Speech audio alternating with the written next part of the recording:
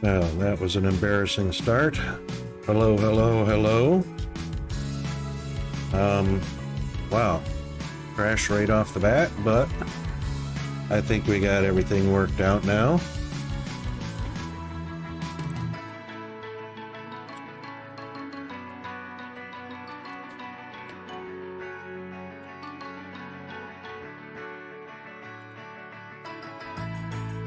Just gonna get a link into chat.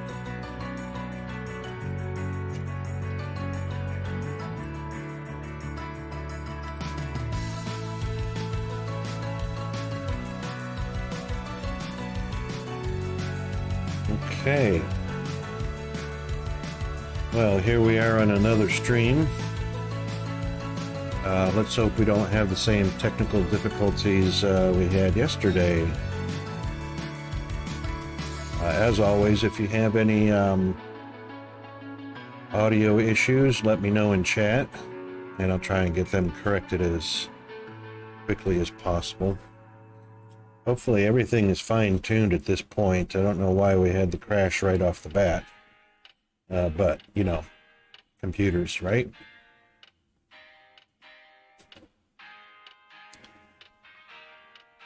Okay.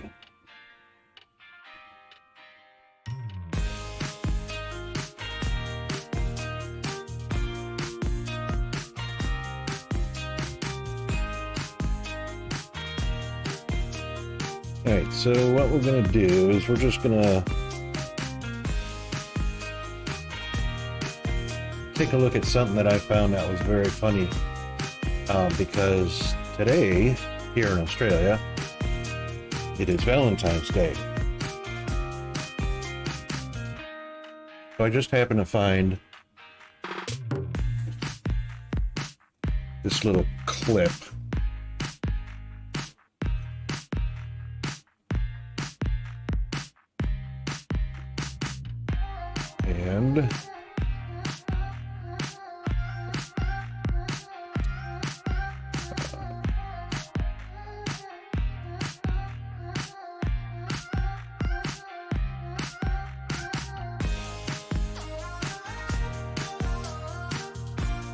And let's see, we want it to be this one right here.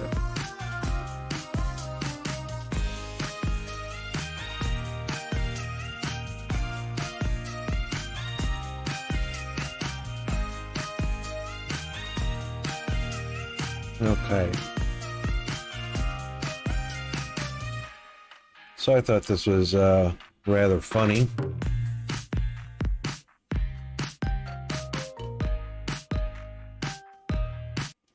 Let's just pause our music for a second and take a look at this failed marriage proposal.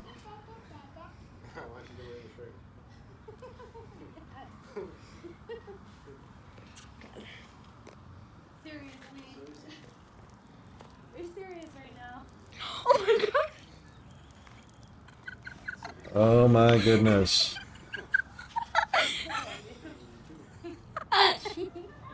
Oh my god. You guys. Nice. He proposed. Oh god, he's peeing. Are you serious? Yeah, she said yes. That was hilarious.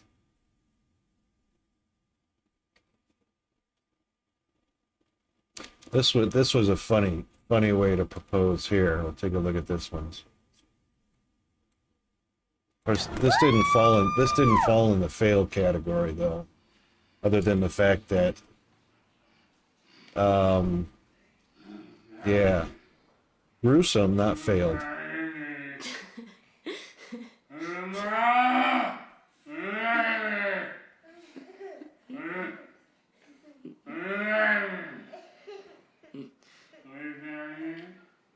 Yes. Seriously, how could you not say yes, right?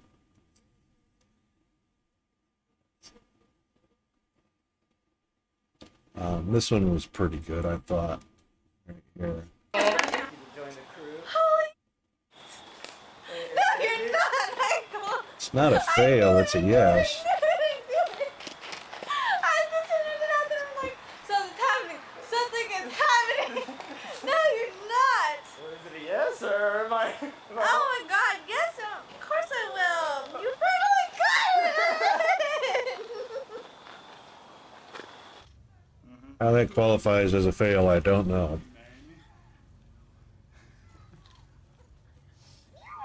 Oh, there's a fail. Oh, but she said yes anyway.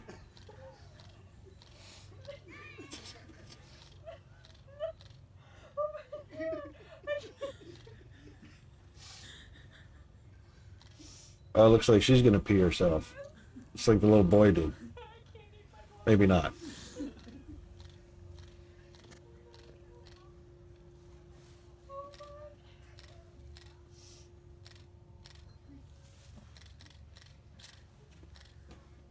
Well, she was all about that ring, huh? Ready?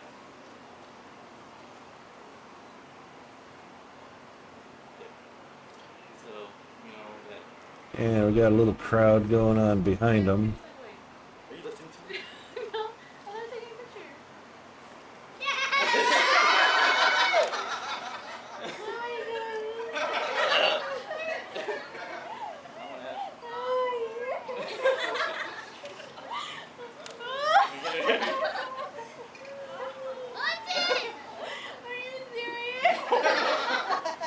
Are you serious? I didn't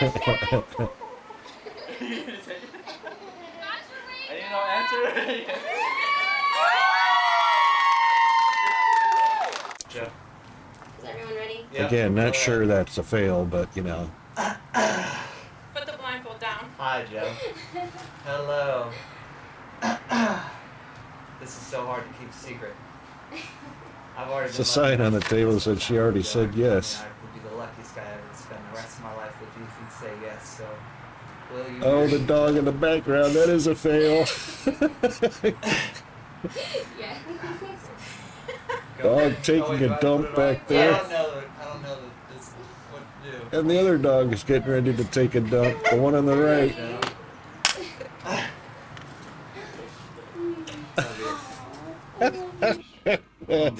That was a fail. So proud.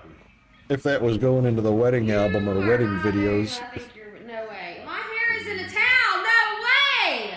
I would be so honored and so proud. No way. If when Oh you're my gosh, no. Oh my gosh. She said no. ready to marry me,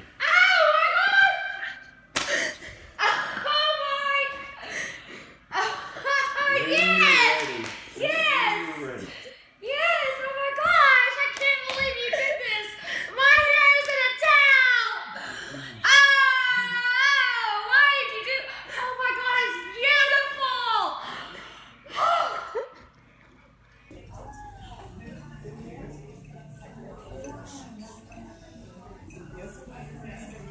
Wait, she's proposing to him? Oh yeah.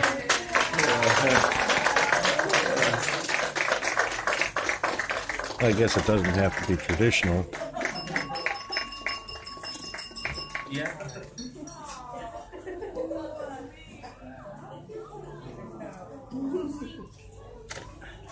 Okay, so he's got the engagement ring. Wait, another one.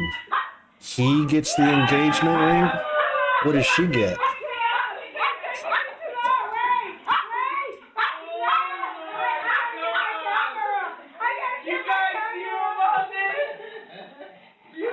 So he's going to get an engagement ring, then he's going to get a wedding ring, and he's going to have two rings instead of her.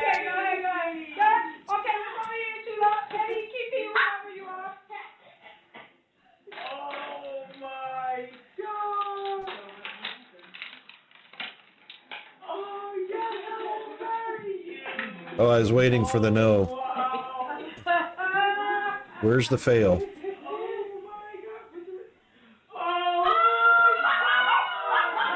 The red button. I didn't see it. Okay. Oh my gosh, yes, I will. I know. I know. That's okay. And there we go. That was the Are you fail. kidding? Oh my god, are you kidding? Are you kidding? Yep, just kidding.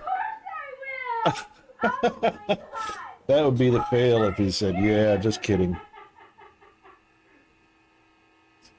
Are you kidding? Oh my god! What? Of course I will! Oh my god! Oh, I love you!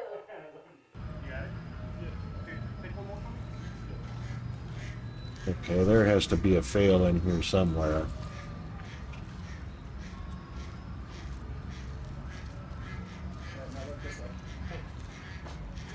Shut up! Oh, there we go. Shut up. Shut up! Shut up! Shut up! Shut up! Shut up! Let me talk. Yeah. Woo!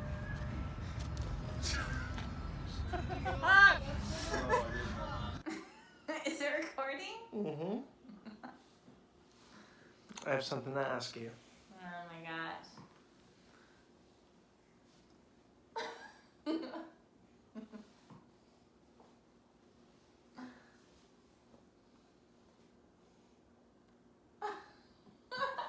Here it comes.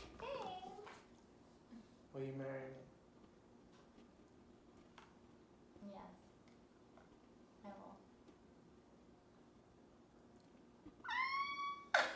Oh my gosh, there's a light in the box? That's what you're excited about? The light in the box? That's crazy. I've never seen anything like that. What? It's Oh, you beautiful. can't see anything. Move your hand.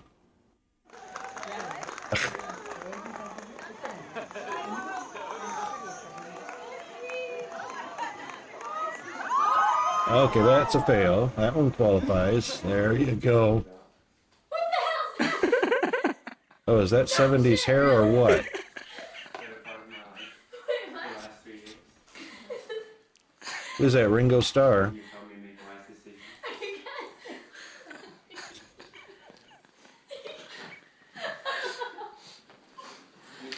Did you guys know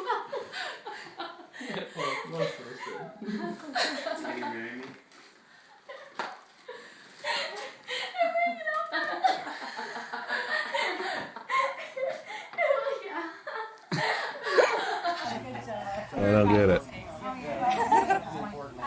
I would have been so upset if she said no. Do you like the They're beautiful.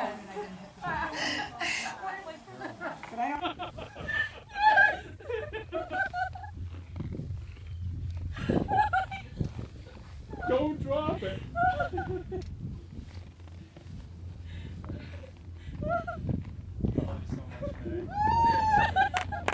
Probably freezing cold. The ring is probably ice cold easily. Is he gonna take her glove off? Yeah, okay, so nice warm hand, freezing cold ring.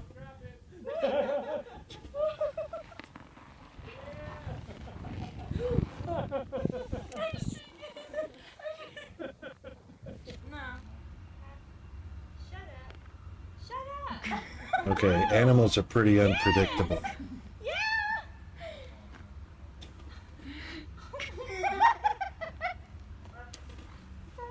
And the dog's going, yeah, she said yes already.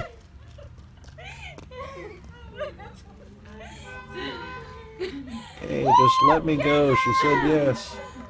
Kiss him on the mouth. Cheers! Say one more thing. Stay safe. I mean the whole thing. Yes. Is this for real? Put the streak down. Seriously? Are you gonna say yes? Oh, for sure. I thought there was going to be. Is that all there is?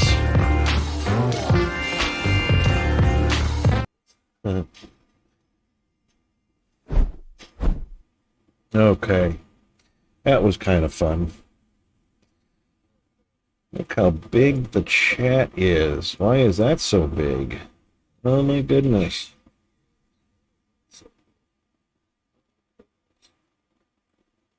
Let's see if we can adjust that just a little bit, though.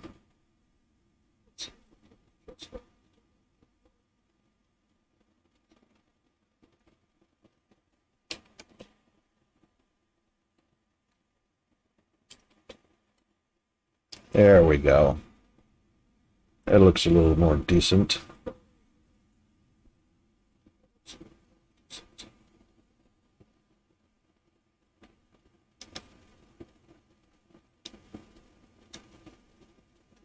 Would be nice if I actually started up the game we're intending to play, hey? Like Dyson Sphere Program.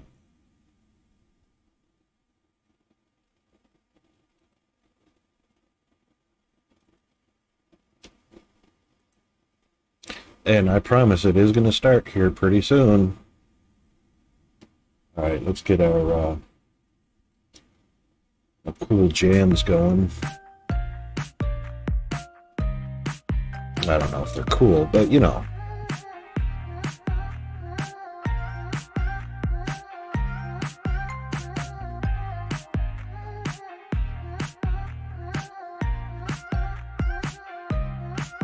Just my mellow vibes.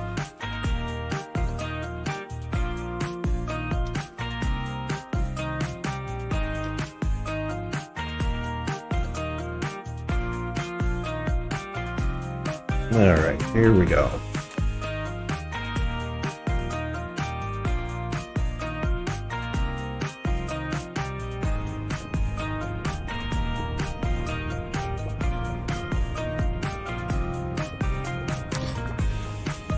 My avatar is just chatting away, isn't it? It's talking, I'm not even talking. Must be picking up some background. Oh, I wonder if it's picking up the... Nah, that can't be right.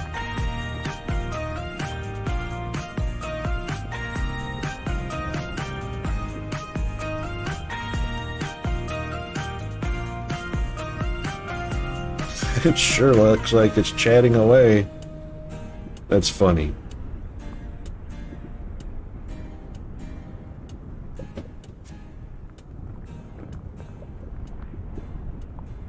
I didn't think there was any audio involved.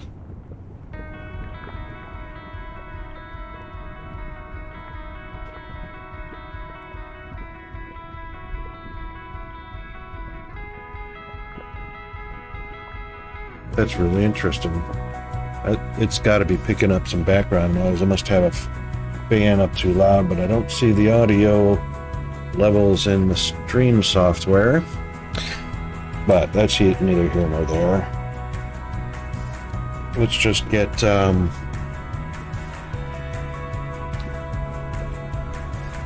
okay, let's see, let's do a shift of 12.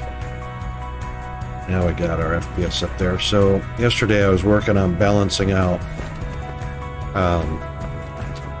some of these quantities. So green started getting pretty low, and I added a couple of matrix labs on the end to pick it back up.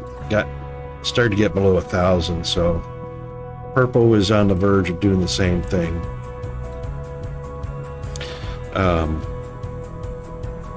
Purple and green, of course, is going to be our highest demand whenever we do research now. Blue and red, of course, are going to be our lowest, and yellow will be in the middle.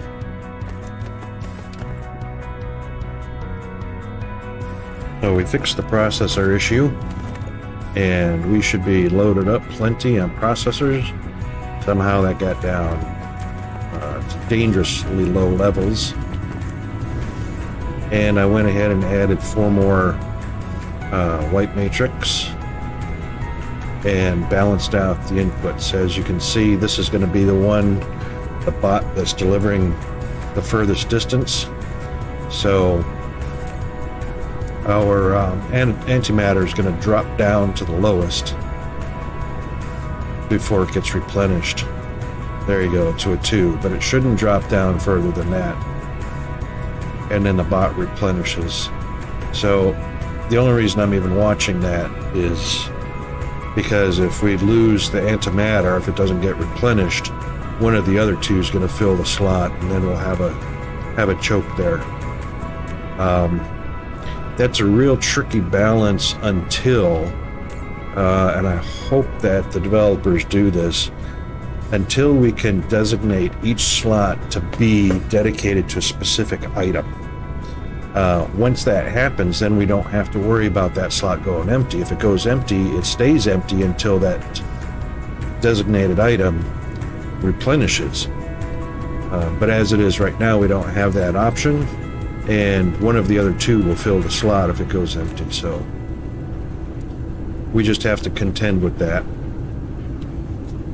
And we also got our batteries worked out. So what we're dealing with is two different ILS towers are actually collecting empties from all the different planets that are using up the batteries for power. And this tower here is the one that generally is collecting all the empties instead of sharing that with this tower over here. And as you can see, it's 0. So what we did was put in a stopgap. So took one belt and did a side load. So we came off of this ILS here, ran a belt over, and side loaded it here. So even if this tower does run out, which it does, the other tower is splitting in between so that we don't start making empties for no reason to get charged up. So some are sneaking through. That doesn't matter too much. I'm sure that was because there was a moment where there was a slot and some empties went through to get made. So that shouldn't happen with the side loading, because actually, you know what? Now I need to change that. That's why that did that.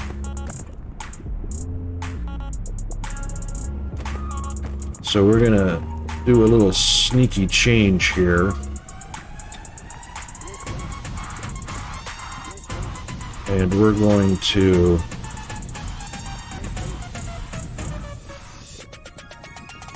that's why that did that. Come on now. There we go. And we're going to get rid of that one. And we're going to take this one.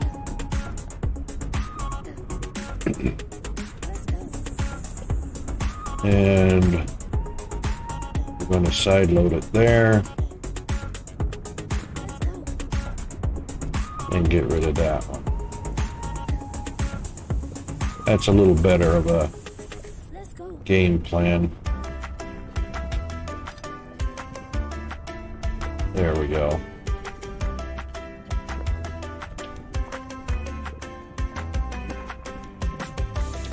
Those were actually reversed. That's why our empties was actually going to town right there.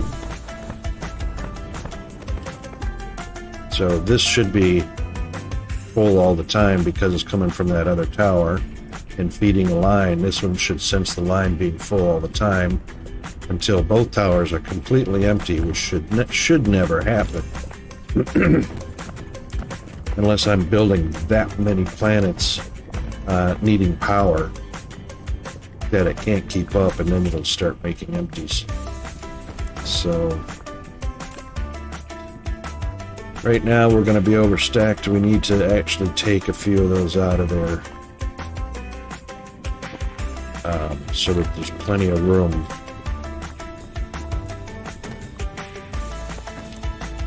And stash them over there.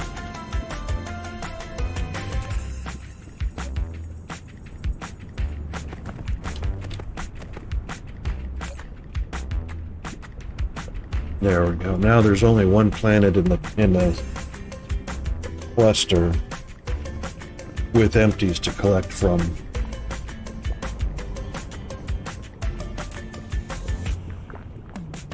So that's working out really well. Okay. It's still a little high. Let's take 1,500 more off of that.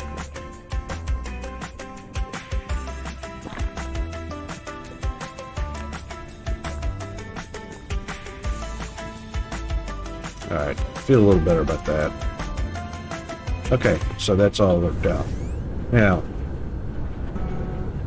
I need to get repowered up.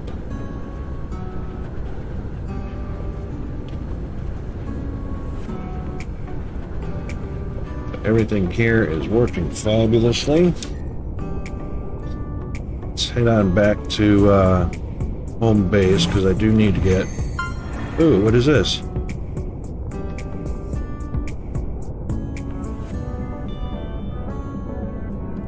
That's not a huge achievement, but I'll take it. 43,200 per hour. Really? Structure matrix. Universe matrix. Electromagnetic energy structure matrix. Oh, well. This one's borderline. That one's okay. That one's under quite a bit. That one's over. That one's under. That one's, of course, just fine.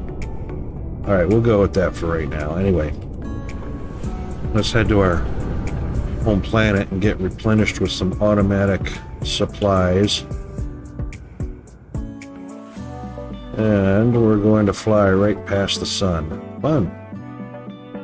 Or the star. It's not our sun.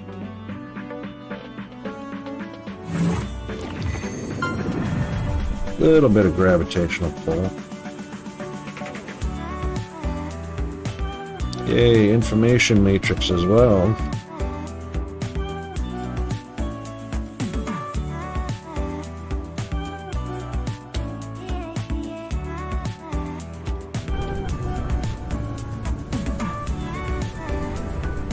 Oh, nice bounce landing.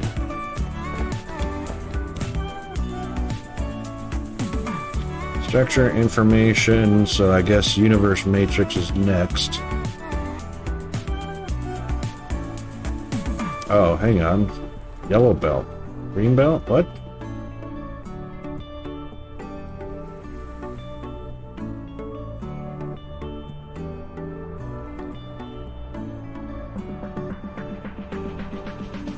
Huh.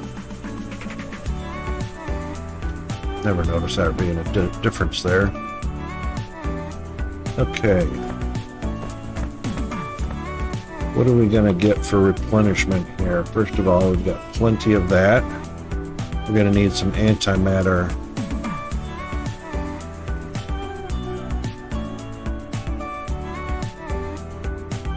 And I was going to check this too, so it doesn't look like my antimatter is proliferated. And it doesn't even look like... I know I have a request for it. Set to 60. But it's not collecting. So that must be what's going on. I forgot to set up a distributor for the antimatter.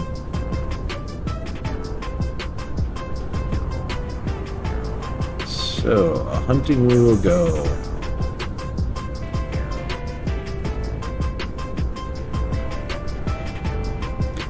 So it's not quite Valentine's Day yet in the US.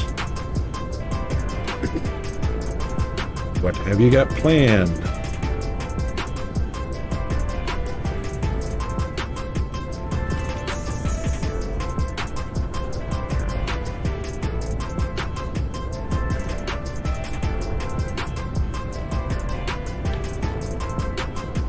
I didn't see antimatter on that side. But I know I've got antimatter here somewhere.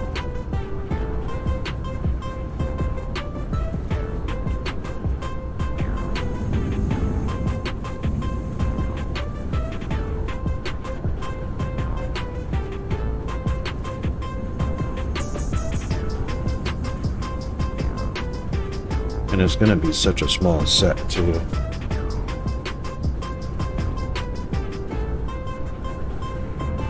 Wouldn't be in the mall.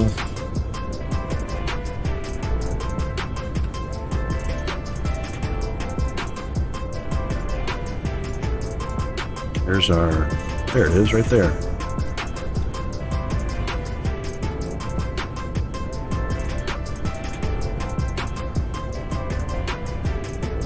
Alright, so it should be coming all right back to here. And it is. And they are proliferated. So I should have a distributor here. And I do not. That's the problem, is I never set it up. Alright, so first of all... Oh, it did deliver. It was down there. Where's that coming from?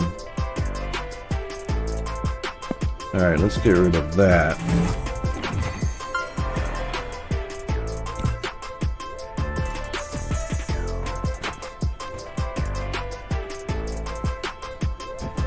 See if we can see what direction that bot comes from. I must have a distributor set.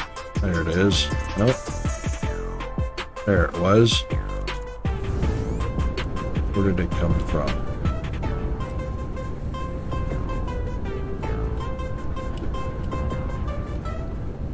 Ah. There we go.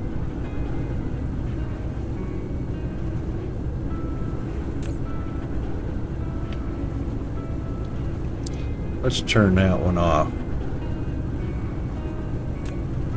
I don't particularly need it. And we'll get rid of those.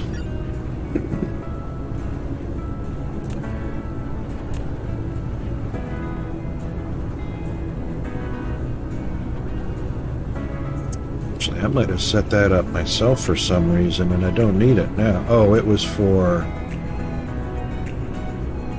Hang on. No, that was just the annihilation sphere.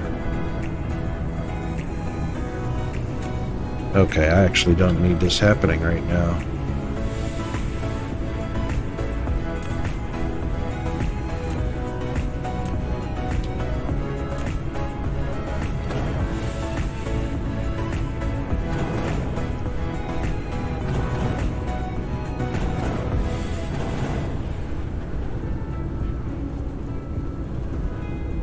Those two, annihilation sphere and the... What is that? That's the quantum chip. Those guys are needed as a recipe for those. And that should be fine. Okay, now, the real deal. If I'm going to get replenished with antimatter, come from here.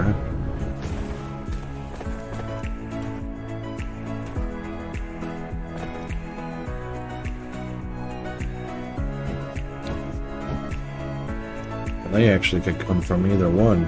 So 8,000 there, 20,000 there. Why is that? Because it's only marked for 8,000. Wow, that's a lot of stuff going on.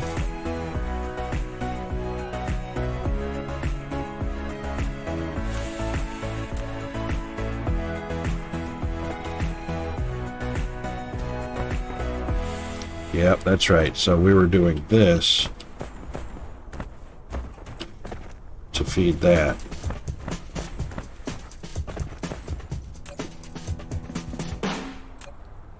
Right.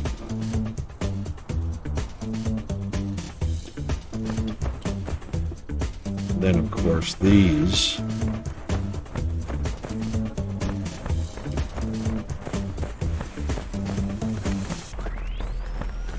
Back to get proliferated, added there, which one here.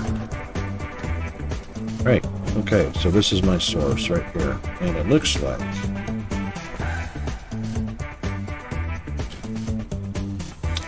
I was pulling antimatter at one point, which I don't need anymore.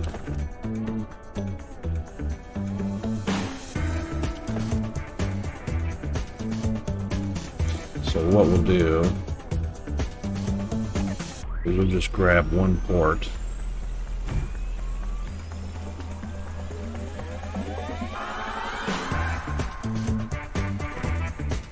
Papa Icarus.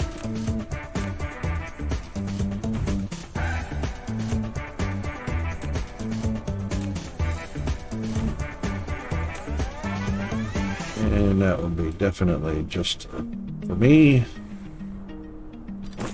Throw a few of those in. Only double. What happened there? They are only double.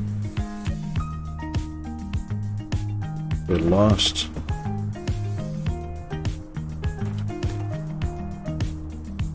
How did they lose? That is definitely triple proliferated.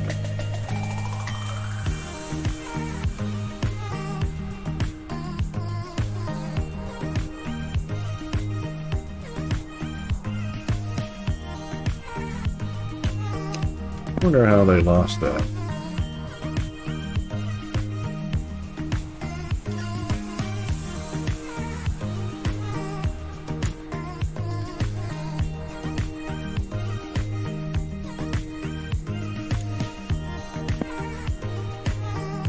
I do not know.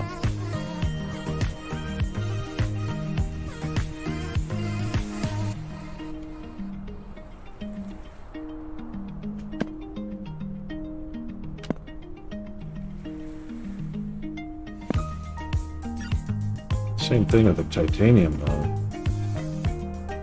It's weird.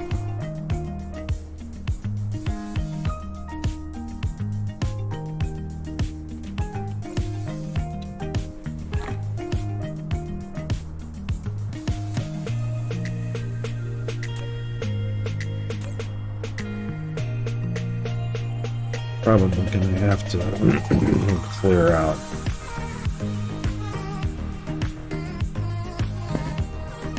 Probably gonna have to clear them out. Oh. They went right back to 2s again. How could that possibly be?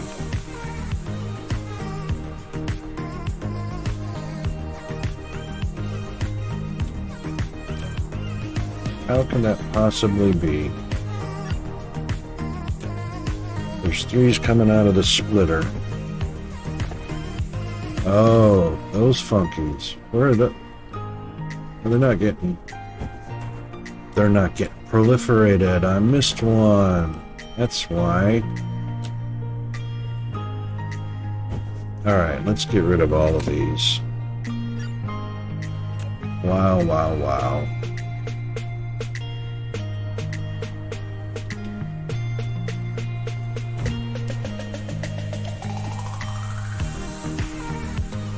All this time. I don't know how I missed those, but yeah, there it is. We fixed it. Now they'll stay 3s.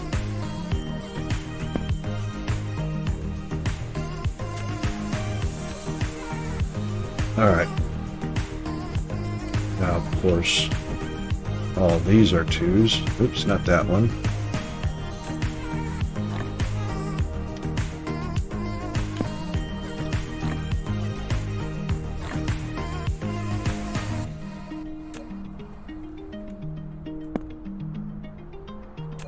There we go. That should clear it.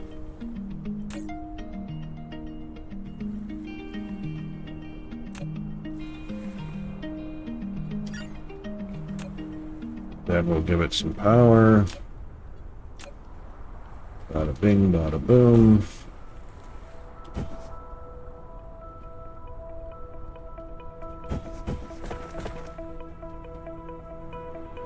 There we go. Everything is a 3 going through there now.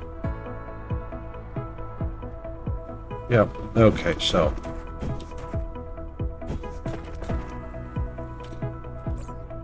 Get rid of all those. That one. Can I get rid of that one? No. Oh well. Get rid of all of those and just grab some fresh ones. I only need about 120, something like that. Grab 90. And we'll give Icarus everything he needs. And we'll grab another 90 more.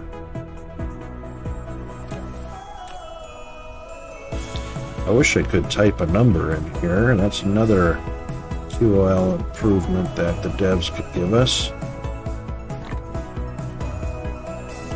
Is that slider so sensitive?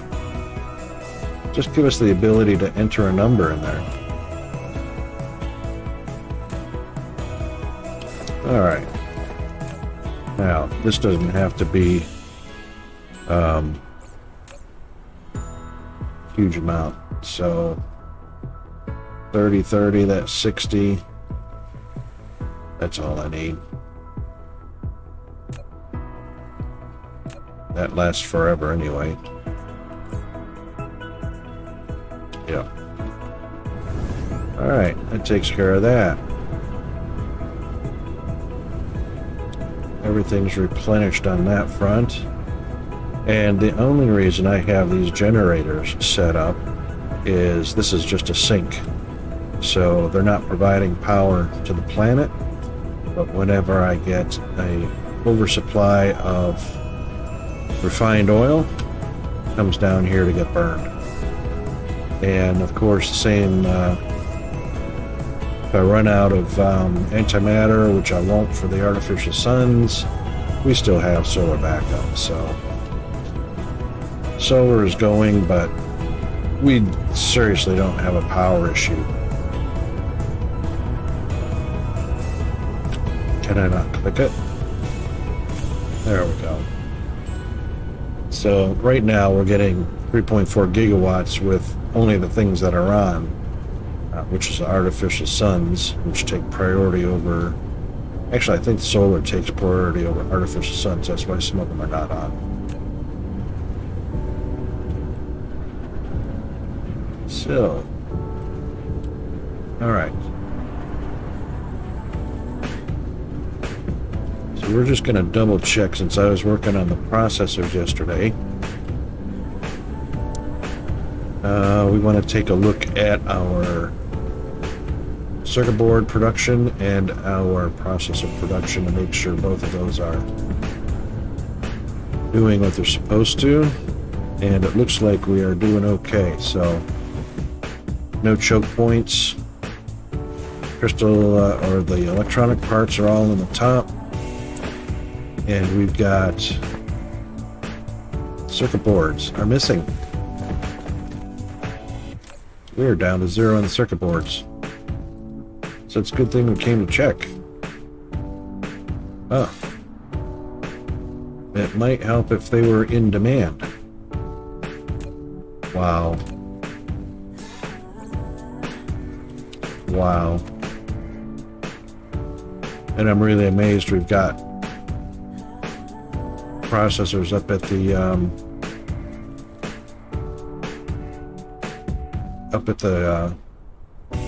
Matrix Lab. Well, why was that on storage? It's interesting because I don't have a feed in.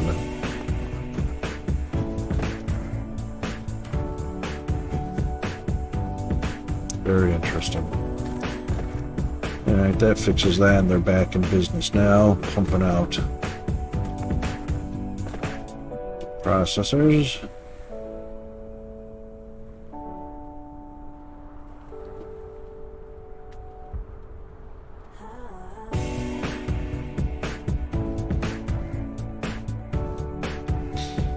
Alright, that's almost 10,000 already stocked back in there.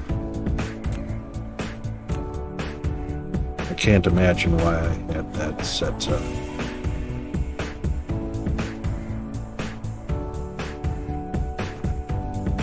So if you're going to run out of something, it needs to be the one on the bottom, because if you run out of whatever on the top, the box on the bottom will push it up. The top one does not just fall down. It's not gravity. It has to be pulled down, and it's pulled down by your inserters. And since it just went right to the machine and passes through that, it doesn't fill the boxes with anything. So better to run out on the bottom row than it is the top row. Alright, so let's go check our processors now, which we're over in this area. I mean our circuit boards.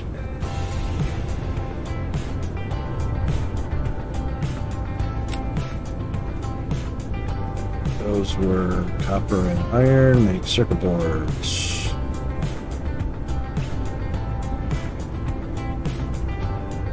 And plenty going into stock.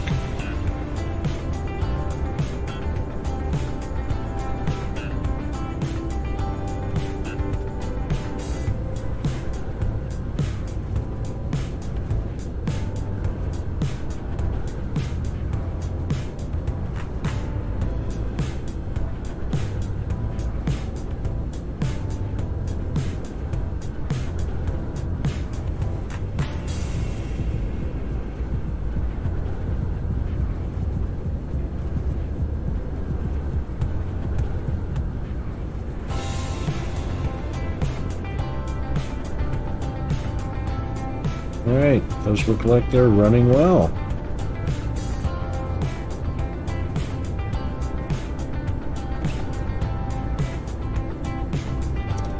And of course they're all busy, so they don't have any yellow dots. I had a lot of machines with yellow dots because they're not really doing anything, even though we are researching for some flight speed for our drones.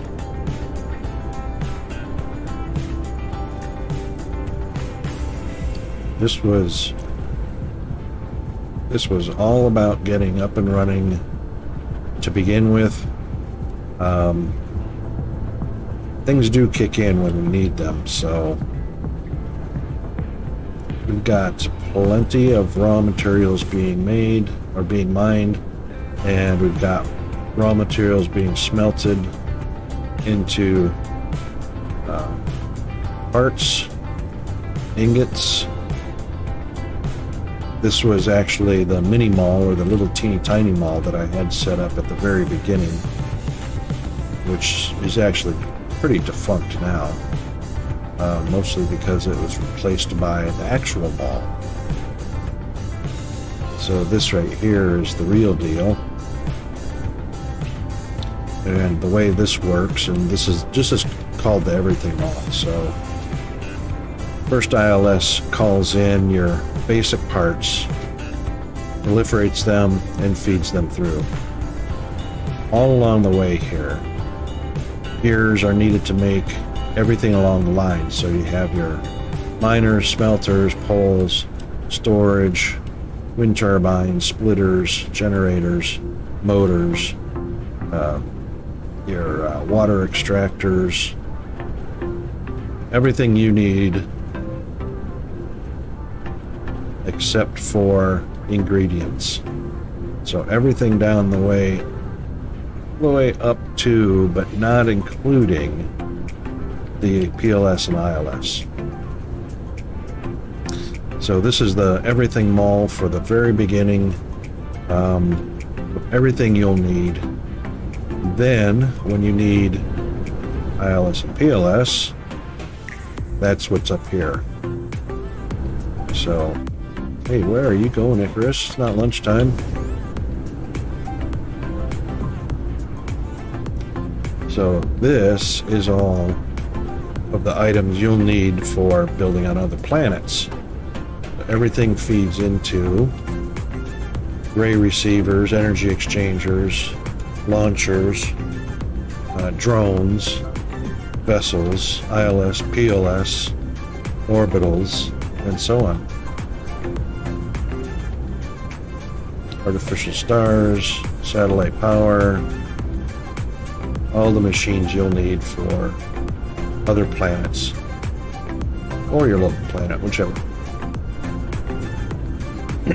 So you've got a a beginner's everything mall. No bus. We don't believe in buses here. Buses are fine for some people, not for this user. But we do like long production lines, apparently. No boxes on that one. And that's because as you're starting out anyway, you don't have a prolific amount of boxes hanging around, so you use the belts, and I just haven't gone by or gone back to convert those back and save the space, because I don't really need the space when we're expanding to other planets. So, or getting turned into magnets. And this is a waste again, since we're already stacked coming out of the ELS. Absolutely no reason to stack them again, because they're doing nothing. But they're also not hurting anything, and that's why I didn't delete it.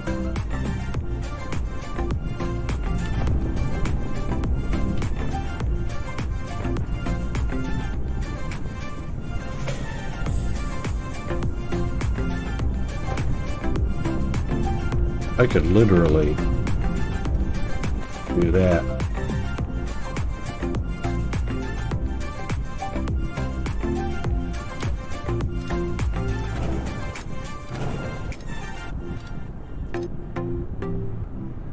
And it won't change a single thing.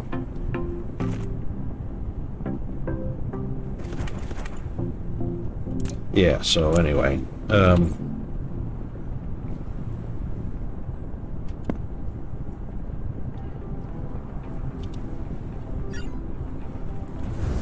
I don't spend a whole lot of time going back and tweaking out my setups, mostly because it's okay to go back and look at and see how you did things, remind yourself of what didn't work well, maybe something that did work well in a particular situation, that kind of stuff. So just little reminders. Okay, now let's take a look and see what our Dyson is doing. 126 gigawatts. I don't see any rockets launched. 2 inner ones are finished. The outer one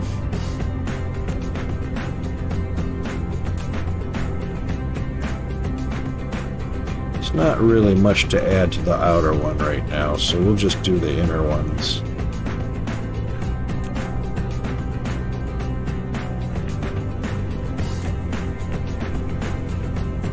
Oops, wrong one.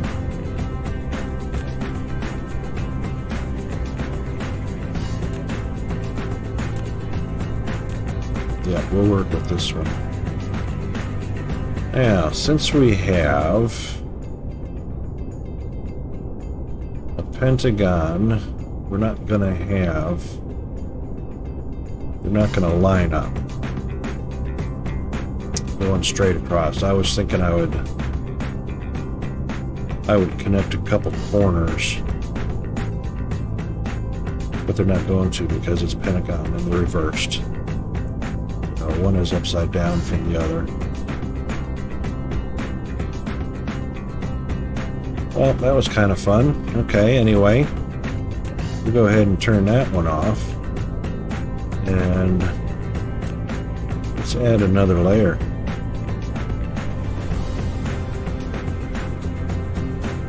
Now that 8 degrees, if I'm not mistaken, this is another thing that I'd really like to be able to see. So when we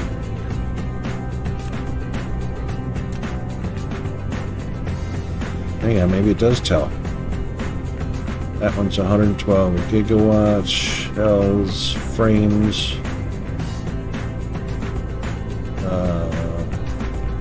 5 degrees. Okay, it does say. All right, so that's the 5 degrees. The reason that is a 5 degrees orbital inclination is because that actually matches the planet, the first inner planet that's so close to the sphere. So this little bit of tilt that it has matches the planet's orbit. And the inner one, I'm not sure.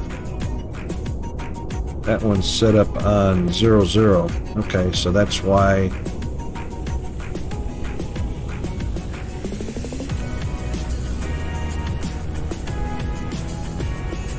Right, Pentagon. So there's not going to be one right on the 0 line because it splits right down this section right here.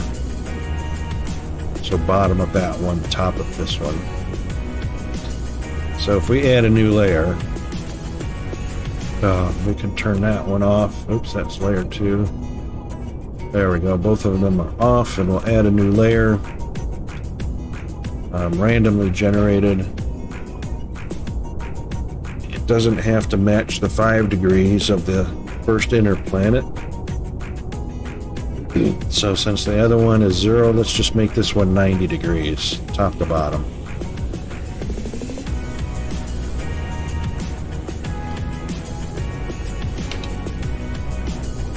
And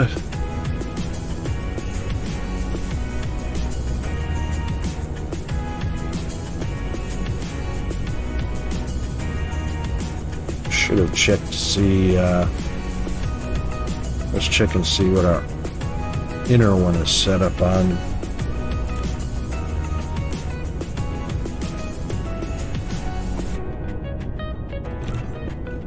Or is it AN is 0, inclination is 0. Okay.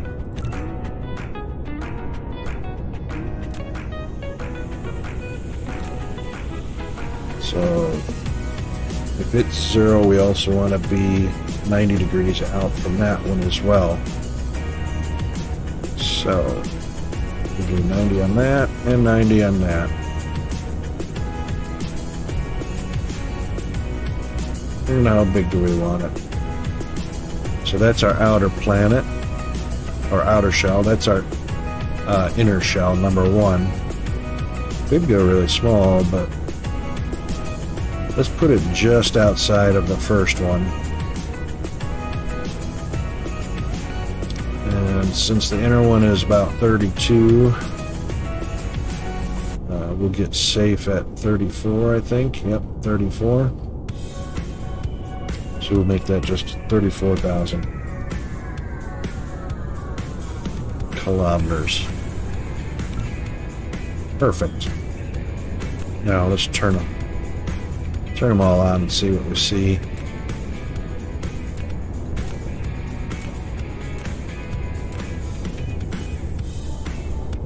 Okay, there you go.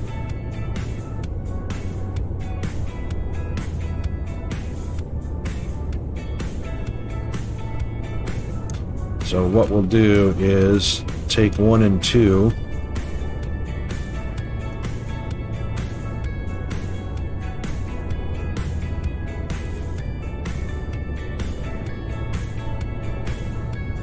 Oh, there we go. 1 and 2, and we'll just build this equator. It's not quite opposite.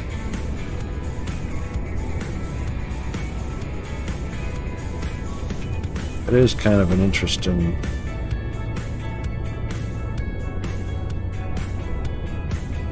So we might just build something around the equator of this. Let's just see how this is going to rotate.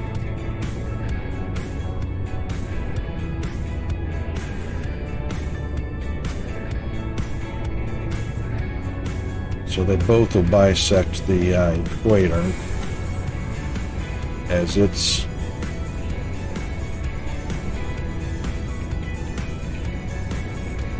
yeah, okay. Oops.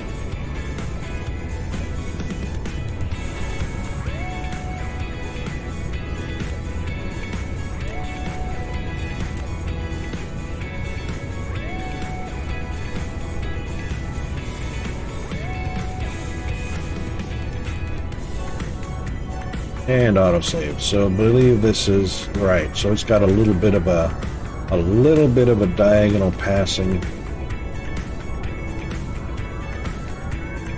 Right. Otherwise, I keep doing that.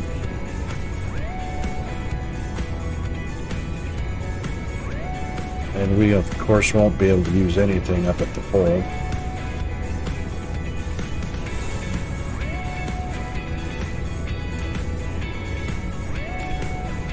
Wasn't a big fan of that one.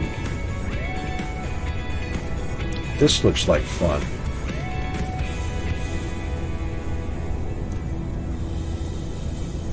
This looks like it could be fun. Let's mark a pole, first of all. Hang on. Yeah, not so fun. I like that one better.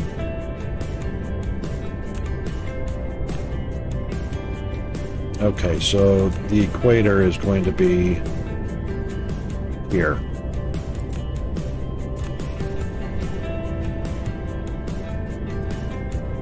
So let's just go ahead and connect up. How far can we go? 1, 2, 3 segments. Now that's as close as we can go on the equator.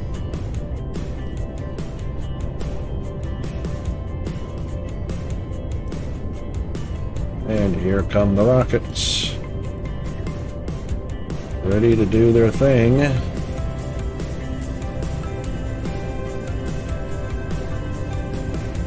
Okay, an even number of them halfway around. We like that.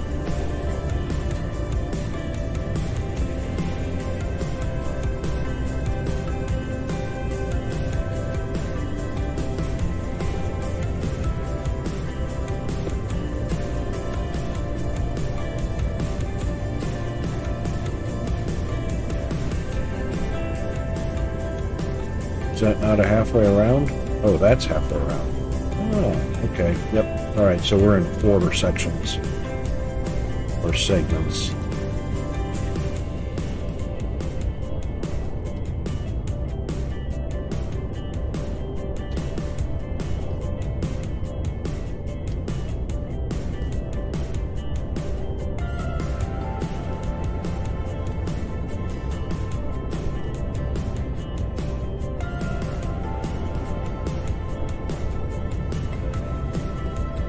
Now that we've got our orientation, we don't need that one on.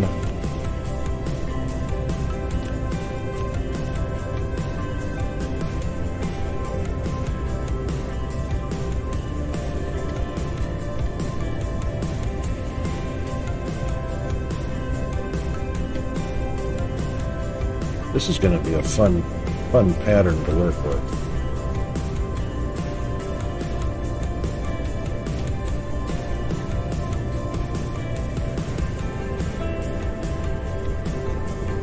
And I just work in the geometric shapes because honestly, there's no limit to creativity. You could actually make pictures, logos, words, anything you want in here because of the versatility of the editor.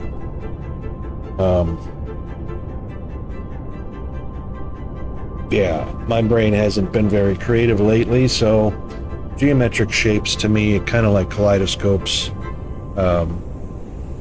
Yeah, kind of fun.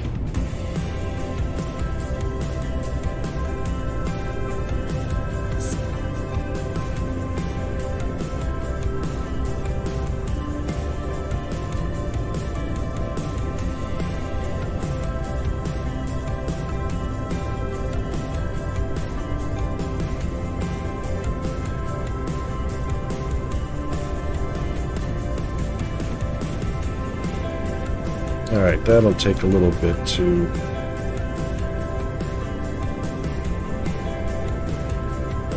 fill in.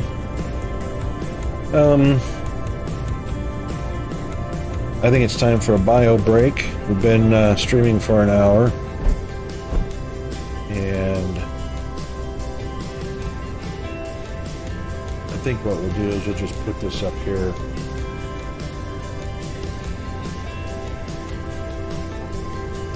That'll work. And I will be right back.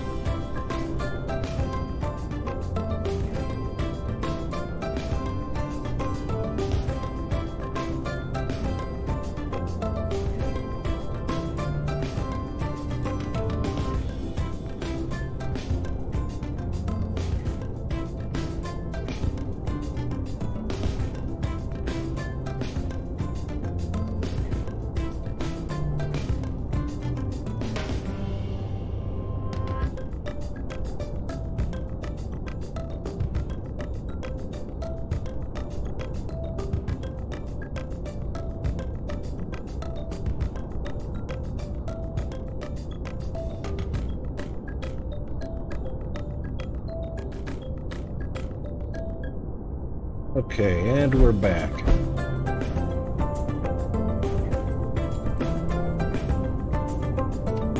So, all hydrated, and looks like the rockets are doing their job. Okay. And our construction drone flight speed has been increased. So, I wonder if anybody got to catch the asteroid entering the atmosphere, streaking across the sky, and exploding over the English Channel. That was in the news this morning. That was a pretty cool video.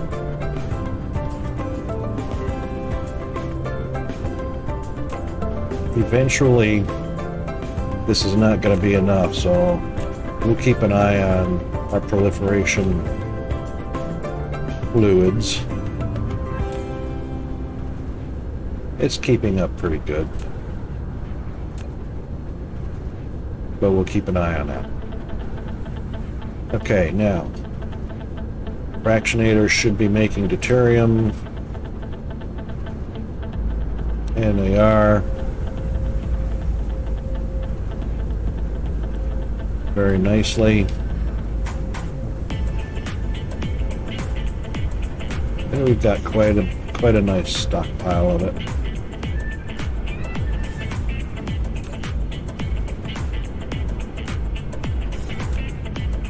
10,000 deuterium proliferated. All right, so where do we want to go next? Let's head over to the planets where we were mining, our new mining hub.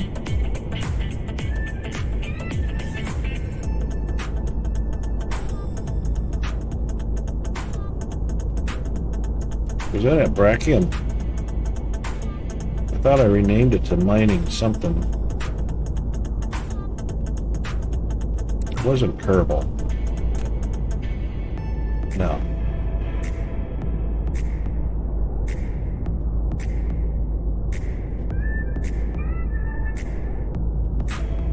Theta.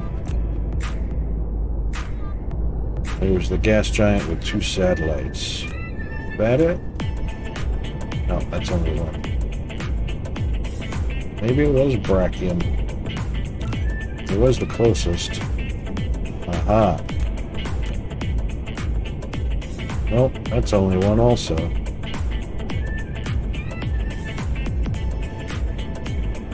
This is one of those games where you actually have to have a memory. Not an old man memory.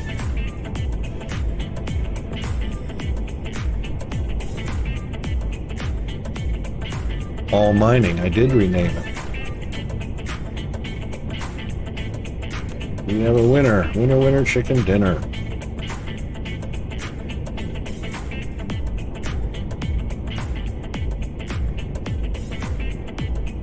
And it looks like hydrogen and deuterium is being picked up.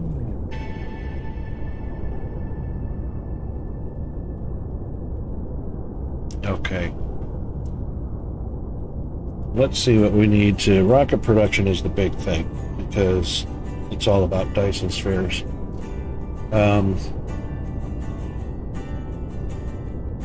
And Dyson spheres are all about power. Let's head on over. Because not only do they produce photons, but they also produce power for building factories.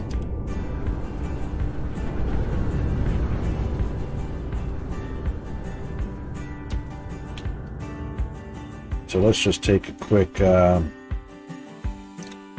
over there.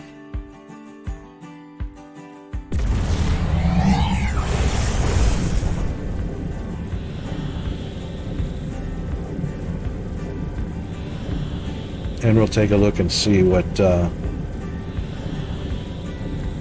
build situation is. So we've got solar producing charged batteries. That's the other function of the ray receivers. So they provide power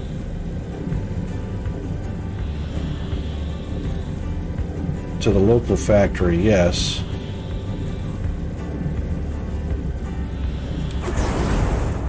But also for charging batteries.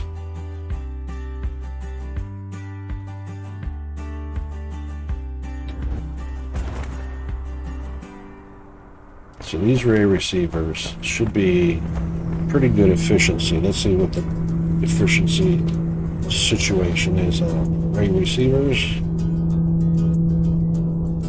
And that is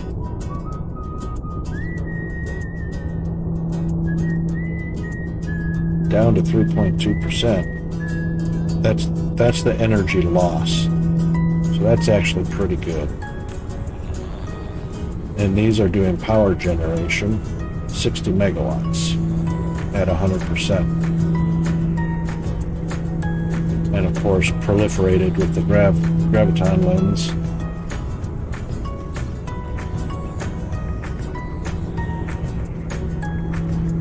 So we're collecting 68 out of 128 available.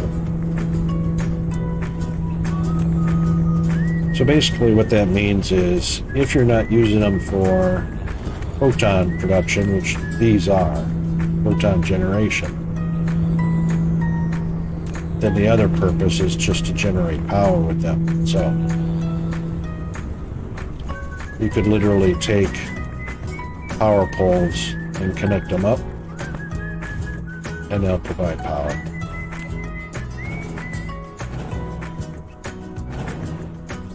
And that means that you can build them on other planets in the star system,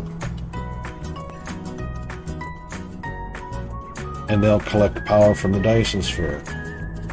So volcanic ash has actually got quite a bit of iron, copper. It's got a bit of silicon, which works. Titanium is good. Stone, sulfuric acid, which means there's probably a very small pool, a couple of small pools. Okay, fair few. So 99% of the planet can have construction on it. Solar energy is high, but we don't need to utilize that. Orbital inclination is fairly good, only 5 degrees off. But that means you would want a ring of ray receivers around here for power. So why don't we go ahead and do that, because we are eventually going to build on this planet. So let's put that in and go make a visit.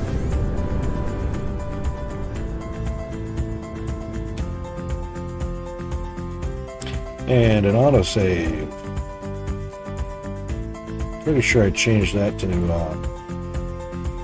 boy, look at the speed that bad boy is orbiting. I haven't changed my direction, so I'm just going straight. That has got some serious speed on it.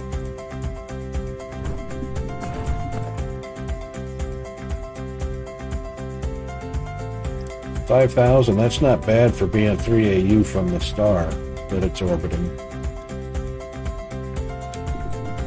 Alright, let's head up to the north. Oh, it looks like it's got a fair bit of soil pile too. What am I? I'm almost at 5 million, wow.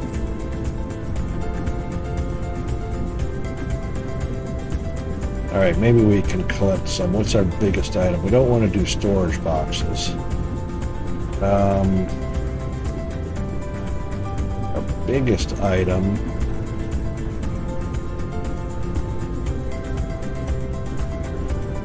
which we have a lot of, is ray receivers. So that's how we're going to collect some soil. And we'll just start down here at the bottom.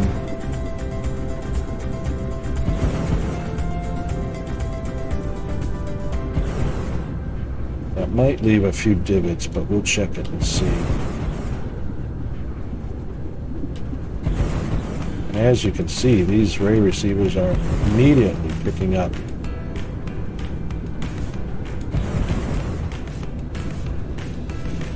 power.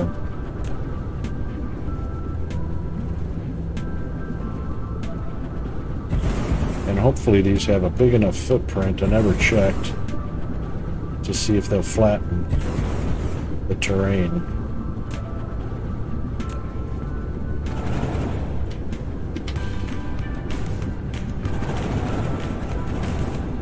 And it looks like it did flatten the terrain, didn't leave a whole bunch of little bumps.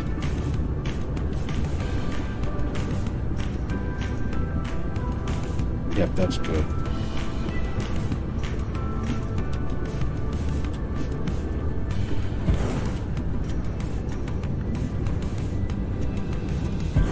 And this is how you collect soil pile quickly.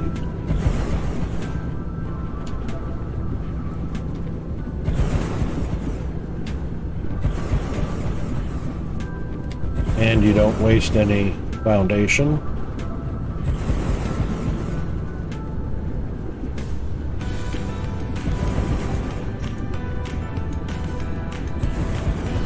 If you remember, I had 4.93. And what have we got now? 5.16 million. So that's actually quite plenty. I don't even think I have a requirement for soil pile anymore.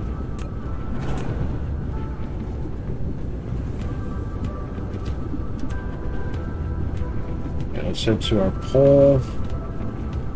And if I'm not mistaken, that is our north. And we'll just mark our north real quick. That way we've got a fast orientation, 5-degree inclination. So if you look at the grid lines, you can see how that's just barely tilted a few degrees off vertical. So we definitely want a polar set of ray receivers. I mean, polar equatorial, which should be this line right here.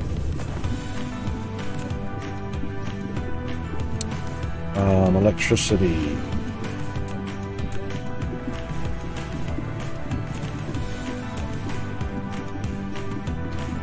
And wouldn't you know, there would be an ore mine. Let's take a look at that real quick. So we'll get ore deposits. That doesn't help as much as this does. 1, 2. That one might be an issue. Same with that one. Just the 2. Okay. And since there are tons of iron ore deposits, we can go ahead and flatten that one.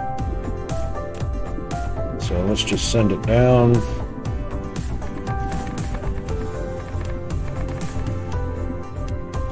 And I believe that one.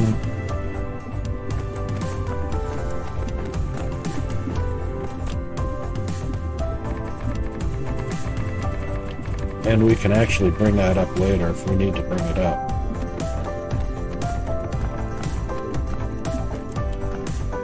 Okay. Let's see where our spacing needs to be. That's as tight as they go.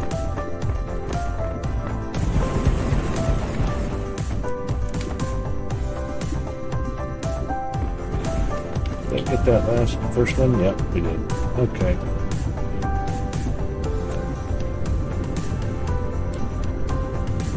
And it's okay that we're on the dark side, so These are all going to be connected to each other, so that at least half the planet will be on while the other half is off. Fairly decent orbital period, so they should get charged up to 100%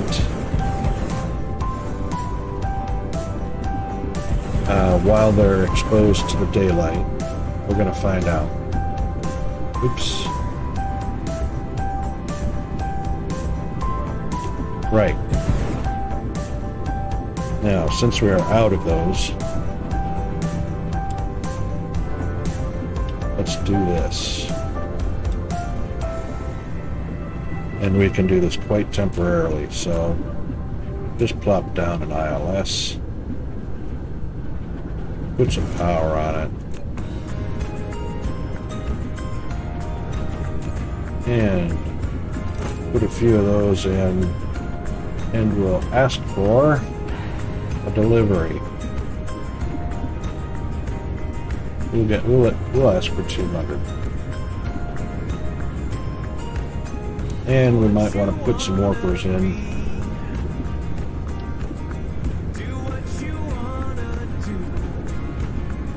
Only 100. That can't be right. That's better.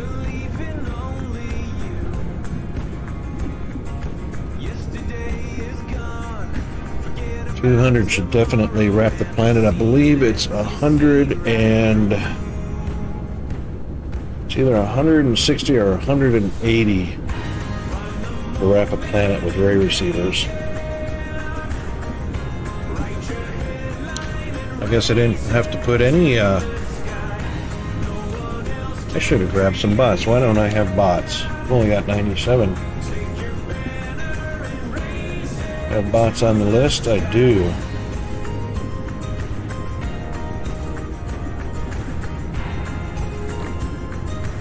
What's my request? 100? Okay, so I'm only 3 shy of what I normally have. I don't know why that's so low. Alright, so we didn't send any vessels, so...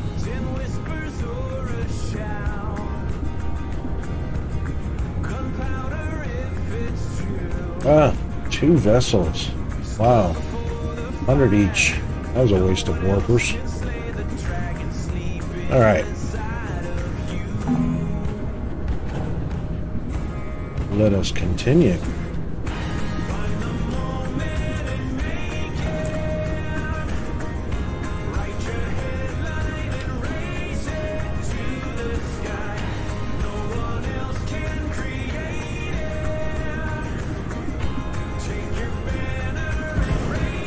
Take a look and see what this one charged up to.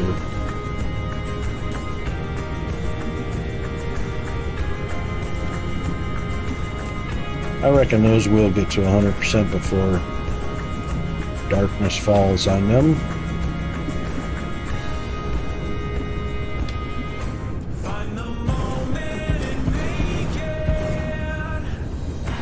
Whoops.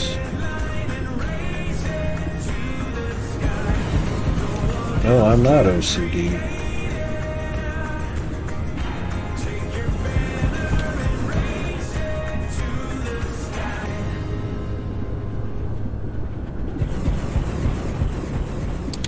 Alright, let's see, what time is it? Let's do one of these.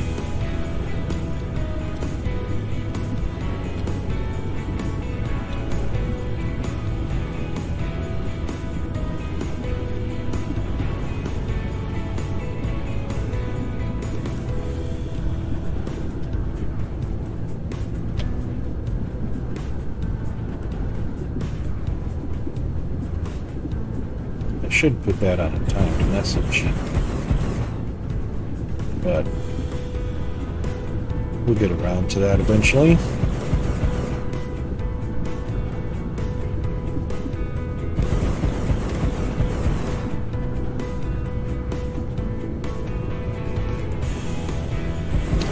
Perfect.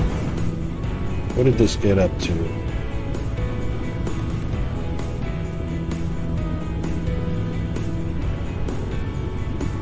Alright, so north is that direction.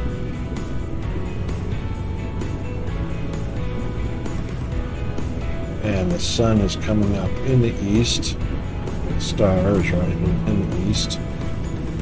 So let's go take a look at the one that's just going into dark and see if it got up to 100%.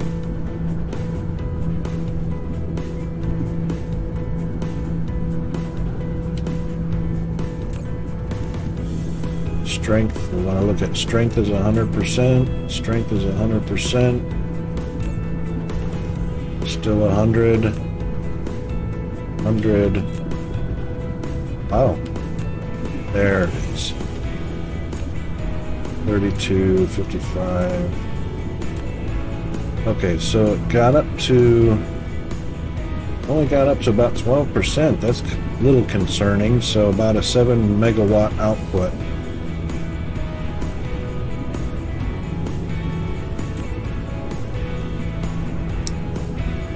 Okay, more than that. Yeah, about 7.35, 37. Oh, there's an 8. Oh, all right, because they haven't been down and charging for very long. So they're getting up to 30%. 8.78. Got anything over 9? No. 8.92. Looks like they're going to get it up to about 9 megawatts.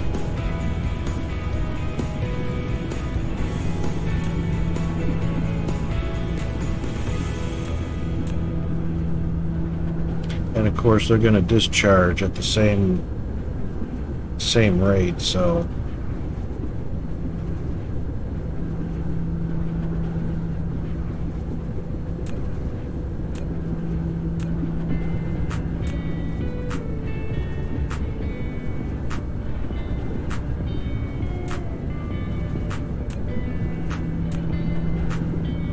9.3 is still not too shabby. A third of its capabilities. And we'll just hover just for a little bit until the sun starts reducing the amount of power it's receiving to see what its max is.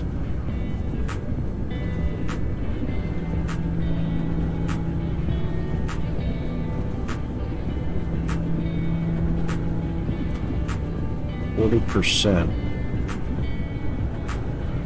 I'd be happy if that orbital period, while it's facing the Dyson sphere, this is not coming from the star, it's actually coming from the Dyson sphere. If it gets up to 50%, I'll be pretty happy with that, because that's half a planet at 50%, which will be probably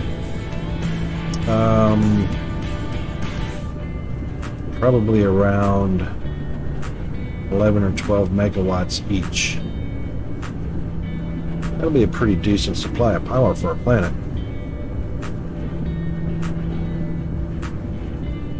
If you remember, the solar power planet that's more than half covered with solar panels on a tidal oct is generating 8.5 gigawatts roughly.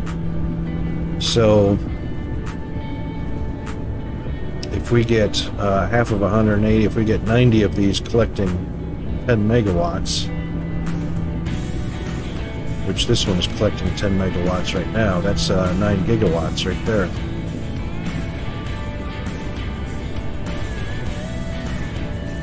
$90 times 10. And it looks like it might hit 50%. However, dusk is coming, so probably won't hit that 11 and 12 like I thought, but over 10 is good.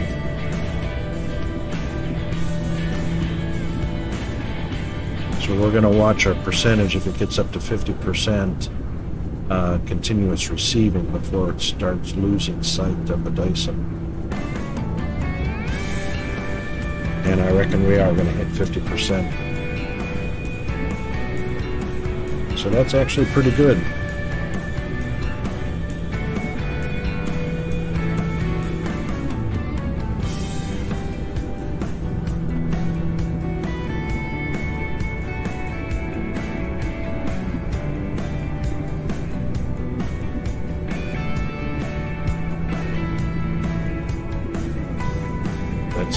shabby.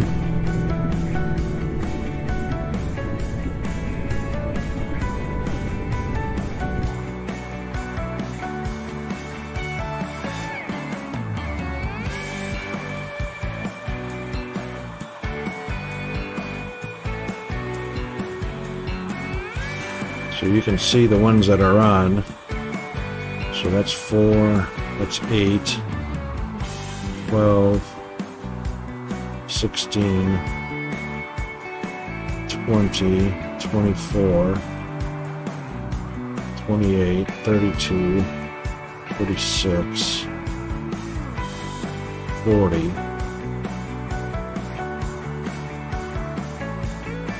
So about 85 or 90 receivers.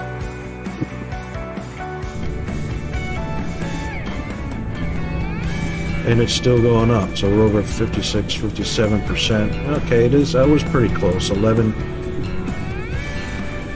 12 megawatts. I reckon it's going to not go much higher than about 11.5.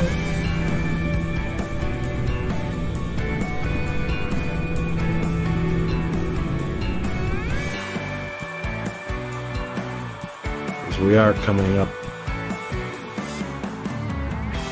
on losing sight of the Dyson.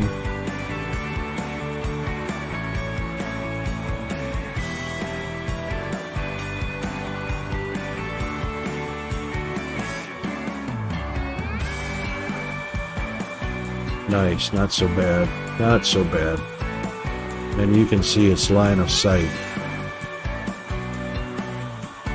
These on the end just barely catch any power coming from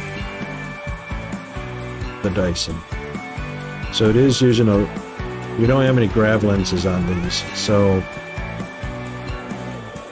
I could request some grav lenses to help boost their power and also utilization of the atmosphere. So these guys aren't utilizing the atmosphere so much, they're barely catching the edge.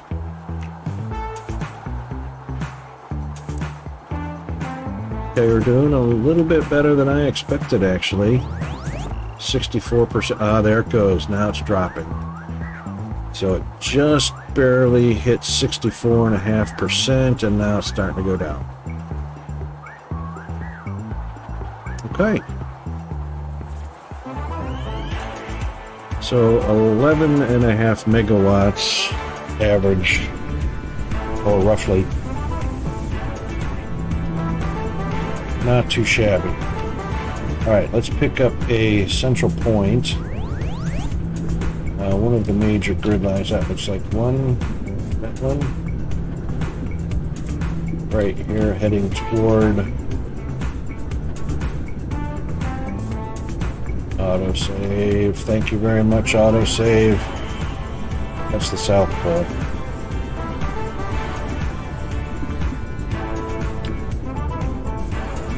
So we're going to want to keep our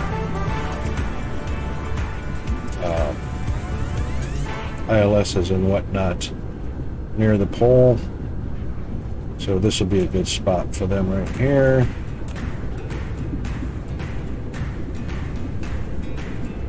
And let's put them on a solid grid line right there. Nope, not that one. This one goes all the way through right here.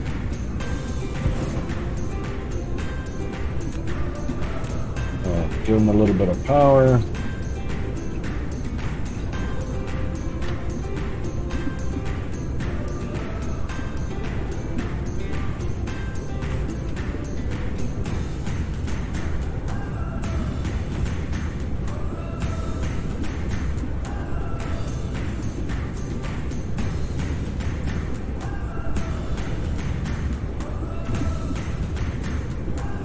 Now, the reason I use these wireless towers is they have a longer reach than the standard tower. Standard tower has a bigger coverage area, but they don't have the same reach, and as you can see, about half the distance. So when I want to cover a long distance, We use the wireless towers. Alright, so he's got power. Let's ask for some grav lenses. Let's ask for some green.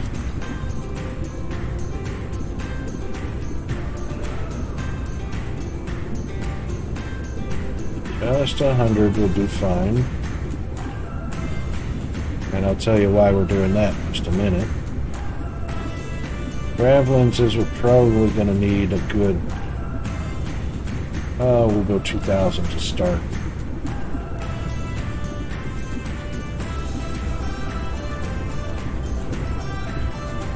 And put some ships in. Now, first things first, the green.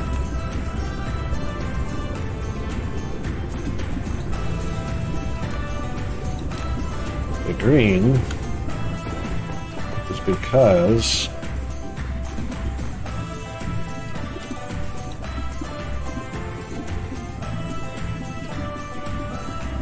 one green cube makes 8 warpers. So if a vessel picks up 1,000 green cubes, for instance, it's full load. Or is it 2,000? I forgot. 2,000. But we'll just keep it simple. We'll use 1,000. So if a vessel picks up 1,000 green cubes, that's 8,000 warpers. Or to get 8,000 warpers into one location, that's 4 trips by a vessel, which uses 2 warpers per trip. So it uses 8 warpers to deliver 8,000 warpers. Or I can use 2 warpers to deliver 8,000. In the form of green cubes. So, to keep it cost effective,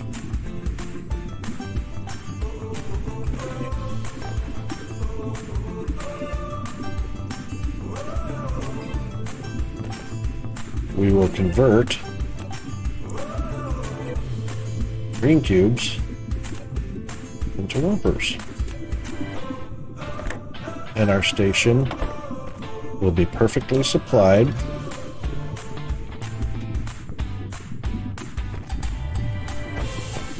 with warpers that I can then distribute all across the planet if I want to. But I am sure I'm going to have more ILS set up.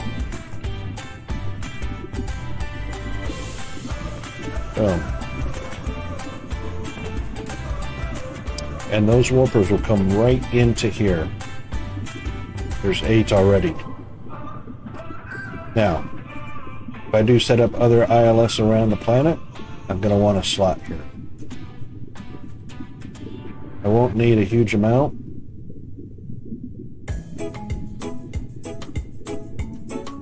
So a local supply is all we need, supplying it to all the other ILS. And I'm not wasting any warpers by shipping warpers to every single ILS, using vessels, bringing warpers, all only. So, let's do a demand for our grav lenses.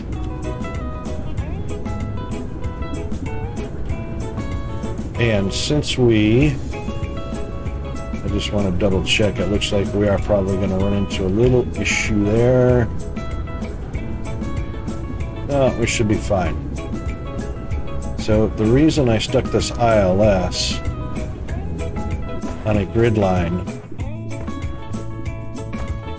that runs all the way through to the pole means that this one will also run all the way through to the equator. Where these are offset a little bit can cause problems with belts and whatnot. So I can literally take a belt here,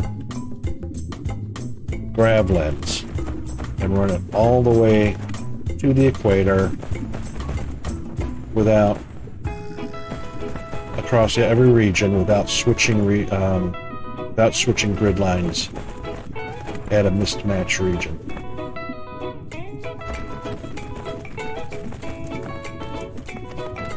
And here we are. Okay. Now, if I remember correctly, yes, they go straight in. So since that's the case, we just want to put some splitters out front of the house.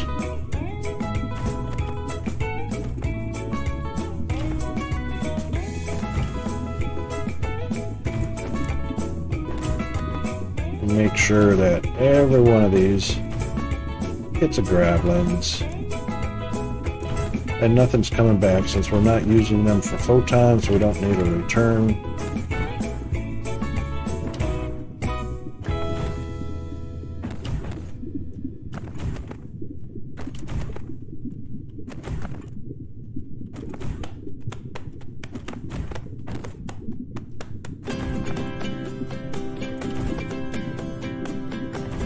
Could put them right next to each other like that, but that's just a hassle to try and send a belt in when you can do it from two spots away.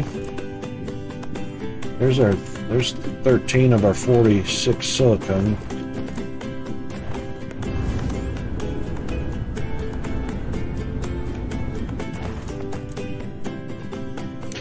And there's our grab lens.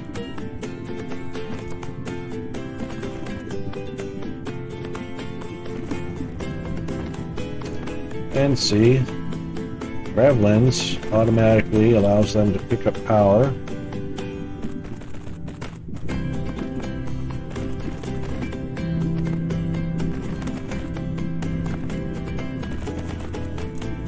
When they're sitting in the dark.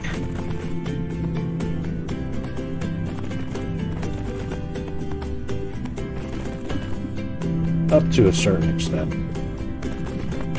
They are using the atmosphere to bounce power from the Dyson sphere.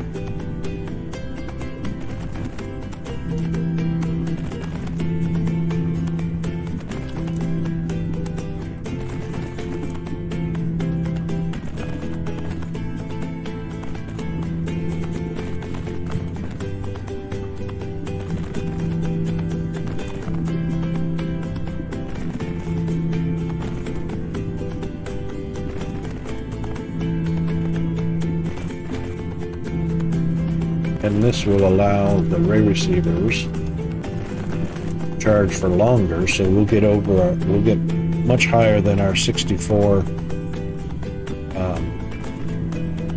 We'll get higher than our 64.5%, and we'll get more than our 11 megawatts out of them. As you can see, we're getting 26 already.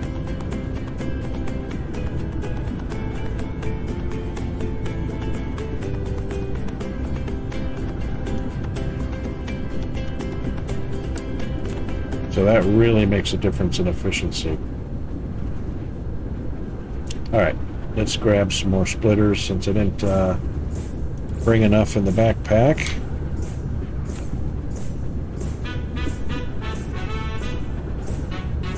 And I don't think we need much more than about 200. And we've already got 200 warpers plus the 50 in stock.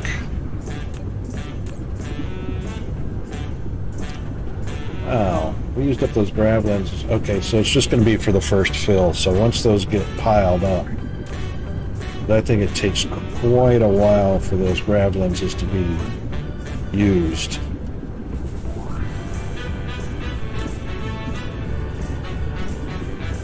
Yeah, so once the line is saturated, it's going to be quite a while. 0.1 per minute. So 1 every 10 minutes. That's plenty. Plenty. So it won't matter how long it takes for this line to get saturated. Once Gravelins goes in the machine, it's 10 minutes worth of power. Come on, boys, give me some.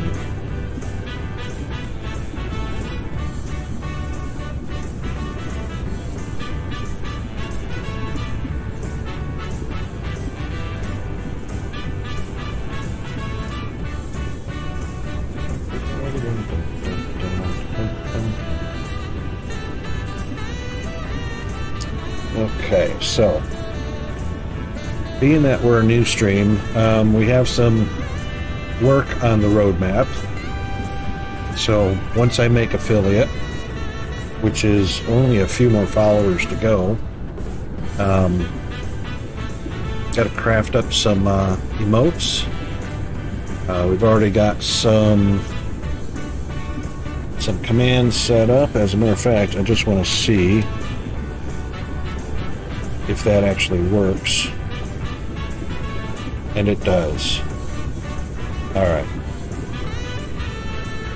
However, I think that's just the Nightbot commands. And this, I believe, is my local time. It is indeed. So that you can figure out what your difference is. So it's almost lunchtime here for me, and this is Australia. So I'm pretty certain that in the US you're probably looking at about close to 9 o'clock in the evening on the East Coast, and 6 o'clock in the evening on the West Coast, or what I call the left coast. So there's the first coast and the left coast. And we've got 100 here, so I'll grab those right now and start laying them down.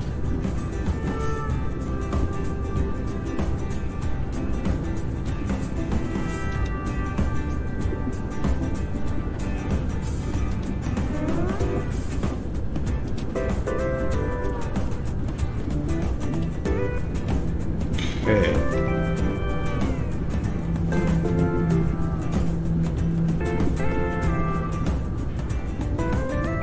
I wonder, I have to try something, because you can usually pick something up and copy it. Sometimes the blueprinting allows you to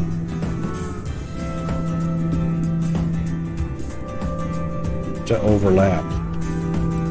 So if I put that there, that's probably going to say collide. It does, and if I force it, did it actually connect?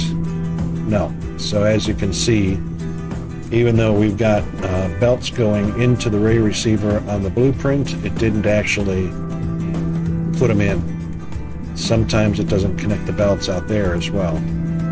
So this is one of those situations where it's just worth our time to put the splitters down manually, making sure they're, you know, all lined up. Which doesn't take long at all, really. But that's part of the aesthetics of a builder game anyway. The construction is usually about a certain amount of repetition, and how that provides kind of a relaxing aesthetic to the game. It's having a little bit of repetition, which also addresses well, people that are prone to be manufacturing type people, like say in electronics, where they repetitiously put parts in circuit boards, or repetitiously place the same part on a board Or like, say in a car manufacturing, any manufacturing really, where you do the same job over and over again. There are certain people suited to those jobs. I'm kind of one of those. I don't mind repetition. Repetition is kind of relaxing. It's somewhat, I won't say mind-numbing, but it doesn't take any brain work, you know? I don't have a whole lot of brains to begin with, so yeah, that's the kind of job that means to me. And it looks like we're coming back into the daylight. Unless that was just the planet. And a surface lighting up. That's an oops.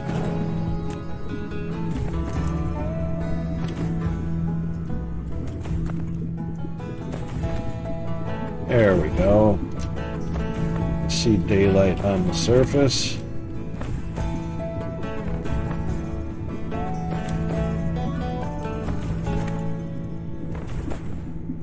Now, I could set up energy exchangers and bring batteries out here. I could set up artificial stars. But the whole purpose of a Dyson sphere is just like a star and collecting solar energy from it. It's free. We're collecting energy from a Dyson sphere, which is actually collecting it from the star and delivering it for free down to the planet. Instead of burning resources like coal, graphite, refined oil,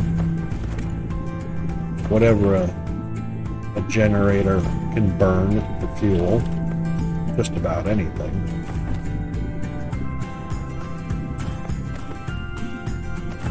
Oh,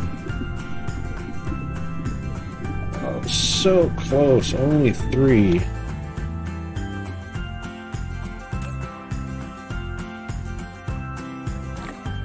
That'll do.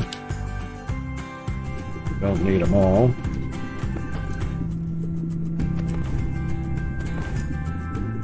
There we go. This one does not actually, oops, it does not actually need one.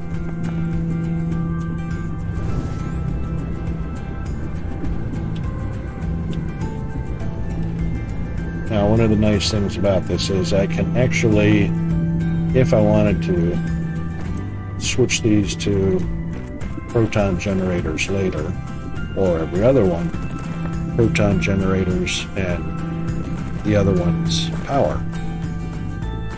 This is going to provide a lot of free power though.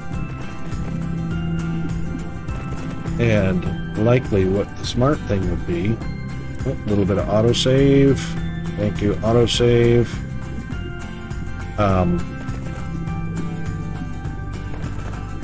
Setting up energy exchangers to the network and charging up batteries so that they can be used on other planets for supplying power to factories.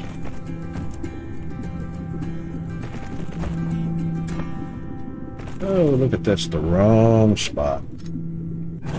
Dude.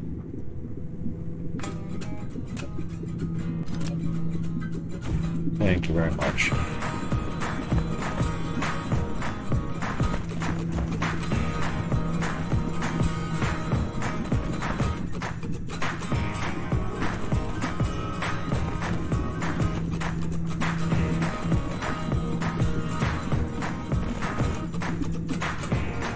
This will actually,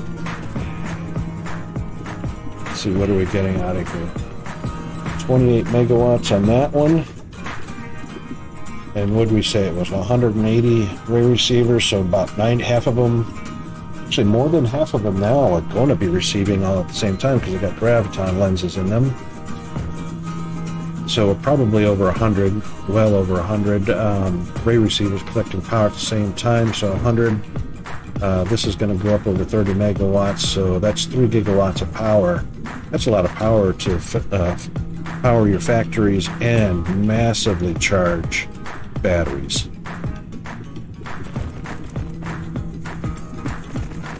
And I don't think people have realized just how useful energy exchangers and battery usage is. I'm using energy exchangers on 80% of my planets right now, and I never have to worry about power shortages because the batteries are coming from my tidal lock solar collector planet. And I think soon I'm gonna set up a little bit here as well, so that there are 2 sources of batteries, since we're about 6 light years from the home planet.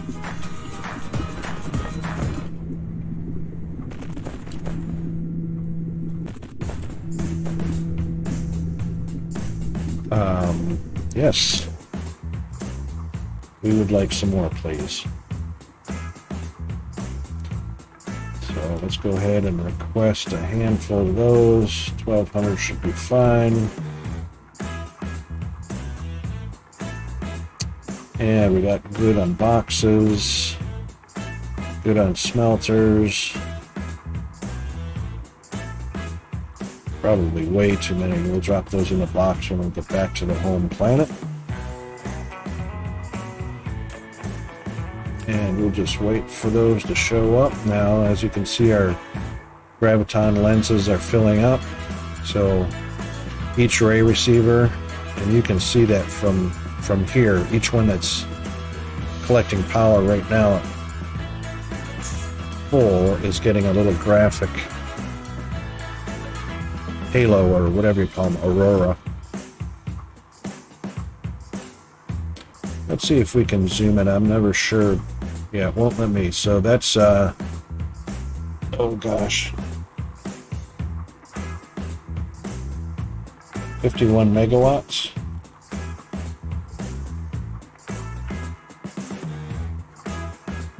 And that one's starting to go out of view. Excuse me, sorry for that sneeze. I don't know if I got to the mute button in time.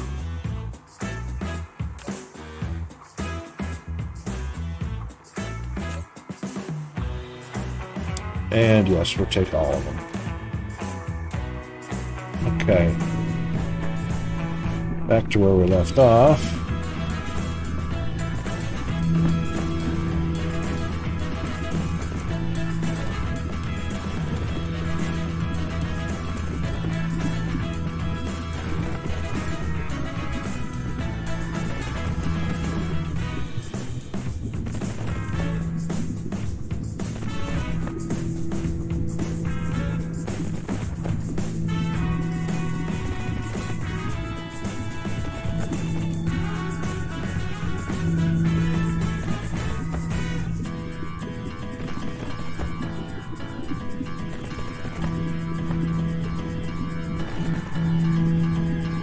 Oops.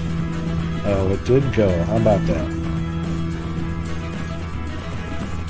Now, we'll see that some of these ray receivers that are not in view of the Dyson come on. These ones are already on, but when we get to the ones that are off, they will come on automatically as soon as the grav lens goes in it. Oops, like that one.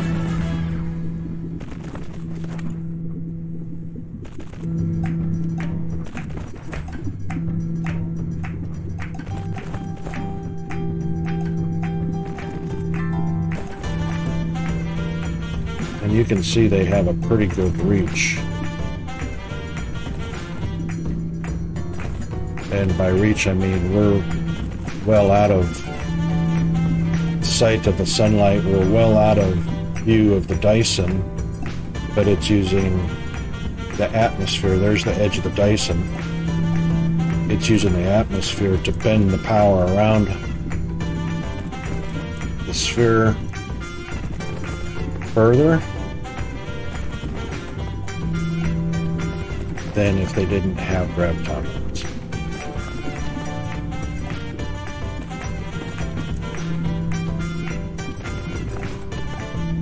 And we should be approaching the end here shortly.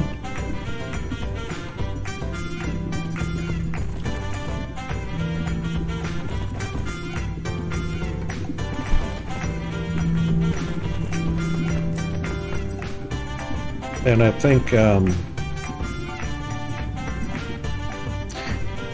the reason this is not a blueprint is unless you have a Dyson built in every star system, or every star system in your cluster, or a lot of different star systems, then blueprinting an equatorial ray receiver isn't very practical. You don't use it very often, so it's just easier to build the one or two.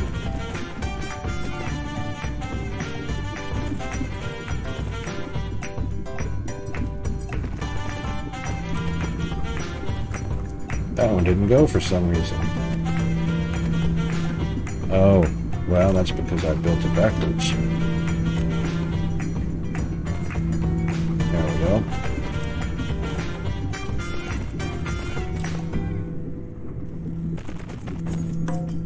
This one doesn't need a splitter, it can just go straight in.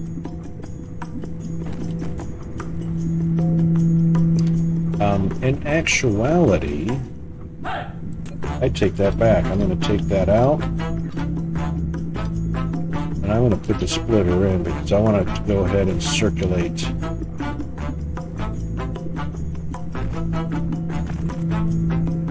all the way around. So any of them that need one can have one.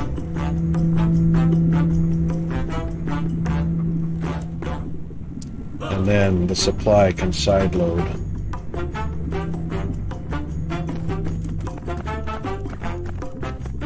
And you know what? That's going to be a lot.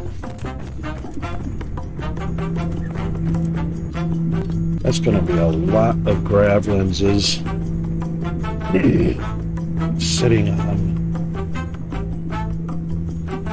on the belts from the ILS that's not being used. So let's see if we can do this.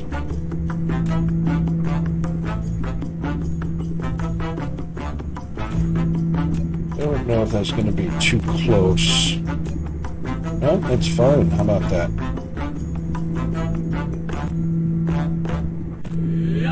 Excellent. So we will set this up for a demand of grav lenses.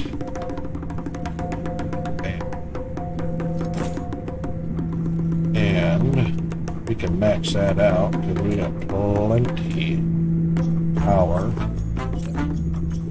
This really doesn't need to be filled up.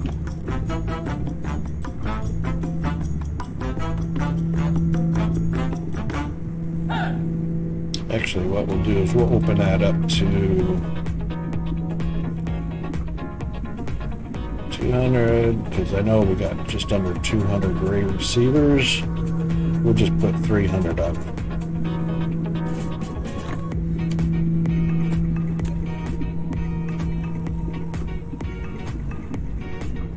There we go. Found the gap in the chain.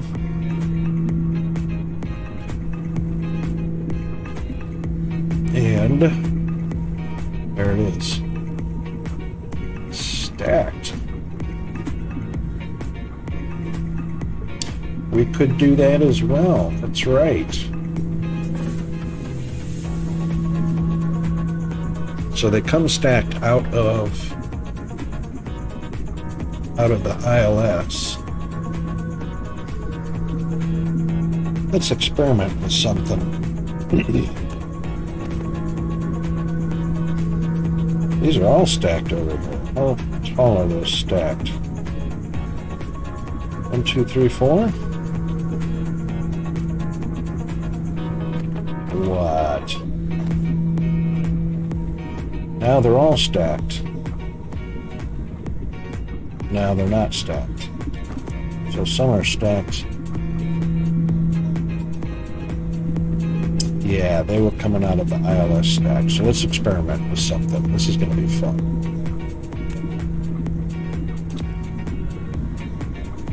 And it's going to collide with array receivers. Oh, that sucks. Okay.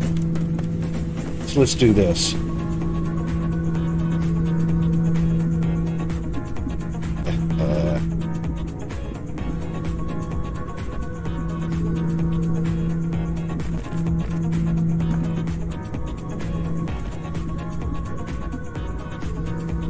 Oh, it didn't stack. Is that facing the wrong way? Input, output. Okay, I think the small is the input. That's what it is.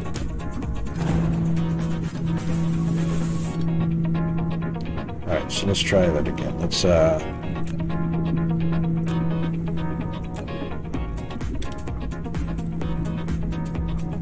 think that's what it is. Small is the input. And large is the stacking output. It is. Okay.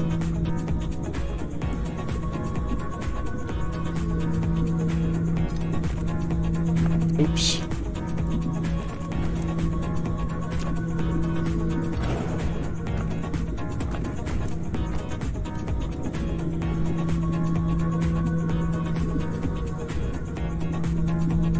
Doesn't stack every one of them, does it?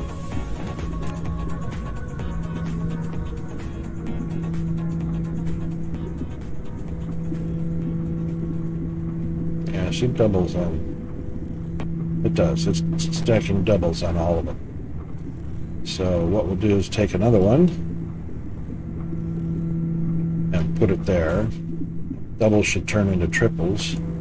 And then we'll put another one there, and triples should turn into full tall. So we'll take that here, go out there, here, go there. There we go. Now that should be 4s.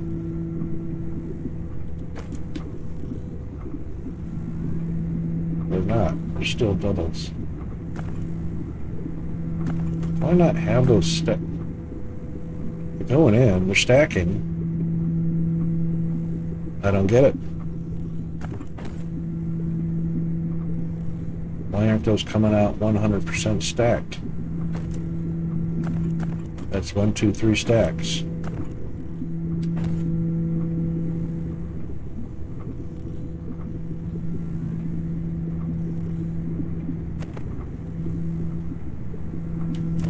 Alright, those are the ones that came from the ILS. But everything should be up to 4 by now.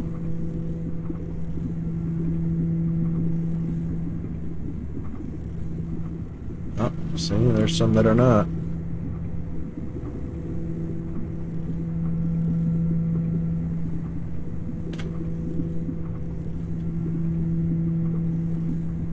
Oh, they are. They are now. But you gotta get right down to them. Okay, so let's go get back to here. Demanding. And of course we have to have a supply.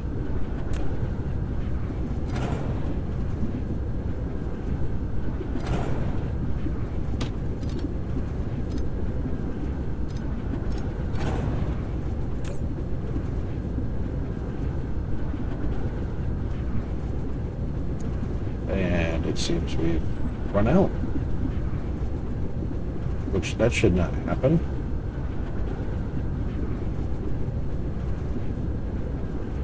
So I think we're going to have to check on our graviton lens production.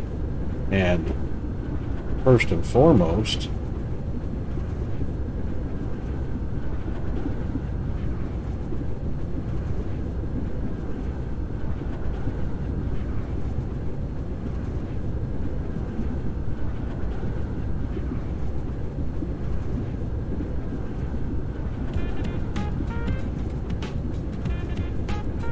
There we go.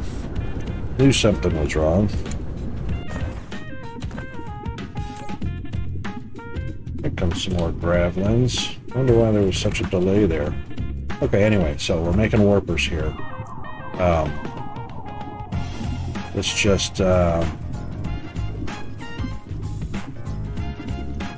put some grav lenses out here on top of a distributor. That would be fine.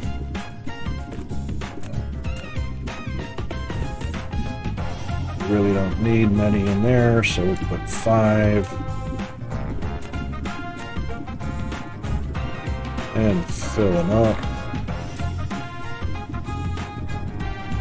Make them distributing. Yes, we can have max power. Good.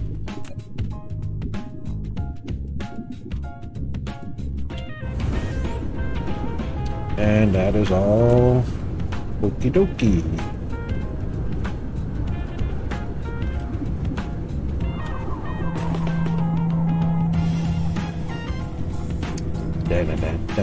Let's see what we've gotten up to. 60 megawatt. Nice. 100%. Those grav lenses made a huge difference. All right.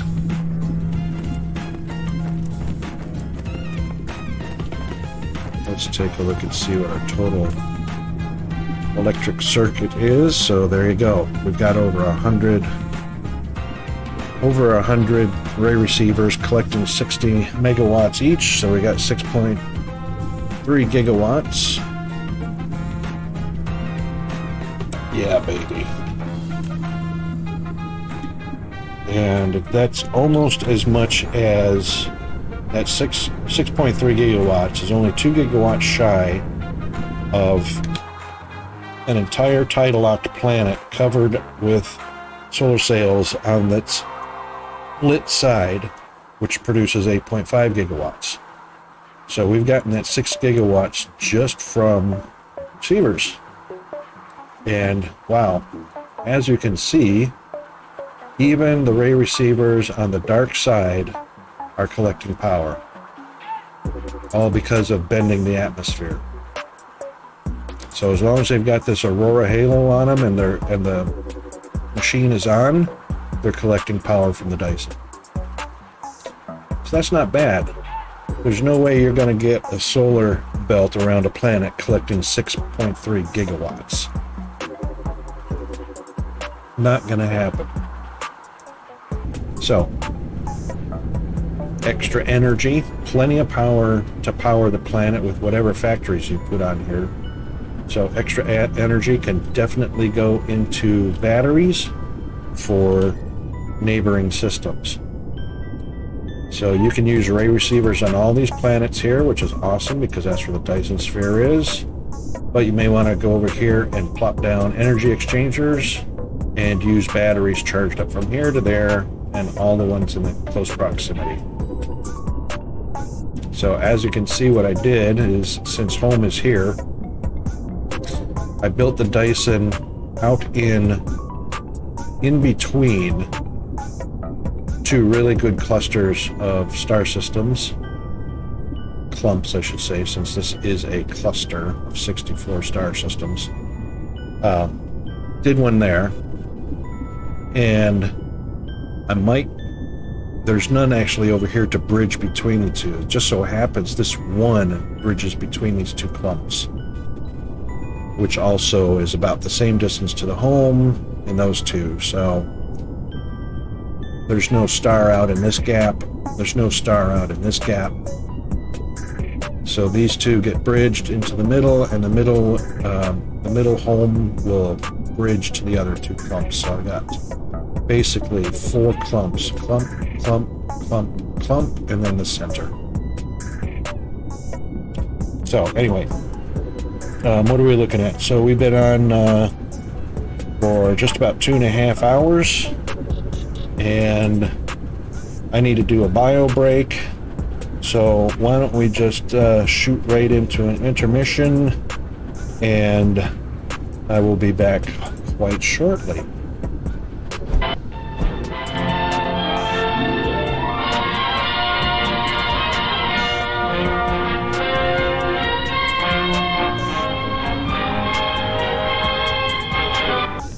Refreshment Con. And our refreshment stand is loaded with good things to eat. There's crispy, crunchy popcorn. And hot, delicious buttered popcorn. Lots of candy. And frosty, refreshing cold drinks. Why not treat yourself at the refreshment center now? As you leave the theater, folks, please be careful. Don't let this happen to your car. Be sure to remove the speaker before you leave. If you should accidentally pull a speaker loose, please turn it in at our snack bar or box office. Thank you. Hurry, hurry, step right this way, folks, for the most extravagant array of refreshment goodies ever assembled under one roof. Enjoy breathtaking, taste-tempting candies of finest quality. Enjoy popcorn, exploded into tender, delicious, crispy bites of crunchy goodness. Enjoy the tops in cool, refreshing soft drinks. If you want to enjoy some refreshments, this is your opportunity. There will now be a short intermission. 10, 9, 8, 7 minutes to go. Hey, Mom. Yes, you. Why fuss and fret about dinner? Why not have it right here? Yes, this drive-in offers everyone in the family a real picnic treat for dinner. We've got delicious sandwiches with all the trimmings and your other dinner favorites, plus whatever you want to drink, hot or cold.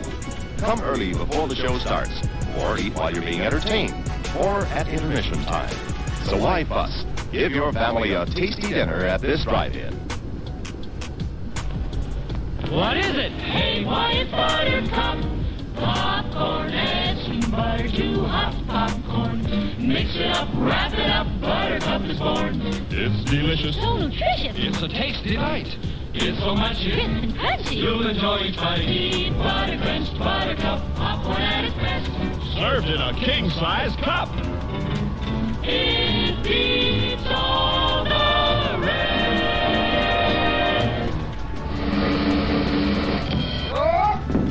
Show starts in 6 minutes. Time for refreshment. Refreshment. For your enjoyment, there's hot, fresh popcorn, tempting, delicious hot dogs, and so many kinds of ice cream. And of course, sparkling, delicious, ice-cold Coca-Cola for everybody at the refreshment counter now. Remember, your favorite snack will taste especially good with world-famous ice-cold Coca-Cola.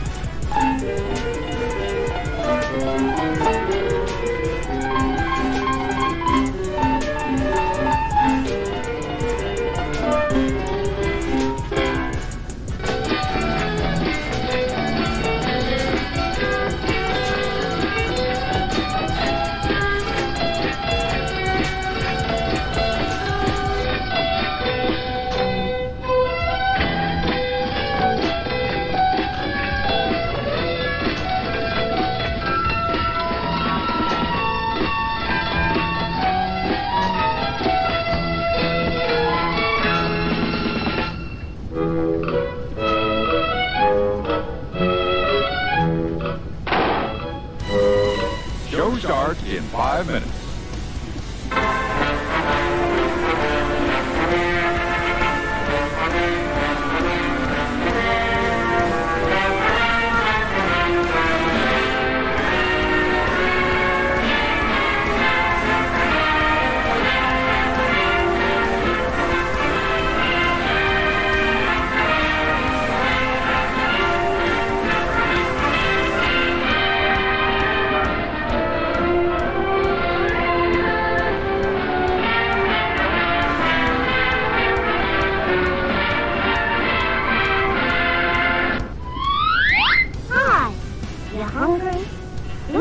a tempting treat.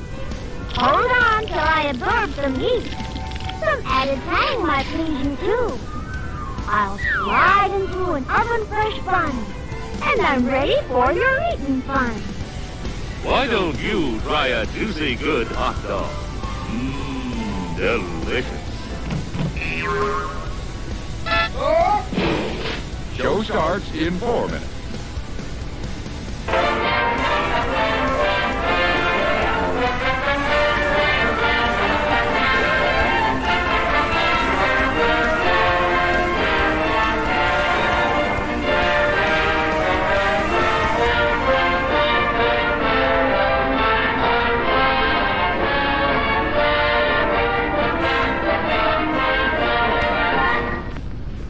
Good evening, ladies and gentlemen.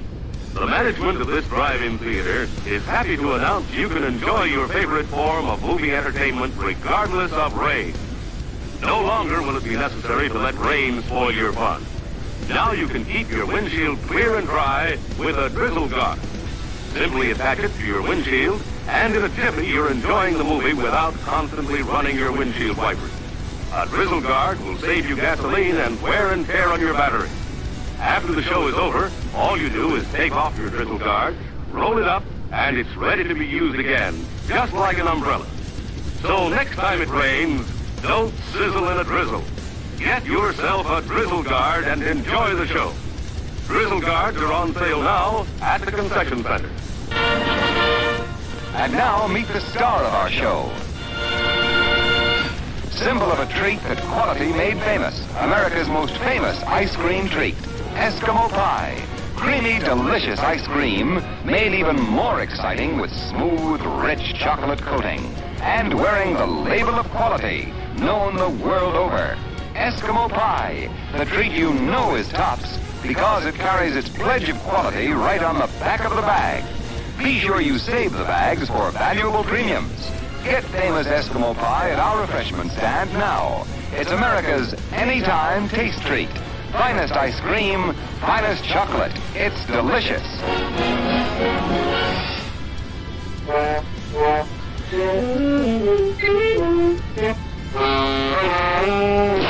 Show starts in 2 minutes.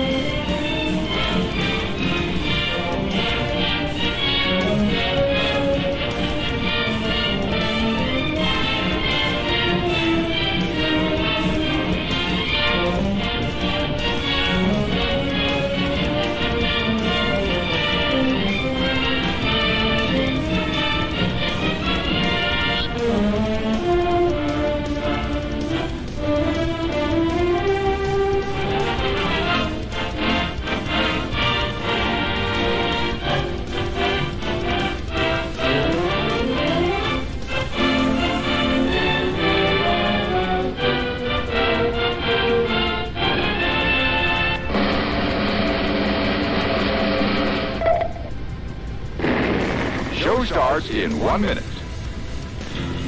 Monsters do have their place. In the zoo, in your nightmares, in the deep, in your favorite horror movies. But not in your living room, on your TV.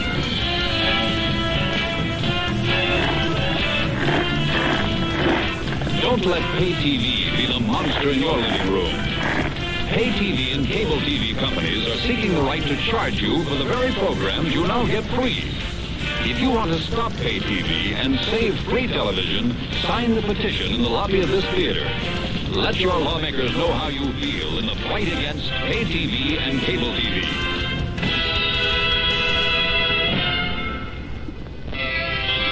Jim Rex? What's Jim Rex?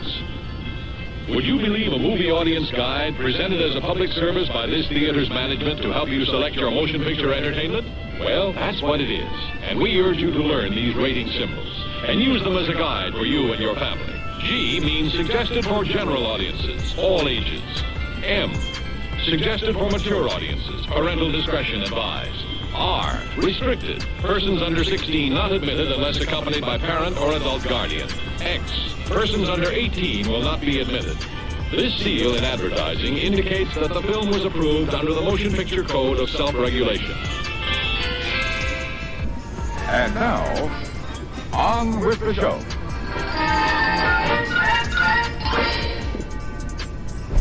Okay, we are back. And while I was away, I was just taking a look at some of the adverse bots that are showing up in the stream, and it looks like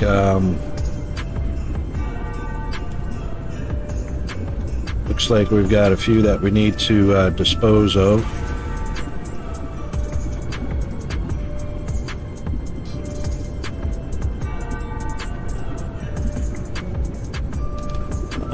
Let's see.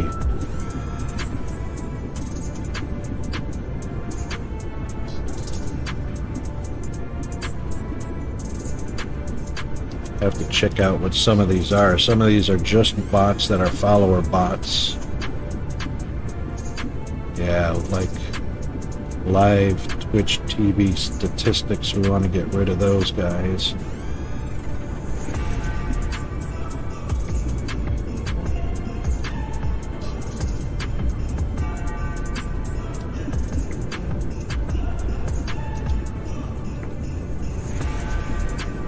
And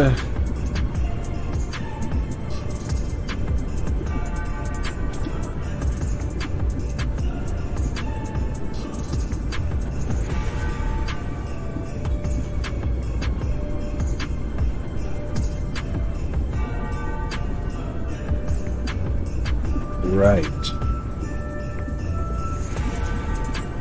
Bitcoin, Binance. Bye-bye.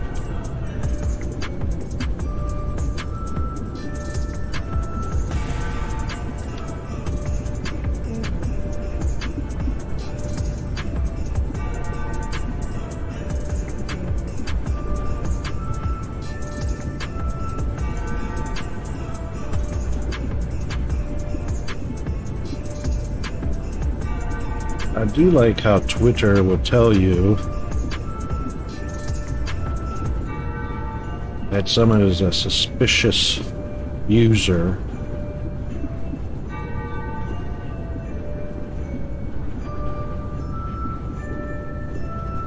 Yeah. So, suspicious users in the restricted state are not able to publicly post chat messages. You can view what they posted in the suspicious user activity widget.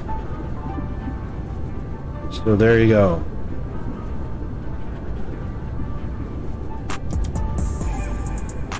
That is a bot. So, bye-bye bot.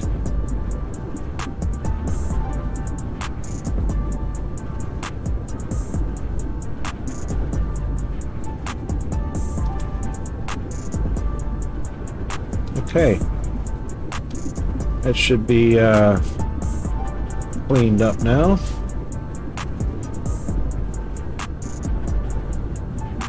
And we shouldn't have any adverse impact to our stream, because we hate bot raids. Bot raids suck, and we don't want any hooks. Call them hooks. So if there's a bot that triggers a bot raid, it's called a hook. It's all by itself until the bot raid happens. Anyway, all right, that's all good. So, getting back to the game. Dyson Sphere program, and we should have all stacked up to 4 now, which looks splendid, and those should be supplied for quite a while, and we are stocked up. Okay, great. Now, lovely free power. So we've actually got, let's take a look, pretty good resources on this planet. We've got iron, copper, silicon, titanium, stone, which we'll use for foundation and building other machines.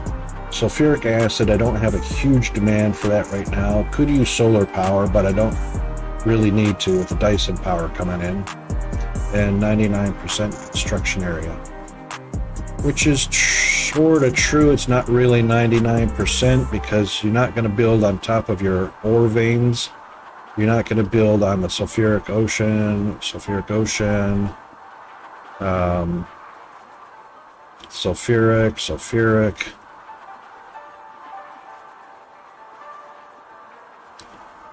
However, we can fill those in if need be. And we've actually got quite a good area. Of course, it's not as close to equator as I'd like. This side is a lot better for building near the equator. So it looks like a kind of a diagonal stretch of open real estate. A little bit right here. Don't like to get away from the equator too much because then you start to get to crunch zones, crunch regions. So you can see pretty much which side of the planet is construction and which side is going to be mining resources. And in this particular instance, because of where the real estate is up here, I'll probably bury that stone vein and that iron vein, and that gives us a huge amount of area for construction. Okay, now, one thing we do want to do is just to double check, we want to see what our situation is with the graviton lenses. So we'll take a quick trip back to the house and take a look at our graviton situation and see if we need to bump that up, because I do suspect we are going to be doing probably a couple more planets in this system that are going to be right about there, that are going to be ray receivers for power.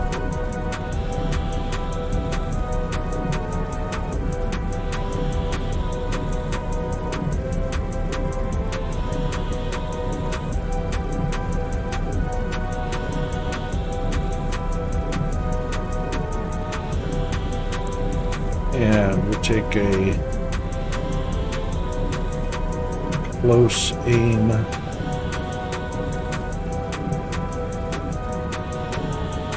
there.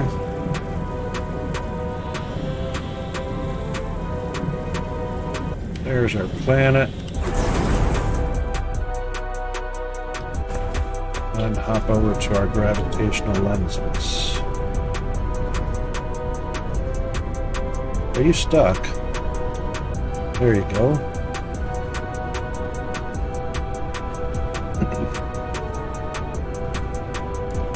Alright. That's our green motors. Antimatter.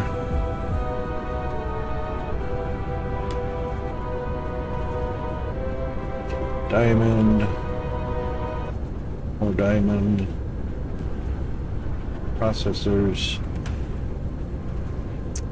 Thank you, autosave. Okay, hang on. We got a little issue with quantum chips going on here. We are out of quantum chips. That's not good. Why are we out of quantum chips?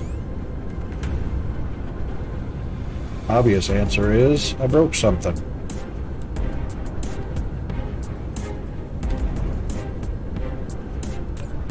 Well, there's plenty right there.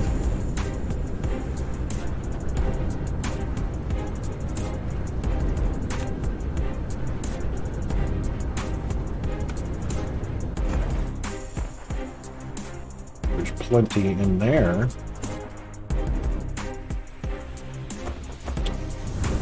Why aren't quantum chips coming over here? Supply. What? What? I think I just confused myself.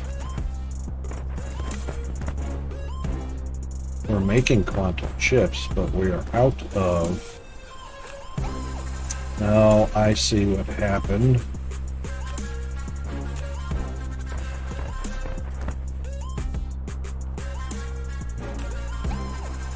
Yeah. We choked. Why did we choke? Let's figure that out.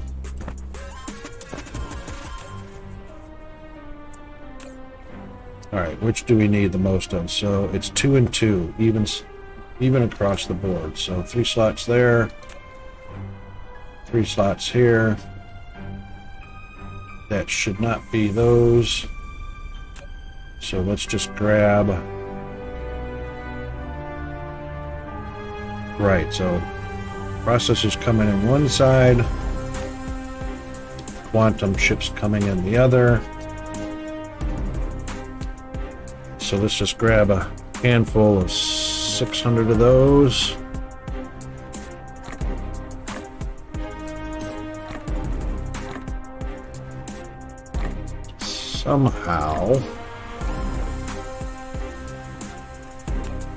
Somehow they got choked. Doesn't matter, really.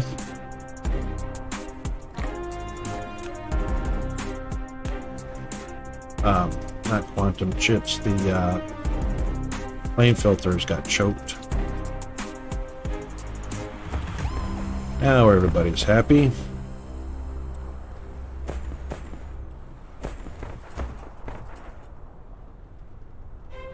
So not that we had a shortage of quantum chips, it's just they weren't being produced. Because we definitely have 6,000 there, 10,000, 9,500 there, 9,600 there, so that's all fine. Okay. False alarm, heart attack. Right, graviton lens. Back to business. The deuterium is filling up nicely.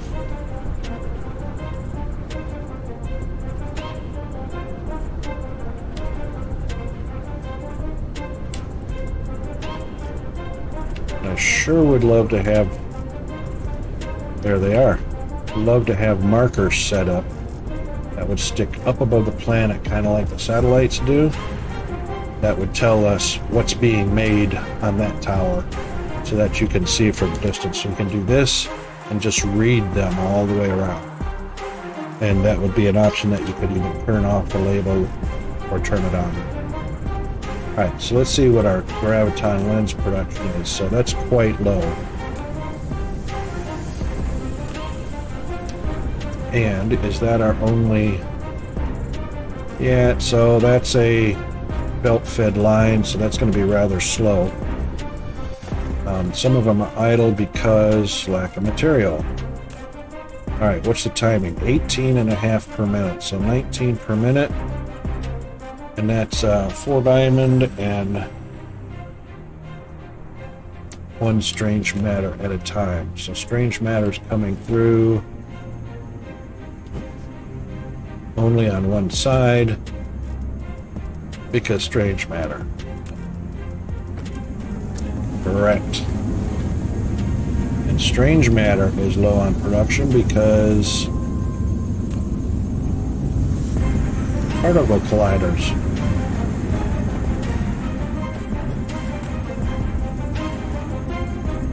I should pay attention to this more.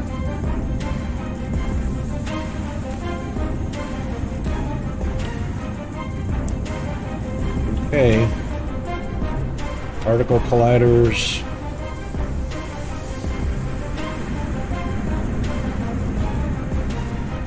Or particle containers, rather. Right.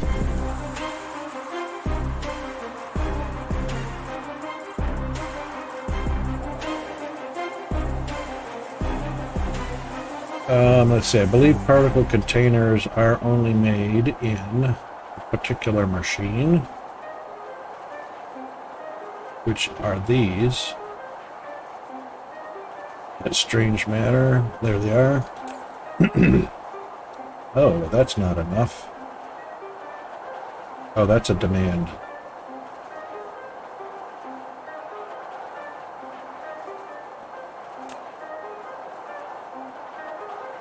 Okay, so they're being made from, let's see where the pink ones go to.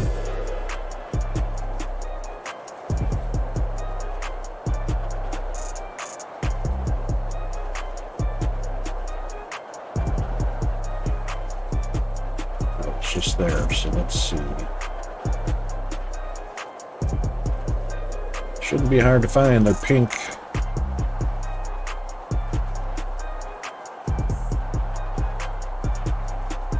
There they are. No, that's not them. That's the crystal.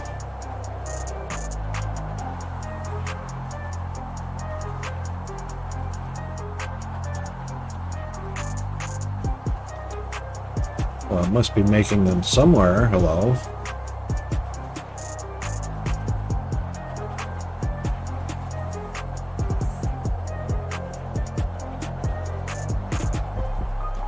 Here they are. Wow, a lot of idle machines.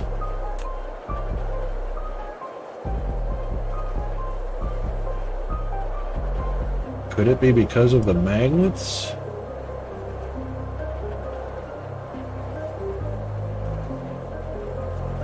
Magnets and copper. That's what it is. Oh my goodness. Here come the magnets. Well, that's going to be an issue.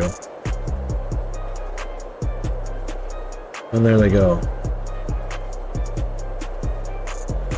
We are not pumping enough magnets.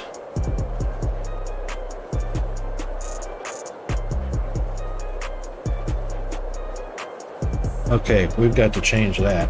That's a for sure. Unipolar magnets come from two sources. They come from a neutron star system and they come from a black hole system. So, there's our neutron star. It's the furthest one away. It'll be on that planet. Let's take a drive.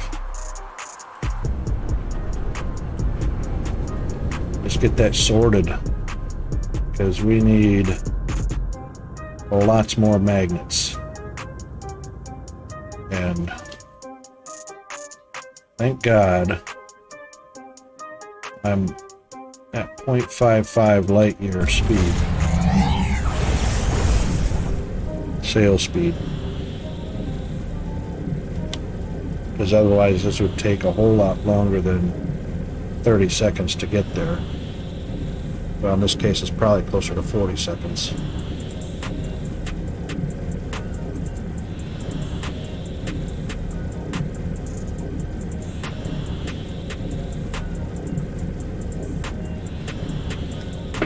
And I use this recipe instead of the original recipe. I use the alternative recipe only because of the resource level. Alright, here we come.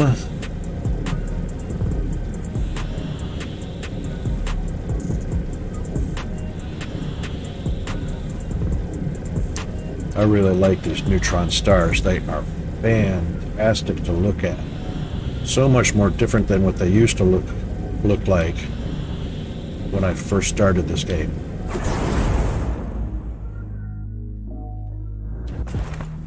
So I mean, check this out.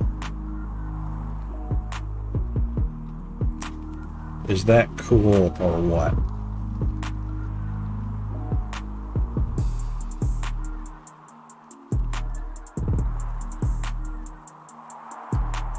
That is just all kinds of awesome sauce.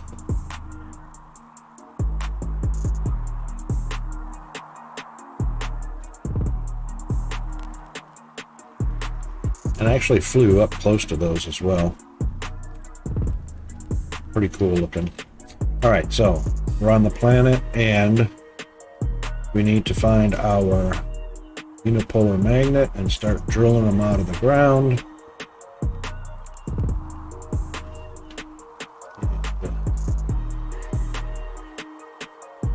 See if I can spot them. Should have some. Unipolar magnet, 15.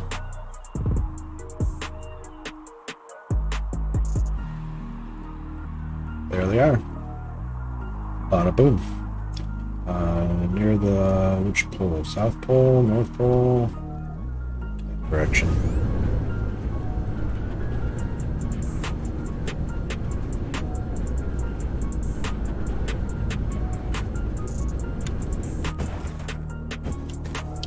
All right, let's see. Oh, yeah, we are very near a pole. All right, so the first thing we want to do, set up our ILS on there. It's going to take warpers, so let's get our request for greenies going. Unipolar is the only thing on this planet, so that's all we need.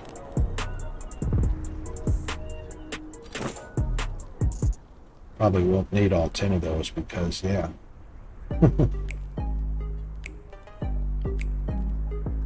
Alright, we are going to need some power. And since this is... Let's see, what's going to be our best option? It's a long way to ship batteries. So I think we will... It's going to be a long ways to ship antimatter. It's going to be a long way to ship anything. So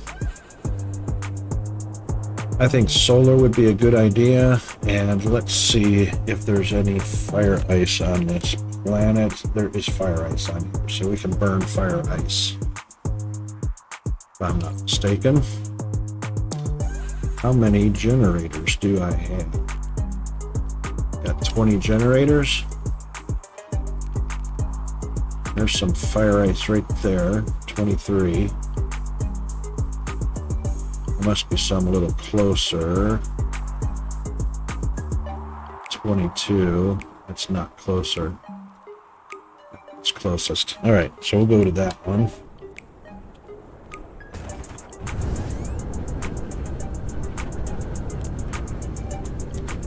And we'll just use fire ice for our power.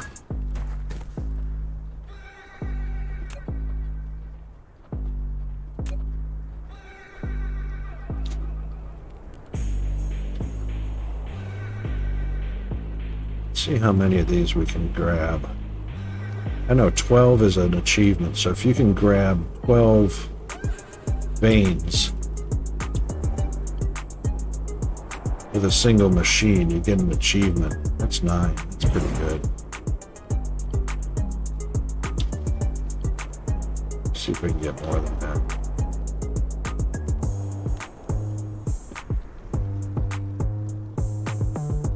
There's a 10.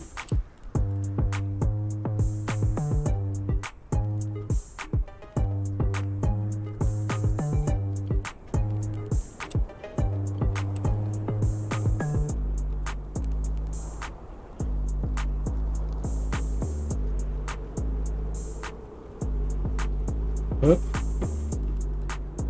10. Bam.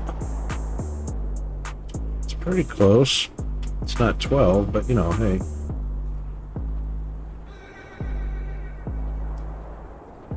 Tricky, tricky. 8. I saw 8 in there. That'll work. 9, 10, and 8. This is probably going to be way more than enough.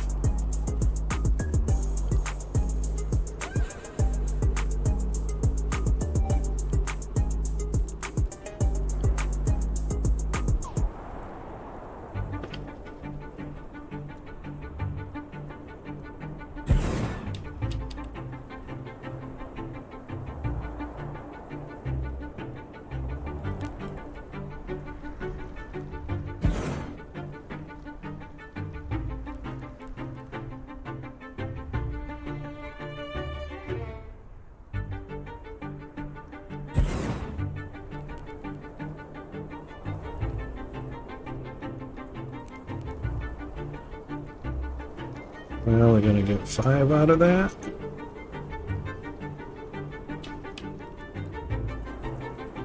There's 6.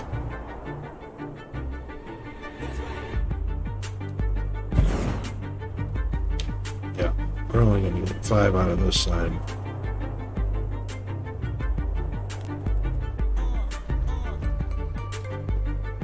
Well, it's not so bad.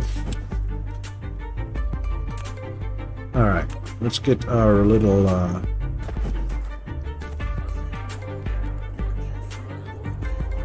box ring set up.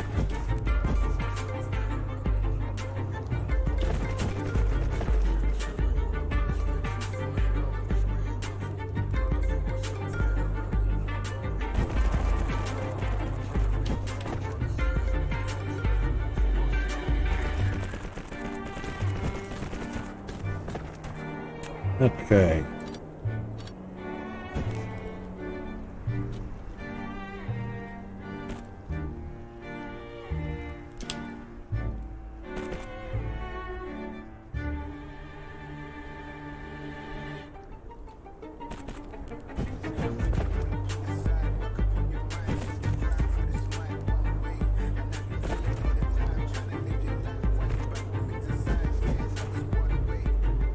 Now this is what I normally do when we're doing mining, but I'm going to try something a little different because fire ice is just converted into fuel for the generators. So I've never done one of these before. What I'm going to do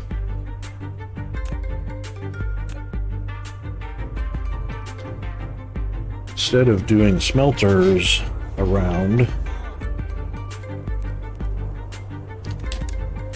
we're going to generators. And actually, I should probably move that as close to the corner as possible because I'm how many.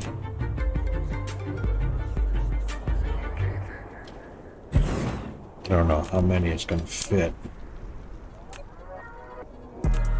So this will be a little bit of an experiment.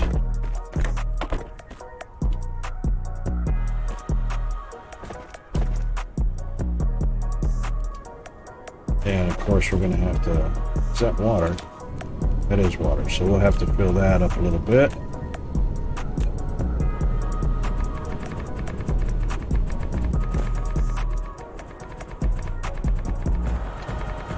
So we don't want that in our way. All right. We are going to need some power hooked up.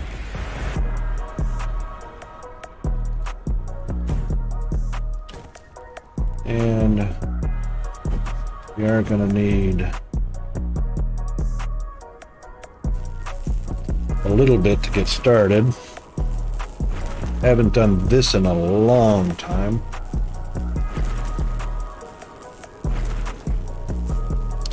But we only need enough to get the generator started to power the drills, and then it'll be self-sustaining after that.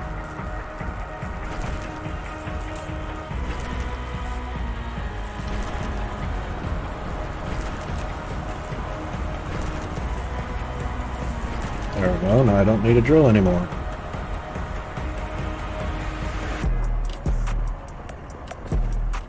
How about that? Now I only need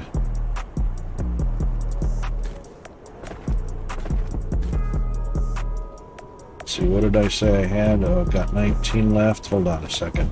19 left, so 18, 17, 16, 15, 14, 13, 12. 10.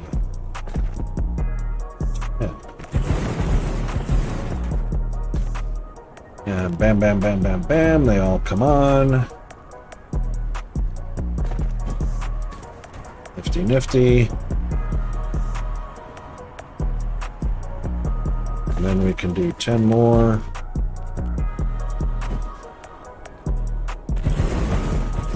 And that's the 20 we had in inventory. Ooh, autosave right in the middle of that. And I don't need that anymore.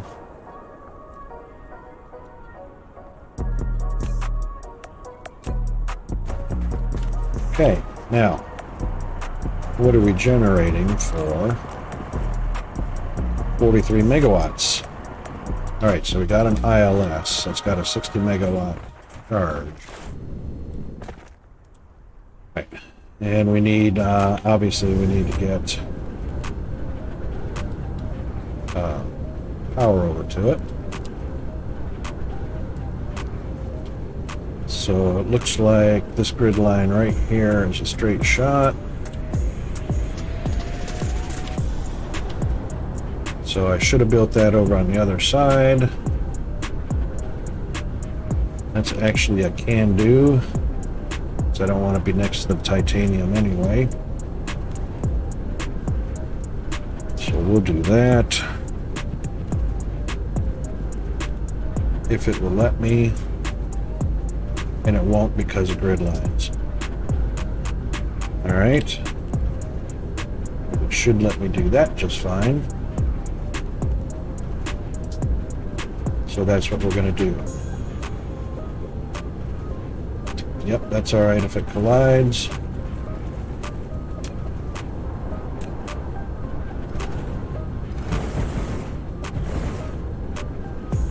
See how I'm moving them over? Pretty sneaky, huh? But let's do this.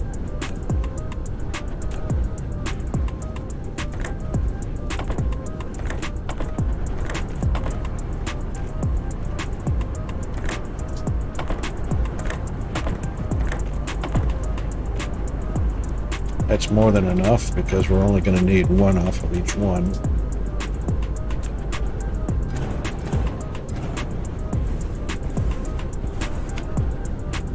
There we go, no interruption in power. Now let's get us connected.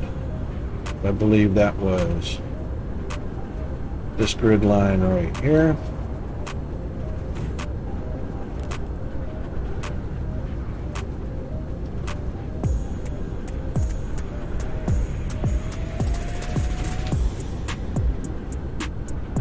Of course, there's always going to be just a little bit of something to be in our way, but I don't need it.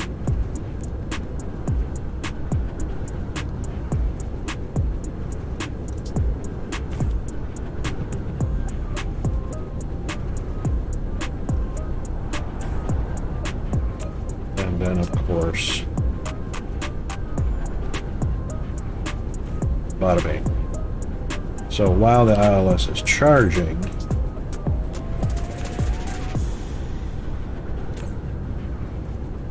it's going to demand more than what we're producing.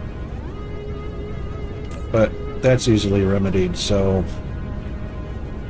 first thing we'll do is we'll ask for a few more of them. Just a few. I'm going to get 100 because I can't tell at 50.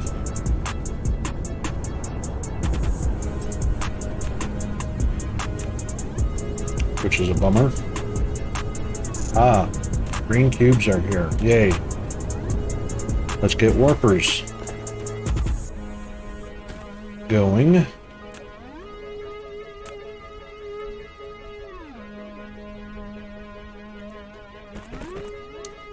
And the way we do our warpers is a bit unconventional.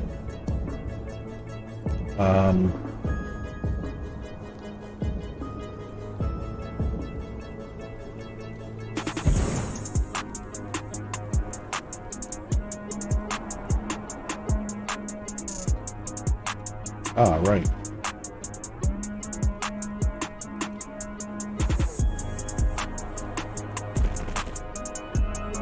All right, so what we're going to do is using green cubes.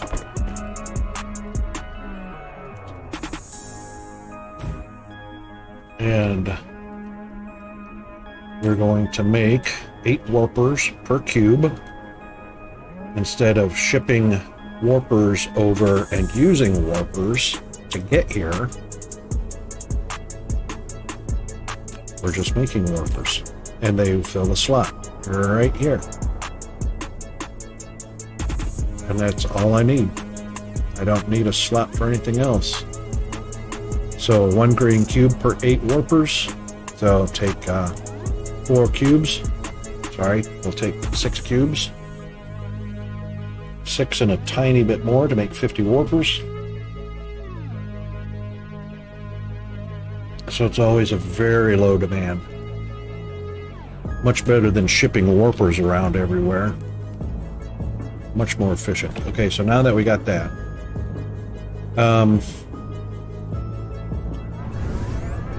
we need unipolar magnets, so once we get a few more generators, I'll just hook them up.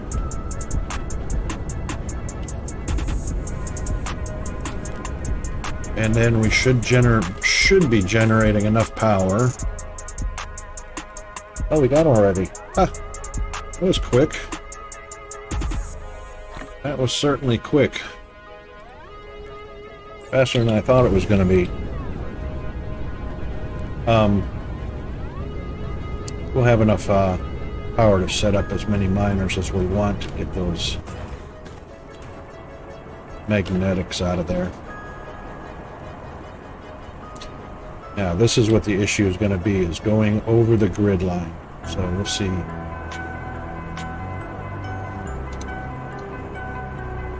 We'll see how far we can go. Wow. It'll let us go quite a long ways. Alright, so we'll just go 10 at a time. So 2, 4, 6, 8, and 10.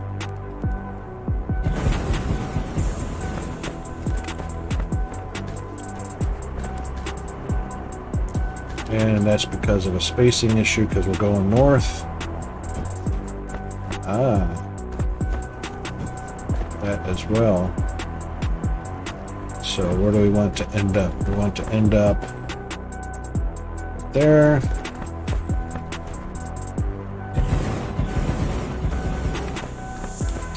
And we want to end up there. Look at that, just barely grabs a corner. Okay, so there's a fix for that. And that is take that one off of there. Like that.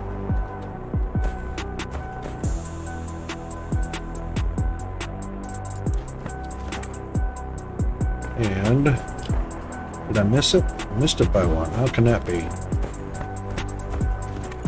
Really? That's odd. These are closer together. That's 12.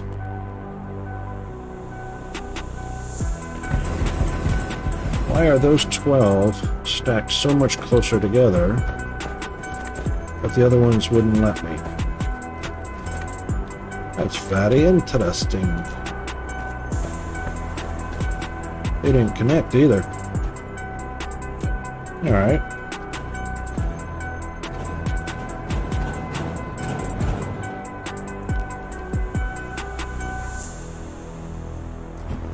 Collide. It's not collide, it's Steve. Why is that colliding?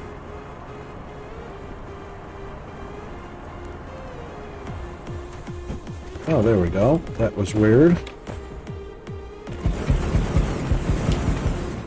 Alright, so we're going to go with 12 instead of 10.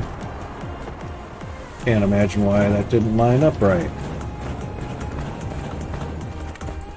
But it doesn't really matter.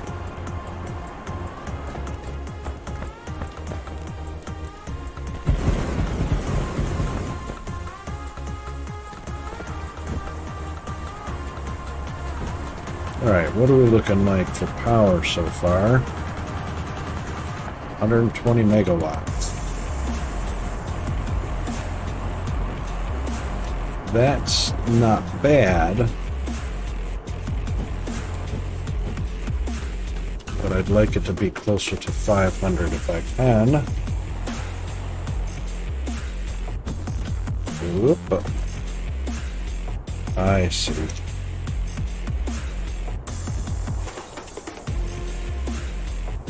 Yes, those will connect.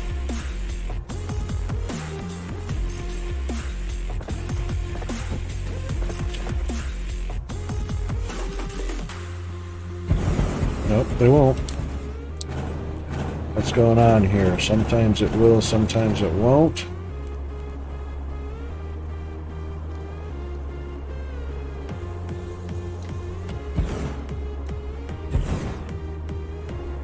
That is just weird.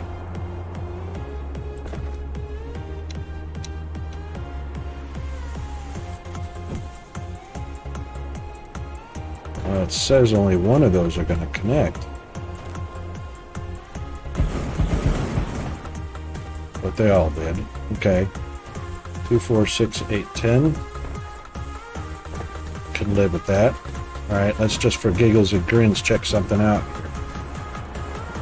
No. I don't think it would. That's the closest. Quite alright. Not an issue. Let's see how close we can get to this corner. Right about there.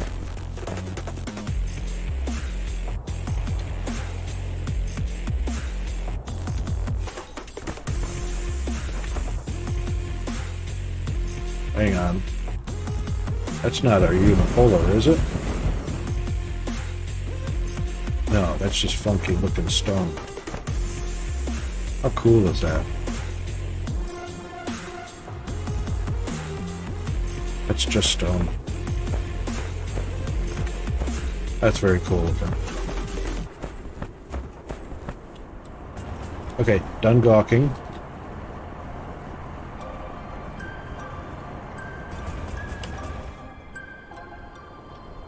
Wow.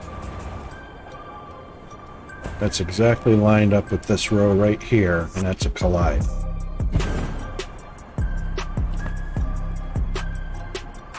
It's not a collide, but that's a collide. Alright, you know what? We'll place them manually.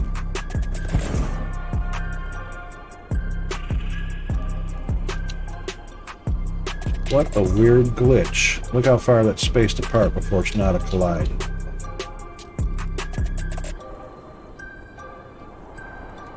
But if I place it manually, it's fine.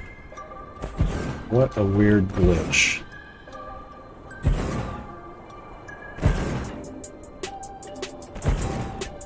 Totally weird.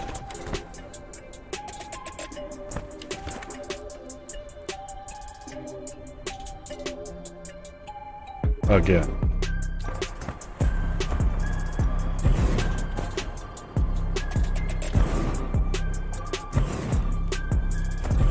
That's too weird. I like dragging.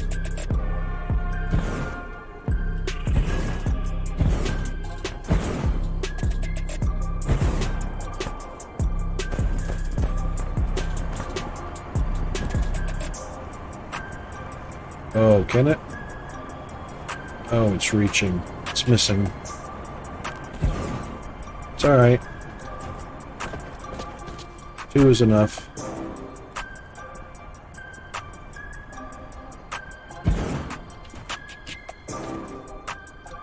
Huh.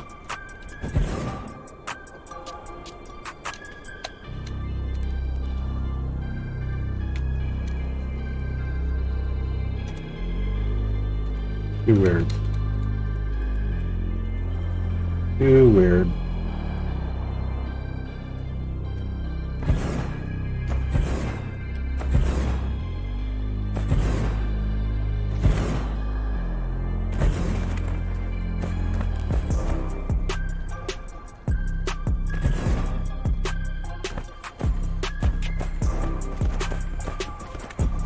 Alright, what do we got going on here?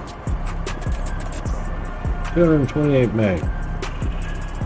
Well, we're still not close to our 500. But I can fit some more in.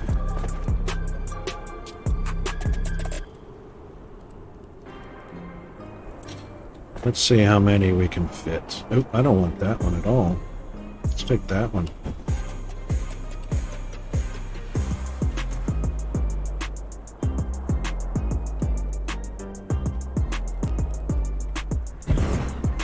I wonder why that only took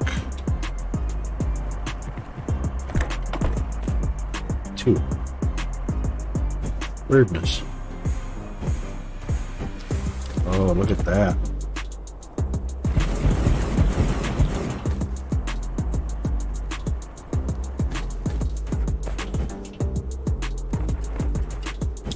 A lack of item. Alright, so we'll get some more.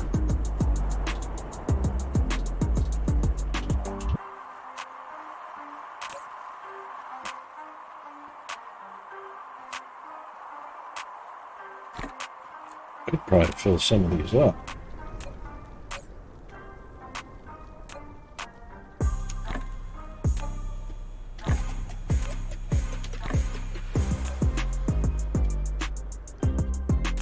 There we go.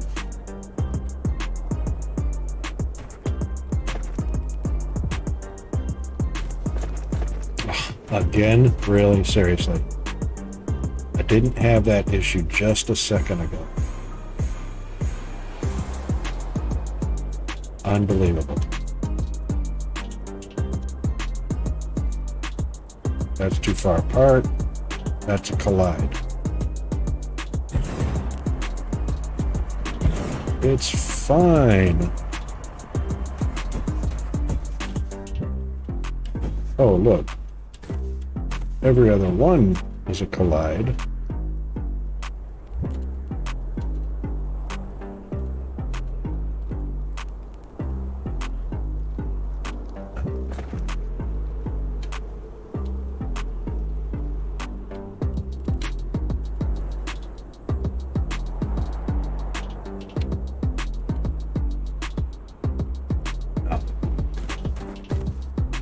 I will hand place them if you won't play nice.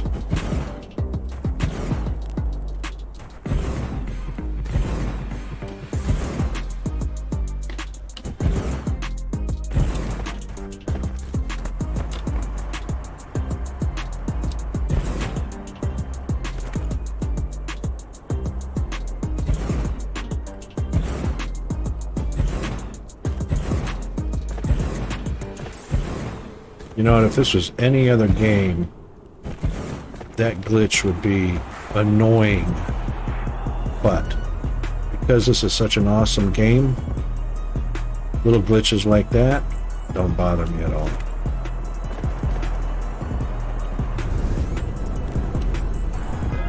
Okay, now we're up to almost 300 megawatts. That's not too bad. It's not god awful bad, but at least we're not shipping anything anywhere for power. No batteries, no antimatter. Okay. So it looks like I'm going to have to take all of those to keep them. And I can put some back later. Alright, so getting down to business. The unipolar. Let us grab, oh, this is going to be fun because it's so close to crunch lines. Let's grab, let's see if one particular blueprint is going to do it. Hey. Yeah, it's going to cross grid lines. It's not going to let me do it. Wow. I won't be able to fit it in. Wow. Fine, we will hand build it. I think we'll be better off building it in parallel with the pole. If it'll let me cover all of them. So what do we got? 15? 15 right there.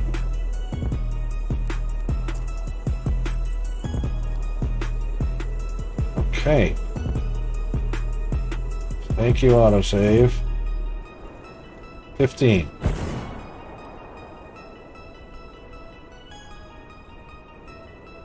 Would have got 15 on that one also, but it'd be the exact same situation.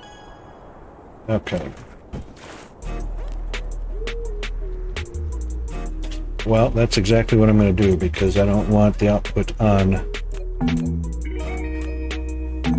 that side. So we'll put the output on that side, which is closer to a straight-in shot. All right, first of all, this is storage.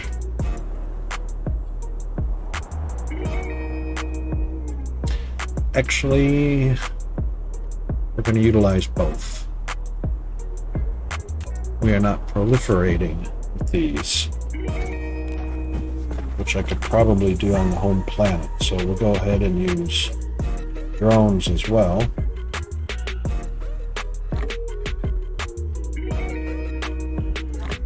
And I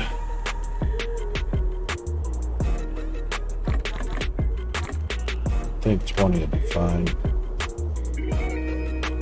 This is definitely unipolar magnet.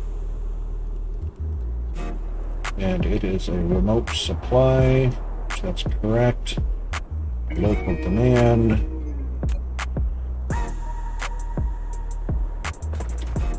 And this is going to be 4 and 300 and max. And let's bring power over.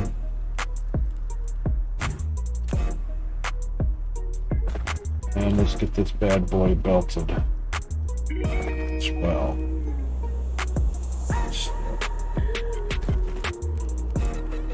That's nice and crooked.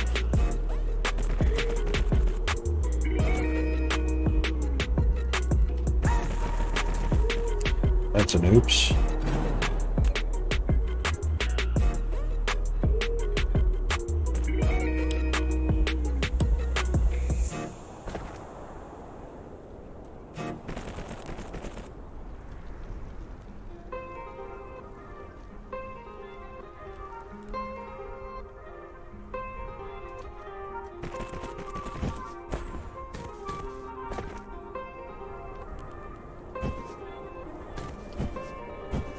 Oh, fun times. Fun times.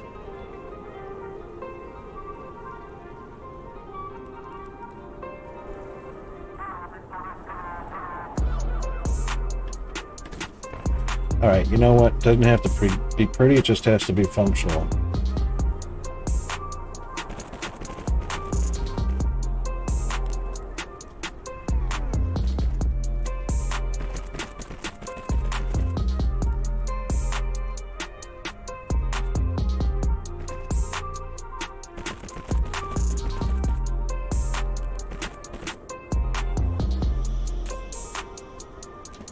And it is filling up quite fast. Why aren't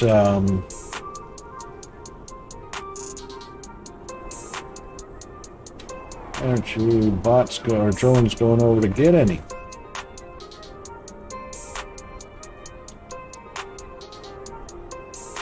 Huh. Supply should automatically draw drones over. That's interesting. Local demand, local supply. 20 drones. Alright, that's another glitch I can live with. Alright, are we ready for something funky? Alright, let's do it. One there. One there. One there.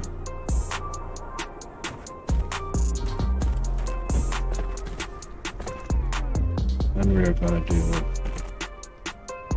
there. One there. There. This one.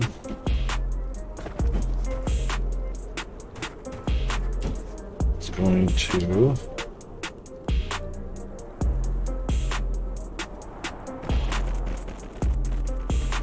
the inside. This one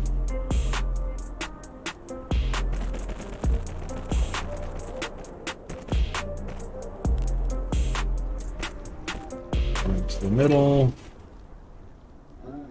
and this one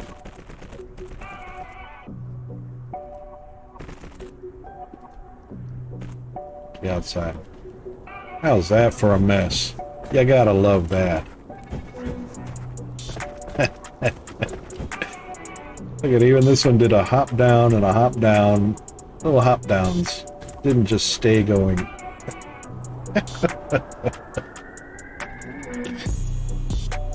Okay, that's too unpretty, so let's just do this.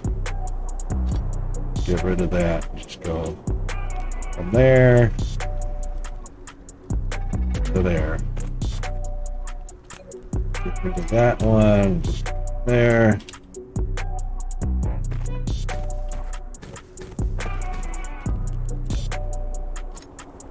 I don't mind a mess, but some things are just too unpretty. Like that.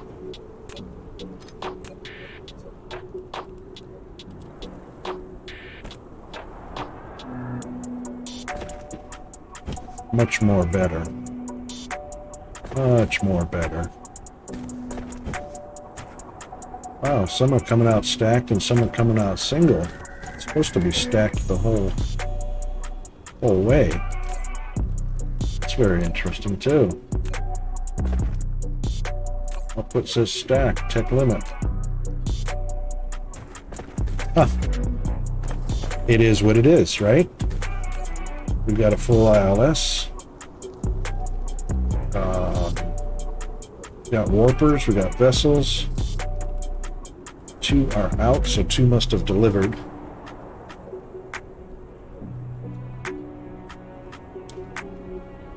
So not a huge demand, but at least it's not going to run dry now. Now that's our neutron star, and our black hole. Where is our black hole? There's our Dyson. Here comes one of the 2 ships back. Well, if that's the neutron star, then the black hole, I'm sure, is on the opposite side of the map, and sure enough, there it is.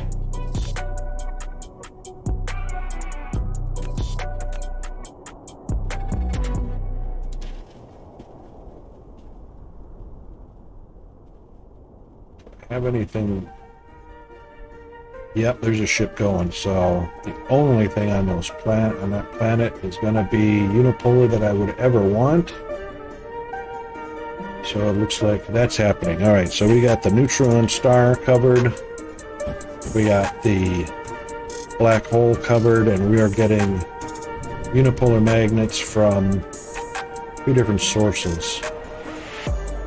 So that should never run dry unless I over-manufacture the particle containers. And what kind of power are we looking at? Easily, with 293 megawatts, we're easily meeting our demand. Because this is when it's in full operation, I think it's 1.5 megawatts or something like that.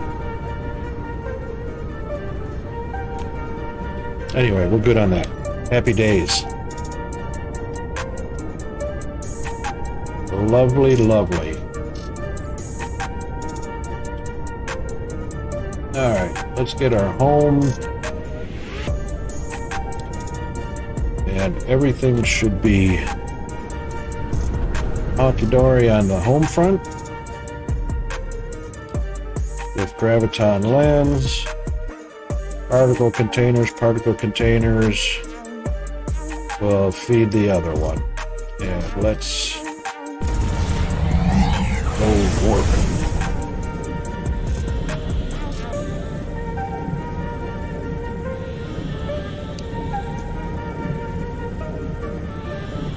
Also,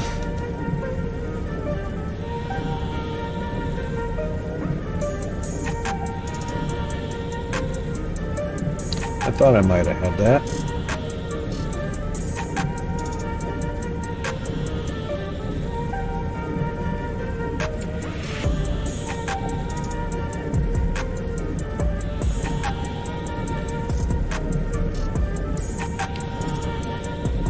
here she comes.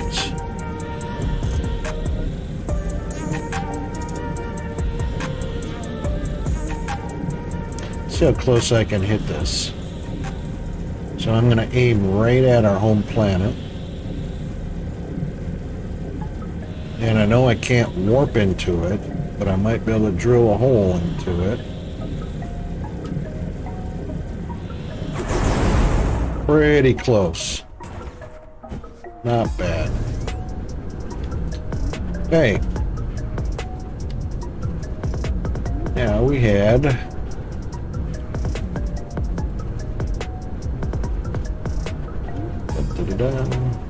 there's our strange matter and our graviton lens, which we are now doing plenty of. Oh, not.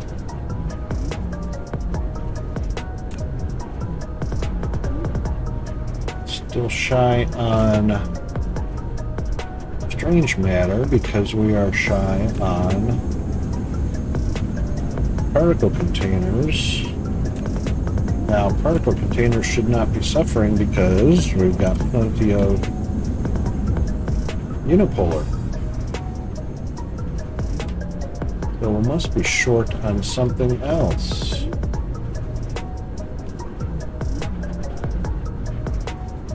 There's 3,000 in there. Nothing's going on. Supply. Really? We're still missing unipolar. That can't be. That cannot be. Alright, first of all, 2 available routes. So, 3,000 particle containers sitting there, but not going anywhere.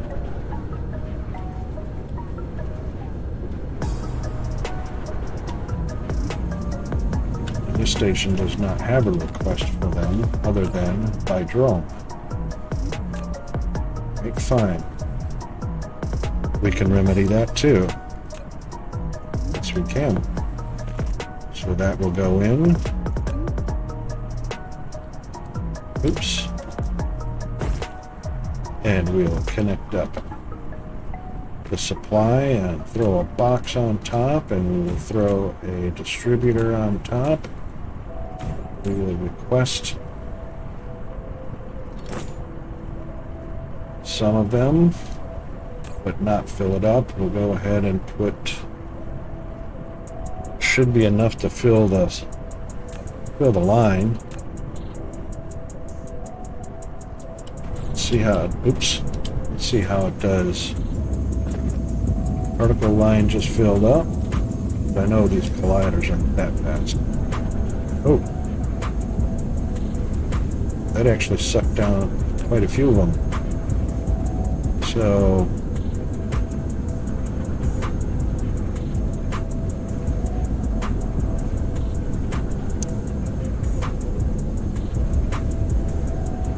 two and two. Okay. So it's just a matter of getting stocked up.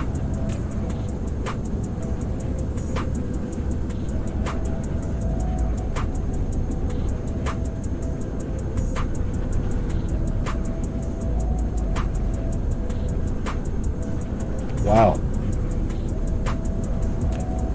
Okay, that sucked 50 out of the machine quite quickly. So 2, 2, and 2. So 2, 4, 6, 8, 12. So 16, 20, 24, 28. That's why. 32. 32 at a time.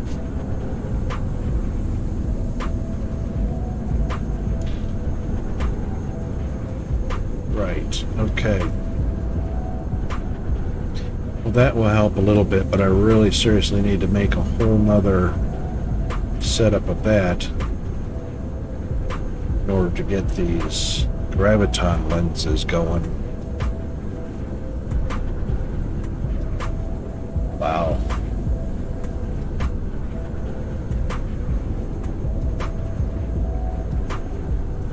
They are building up, but as soon as that hits 200, there's going to be a drone take them. See? All right.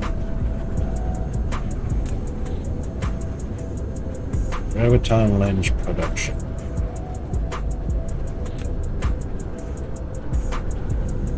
So I am going to need strange matter set up, expanded much more.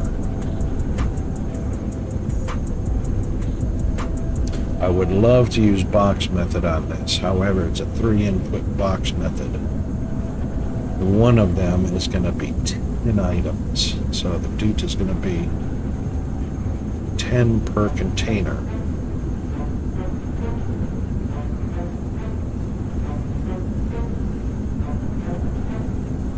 That's going to be hard to keep the boxes saturated. Because if I have 10 particle colliders and they all pull doot at the same time, that's 100 doot all at the same time.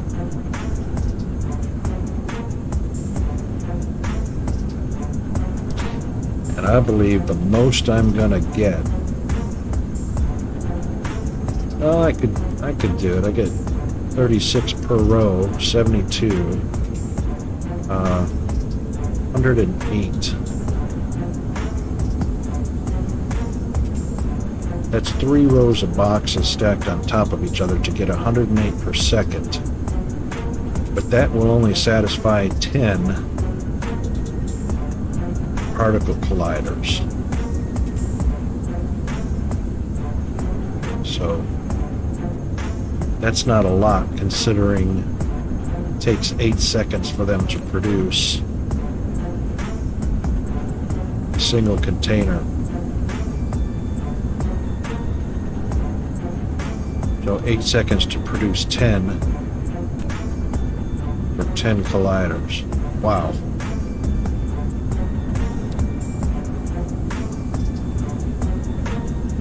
All right, we're going to have to work on this.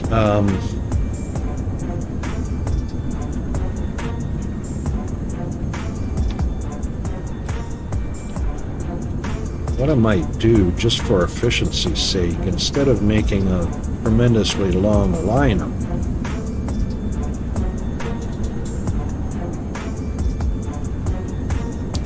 I could pull off a module of 10 of these on a blueprint and just line them up. That might be an idea right there.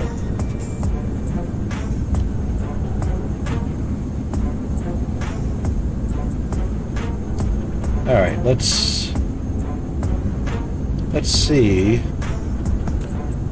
And of course, a PLS only holds 10,000. That might be enough, but I'd probably be better off using an ILS.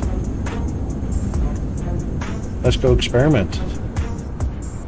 Let's see what we can make out of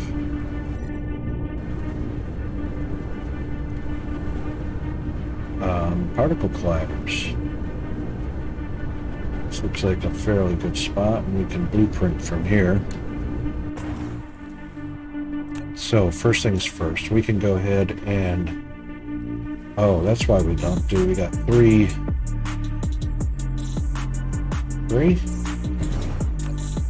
four items. That's right, we can do that. So 3 inputs, 1 out. We can do that. All right. So particle colliders fall under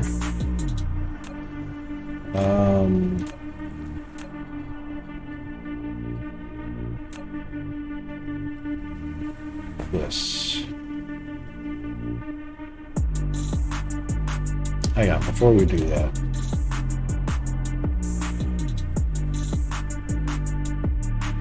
we are going to have to feed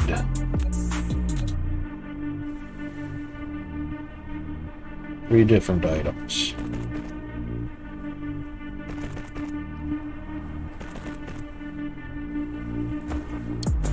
And one of them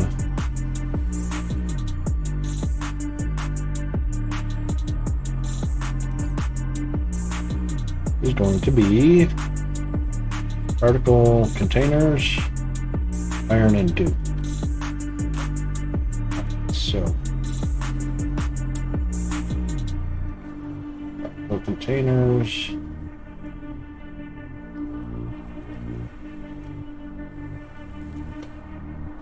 And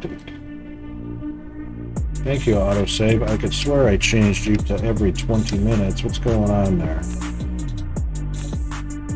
It is every 20 minutes. Holy cow. Seems like it's every 2 minutes. Alright, that's a mistake. That's because it happened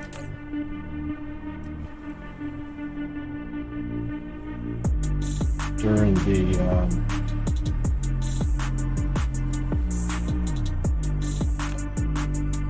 selecting that during the autosave.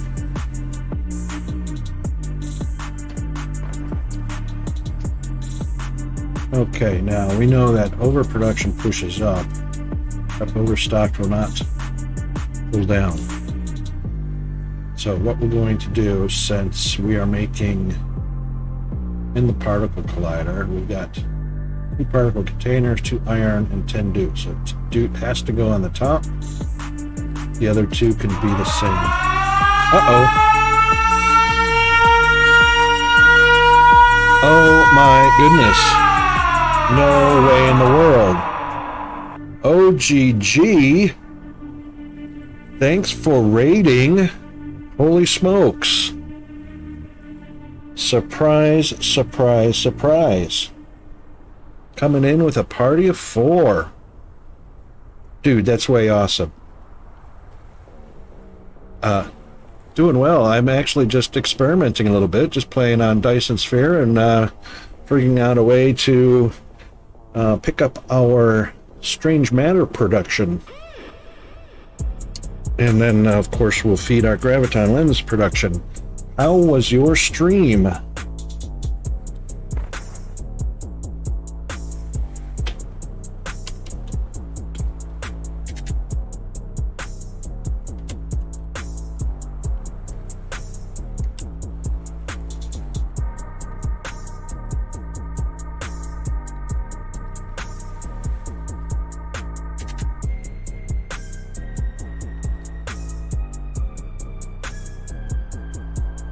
That literally scared the bejesus out of me because, yeah, wow. Very first raid. So, guess what? You have a high honor. The first raider I have ever gotten.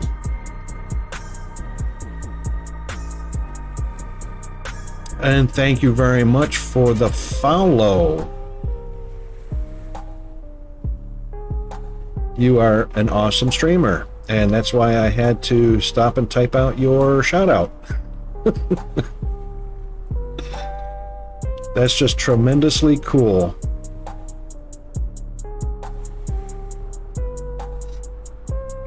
Yeah, you know, I run into that as well.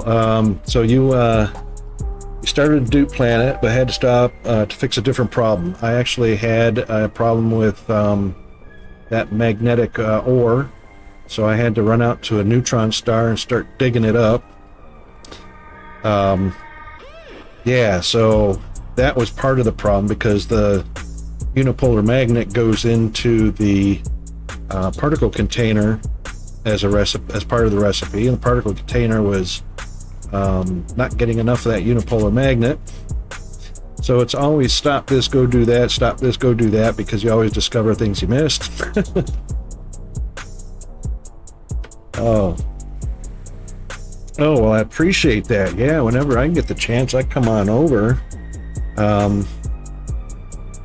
I get some ideas. So basically what I'm doing right now is I have a extremely under-efficient setup. So here's my Graviton lens, which we're trying to feed up.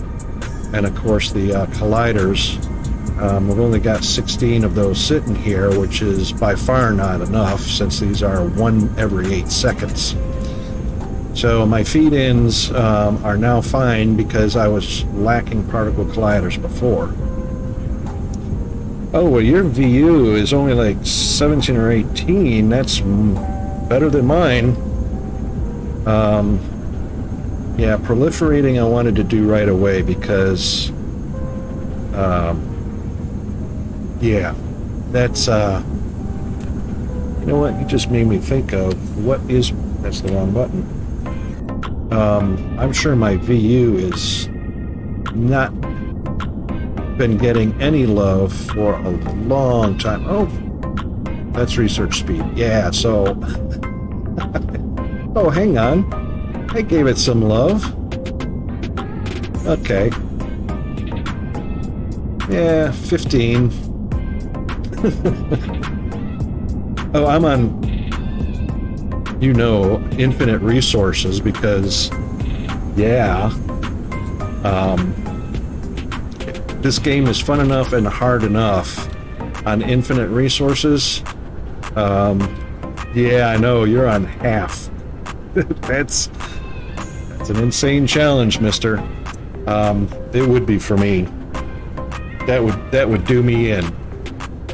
Because right now, as you can see, just getting graviton lenses sufficient enough from strange matter, which is, oh my god, and yeah. So I can't imagine being on your 0.5 resource level. I'd have been dead a long time ago, restarted 100 times by now.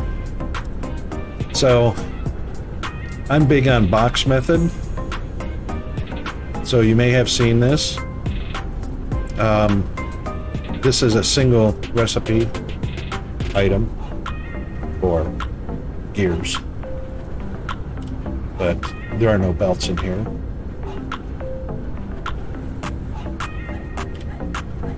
Yes, so Overglock said it's starting to feel normal with the VUs increasing. And I've been looking into that. It's good to see it in use. Yes, I've been using box methods since probably the very beginning when Nemo, another one of our wonderful streamers for Dyson Sphere, came up with the idea. So this is actually called the Nemo method or box method. So feeding in, this one's a 2-item recipe. The components in your circuit boards for the processors, and of course it's quite fast. And just so everybody knows, when I read out the chat and who it's from, the reason for that is in case you are on YouTube and watching and chatting from the stream, you may not have caught it. It should be synchronized, so anything that's typed into chat here in Twitch will be automatically rebroadcast into YouTube, Discord, and to the Streamlabs channel. And anything typed into Discord and YouTube and the Streamlabs channel is rebroadcast into all the other channels and back here into Twitch as well. So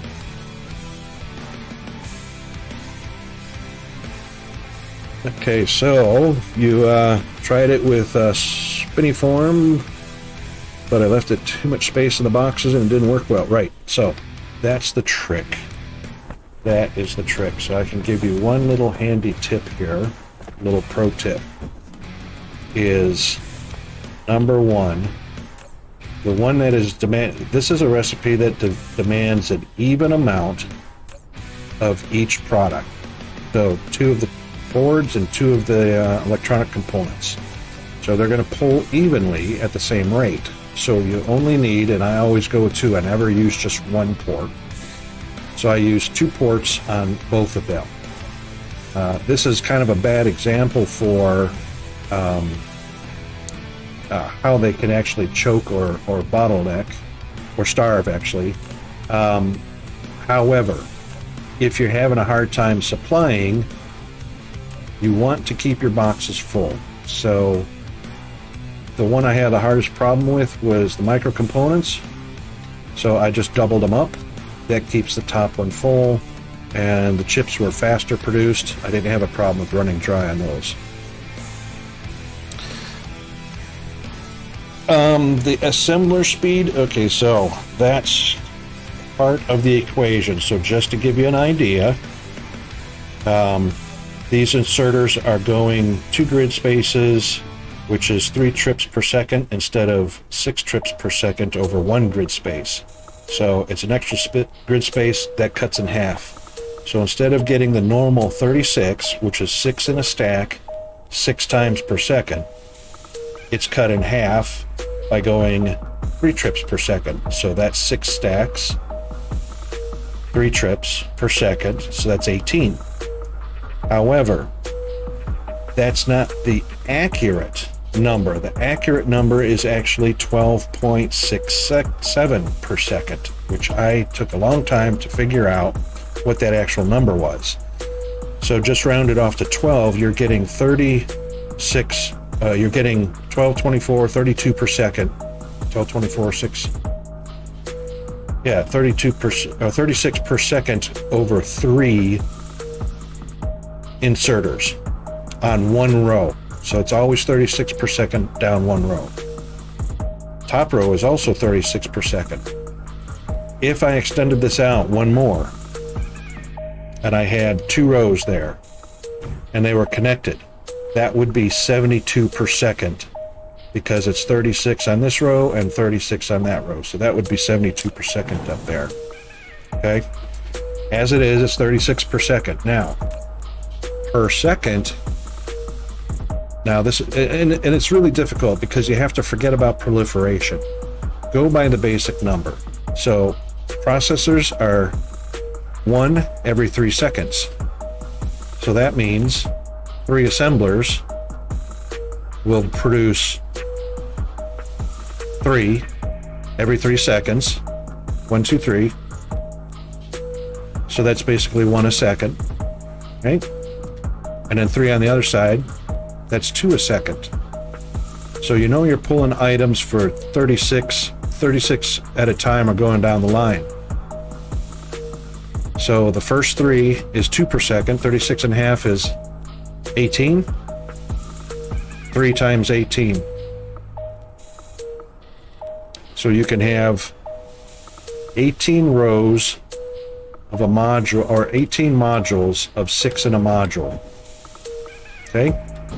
So 6, 12, that's 1, that's 2, that's 3, that's 4, that's 5, that's 6. You can have 18 modules of 6 assemblers, 18 times 6. And you will not have to worry about draining the line. So that's the math. As long as you don't go faster than 36 per second, your line will stay full. And your machines will stay happy. Okay? So this one is actually quite short, and I can go much longer. And without adding a single belt, well, not because of the, if I had the space, as you understand. Now, where it really makes a difference, I want to show you this one recipe that's just smelting. It's a lot to think about when you're building it, but it's once you've done one and you feel how it's working and you see the output. Okay, here's an example. Okay, it becomes second nature to you. Wish I could hit the right keyboard button. So processors are simply 2 and 2. So 2 and 1. 2 iron, 1 copper. So I have to have more iron going through the line than I have copper. Now I set this up backwards. My iron should have gone on the top because there is more in the recipe than there is copper. 2 irons are going to be pulled with 1 copper to make the board.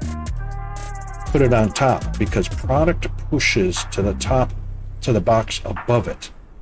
The only thing that pulls it down, gravity will not pull it down. Only the inserter pulls it down. So these boxes beneath can be completely emptied, and whatever's in this box at the top will not push down. They only push up. So if iron runs out on the top, actually I did this correct, and I'll tell you why in just a second. If copper ran out on the top, iron would start automatically pushing up and filling it, and that would choke off the copper from going on down the line. Since copper is only a one item demand for the recipe, then I put the iron on the bottom. I know the copper is going to stay full because I have 2 rows of copper up there to keep them maxed out. That's 72 per second going down the line. Iron is 72 per second going down the line. I have to have that much going on based on the number of assemblers. So we get 2 circuit boards every second. So that's 4 per row, and I'm talking about a row that goes across. So that's 4, 8, 12, 16, 20, 24, 28, 32, 36, 40, 42, 44, 48, 52. That's 52 per second. So I just put 2 rows to make sure I got plenty, which is 72 per second. And of course, 72 per second on the copper, which will never dry up unless I've got no copper in the PLS. So my only concern is the iron and keeping the iron ingots flowing. So 52 per second iron on demand, 72 per second on supply. Those boxes should stay full when they're in operation. And it makes them fast. So fast, I actually had to double up on the storage boxes. And yes, they're only 1 slot open to keep the flow going, because 30 per second on that belt, 30 per second on that belt, 60 per second. So remember, 2 per second per machine. So 1, 2, 3, 4, 5, 6, 7, 8, 9, 10, 11, 12, 13. So I don't know why I have 13. So that's 26 per second coming out. But it was faster than that for some reason. Oh, yeah, because I'm proliferated. It came way over 30 per second. So I actually had to double the number of belts coming out. So everything extra off of one belt was going on to the next belt. And of course I had to double the stack to accommodate that. Because I was getting product stacking in the box, or in the machine. So I just added some boxes in order to remove the yellow dots on them when they're rocking and rolling. So if that didn't totally confuse you, I have more. I can confuse the best of them.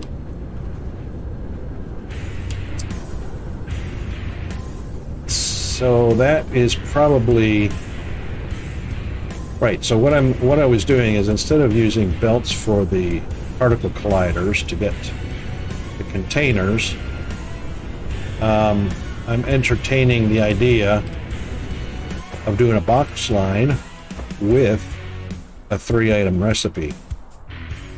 So yeah, this is going to be the trick. So we know that Doot, for this recipe, Doot is going to be 10, if I'm not mistaken. 10, 2, and 2 for strange matter. Where is it? There it is. Yes, 10, 2, and 2. So my Doot is probably going to be drained the fastest, and I'm going to have the hardest time with transporting it down the box line. So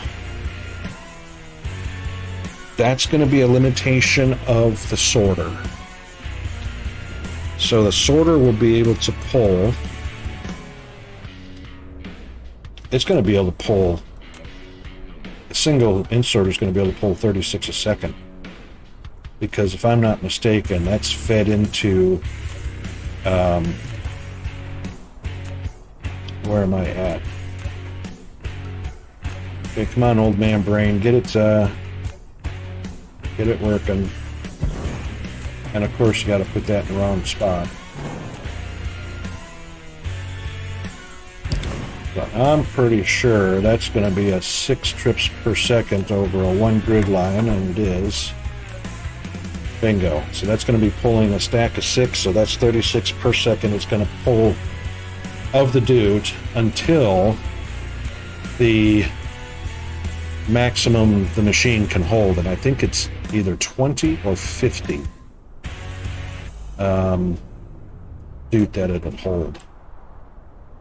So that's going to yank a lot initially, really fast. So in essence, I'm going to have Dute is initially 12 or 20 per stack. This is going to have to be probably 2 to 3 boxes. Right, because a box is only going to hold in one slot. It's only going to hold 20 Dute. So 200 for, so 600 Dute per box.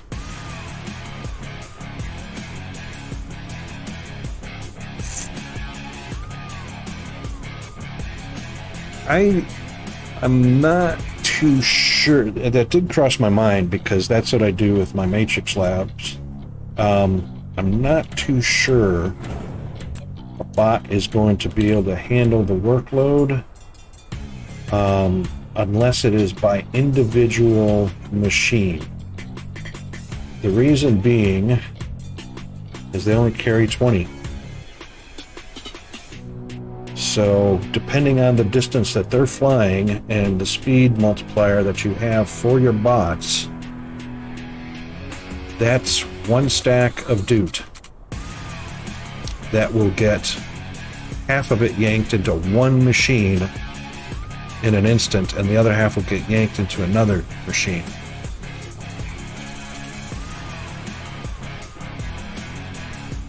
Yep, so that's why I'm kind of taking a look at this experimentation. So I might do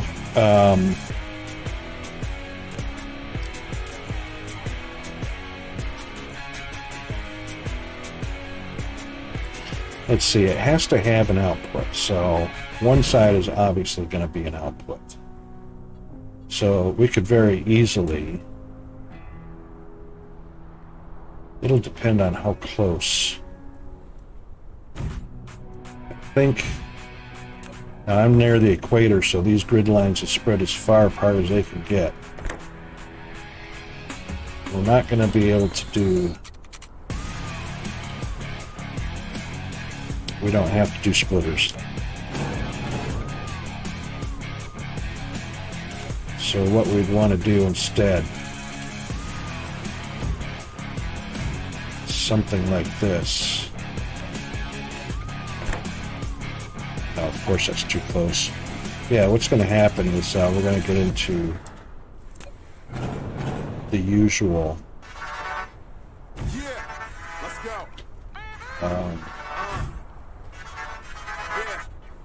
so when you're going from belts with inserters, you can get up to 1 grid line away. Boxes won't allow you to stick inserters that close.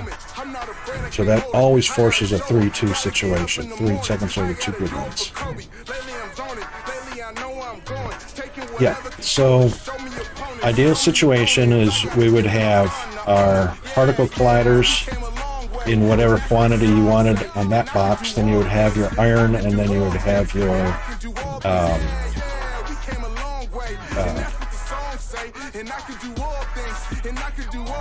dudes. Now, like I say, this is only going to hold 600 dude, but that's all right for one machine. But you could do something like this. and put two side by side, and it might be nicer if they were lined up a little better.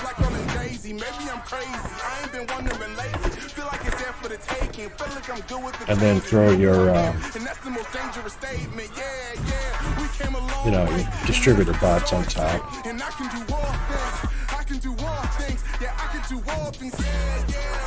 This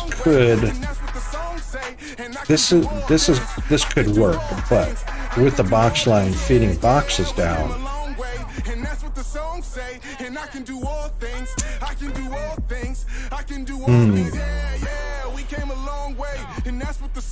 this is going to be a little bit slower, because what I was thinking,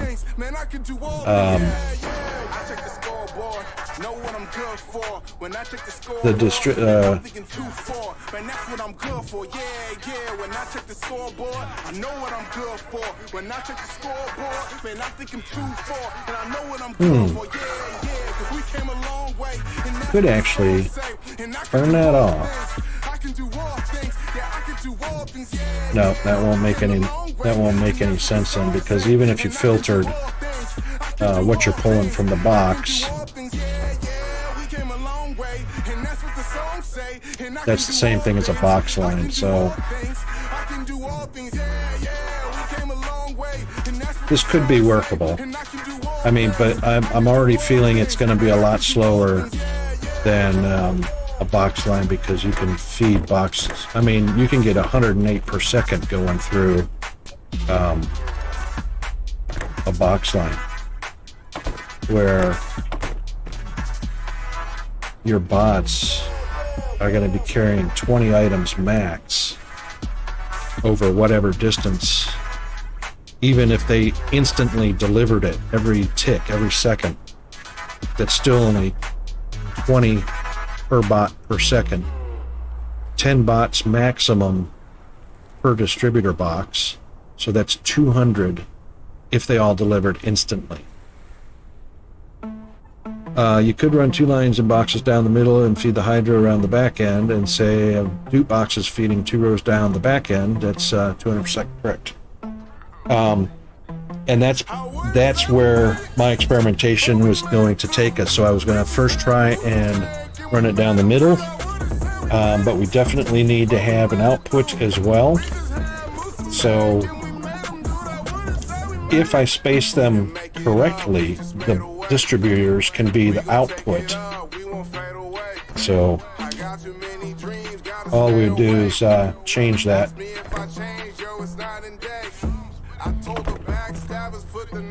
And then just a simple fact of doing like this.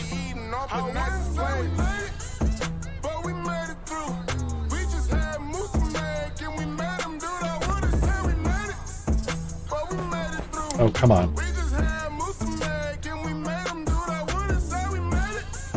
No, it's not what I want. Right mouse button is, there we go.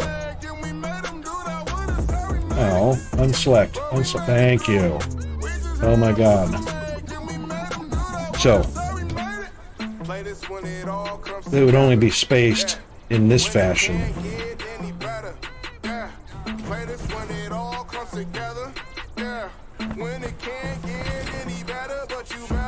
And if we're using distributor bots, we don't have to worry about how far they're spaced apart. But again, 10, we need 10 of these to get 8 per second. So we need 5, 10 just to get 8 per second. Or 8. No, we need 8 to get 8 per second. Because they produce 1 every 8 seconds. So 8 of them is 8 per second. Right, and then 10 is 10 per second.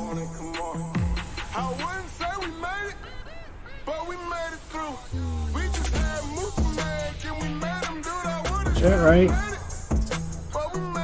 No. every 8 seconds.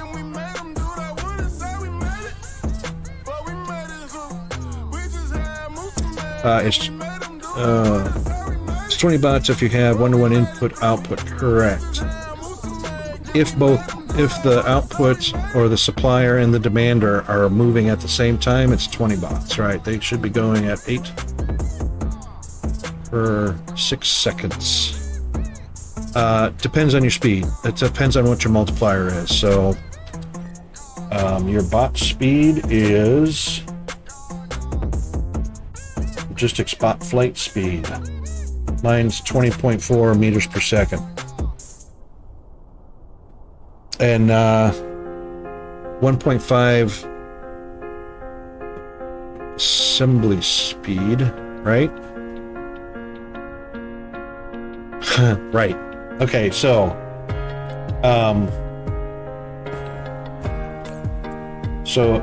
assembler speed, well, we're on particle colliders, but if you're talking assembler speed, it depends.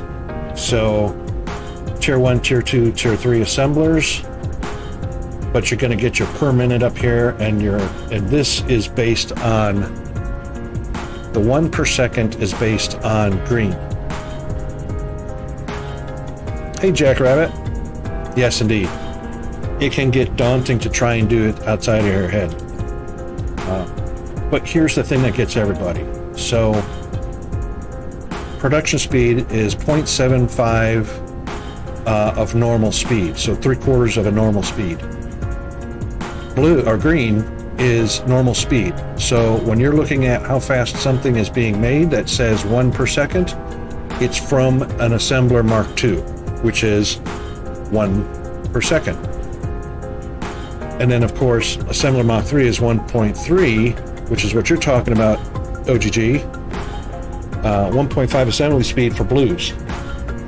So if it says 1 per second, it's actually 1.5 per second. And then you have to add in your proliferation multiplier, which is the blue ring. And of course, you'll get an accurate read up here, 18.5 per minute or whatever it comes out to up here. But this 1 per second is actually 1.5 per second, not counting the proliferation. So yeah, you know what? Hello, spreadsheet. You nailed that one, Jackrabbit. However, I normally don't do notes, even though my brain capacity could come close. I just negate both by doing more than I need. And then I don't have to worry about it. So, yeah, that's a sucky way to do it, but, you know. More than enough is way better than never enough. Yeah, you know, I'm the same way. I actually like numbers, I like math, and I know enough to be dangerous. I can get my numbers pretty close, but it's not going to be dead nuts accurate, you know. So we got one, and of course, you know what? We've only got 1 speed on particle colliders anyway, so thankfully we don't have to worry about Mach 1 or Mach 2s, or Mark 1s, Mark 2s. And it is telling me with proliferation I'm getting 9.5 per minute. So, you know, I've got 16 that I can do 9.5 per minute, just ground that off to 10, so I'm getting 160 per minute. And obviously, if we want to get that down to the seconds, that's when the calculator comes out, and you get 2 2/3 per second. That's way too slow, as you can see. 2 2/3 per second going through the PLS. It's just painfully slow, painfully inefficient. And my graviton, and I've got way too many, as you can see. I've only got, you know, 10 assemblers happy enough to produce something, while I got 15 sitting, or 20 sitting doing nothing. But I had also planned on doubling this down the road anyway in a different kind of setup. So Jack, but you are in endgame, so not like you are in resource-bound game. Yeah, that's right. I'm really, I mean, if you want to call it endgame, I've got so much to do and so much tweaking to boost everything. It's not really endgame. I've only got 1.7 million matrix uploaded. You know, my research speed's only 1500. And I mean, I do have a sphere on oops. I do have a sphere over in EnChat, which I've got 3 layers started, so I've got the outer layers already done. These magical guys. On one of the inner layers, the default layer, I've got 2 umbrellas, and a third layer, I've got a ring that I'm going to attach another umbrella design to. But I liked the pattern of the one I chose for that layout, and it's 128 gigawatts now. There's not a single solar sail on it. And I won't ever launch a solar sail because they just take up, even with the optimization you can do, they make too big of a game save. And it's already annoying enough every 20 minutes to wait 3 or 4 seconds for a game save to happen. So I never use them, and I don't have to worry about it. I put up enough frames that I get major power out of, you know, we've got, what, 10 layers, you know, of frames. On the very first planet, I'm already pulling 67 gigawatts. Oops. On the first planet inside its ring, which is very close to this outer ring here. Oh, there you go. I'm requesting 76 gigawatts between 2 planets, the first outer ring and the second outer ring planet. More than enough power. I mean, and I haven't even started building all 10 layers on this yet. So it's not a huge issue as far as that goes. And that's just the first Dyson. And I've already got, you know,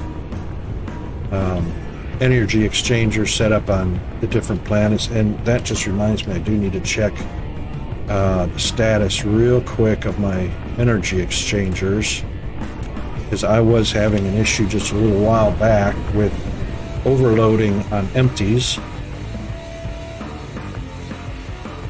which I couldn't figure out until just yesterday, why I was ending up with so many empties when I didn't have enough planets using the batteries.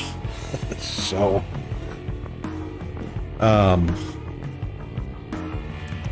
I figured out that, well, I have a switch on mine. I have a switch. Okay, so here's my, let's turn these off. This is my solar panel planet. So free energy from the sun, tidal locked, always faces the star, and that's more than half the planet covered. 8.5 gigawatts. So that's pretty standard if you do that. 8.5 gigawatts for a tidal locked planet full of solar panels. And it's not really completely full. I've got a lot of the couple of the nodes being mined that shouldn't be. OGG, I've got a trigger trap on mine. So this row right here is what makes the empties, which will do absolutely nothing as long as this line is full. Okay? So the empties come down here, side loaded onto the middle belt. The problem was this. Now, this ILS used to have a constant 4,000 or 5,000 empties in it. And it was the priority tower that was collecting up empties from all the different planets. Then this one, for some reason, started doing the job all by itself, collecting all the empties from another planet, which left this one with 0, which caused the main line of empties to deplete, and the assemblers started making empties to keep up. The only way I could figure out to fix that, since this one decided to take over automatically and I couldn't force it to switch back, because I don't even know how it got switched to begin with, was to tap off of it and feed a side loader in just in front of the other one.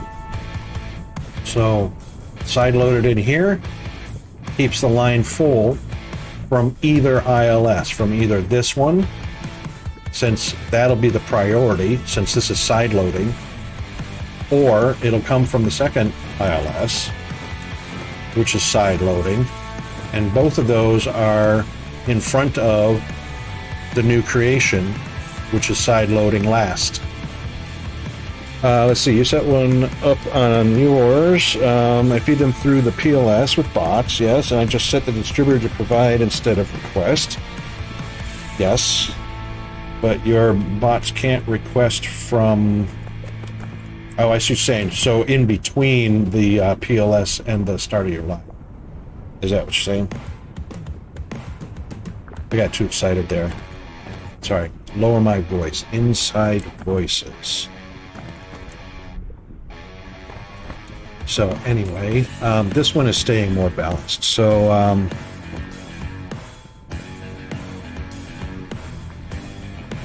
I gotcha. Yep.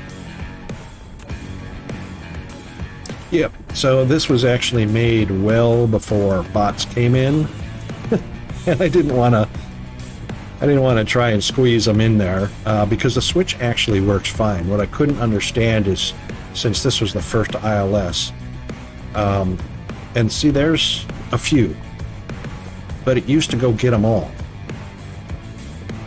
and you can see this is the first ILS I built out of the two.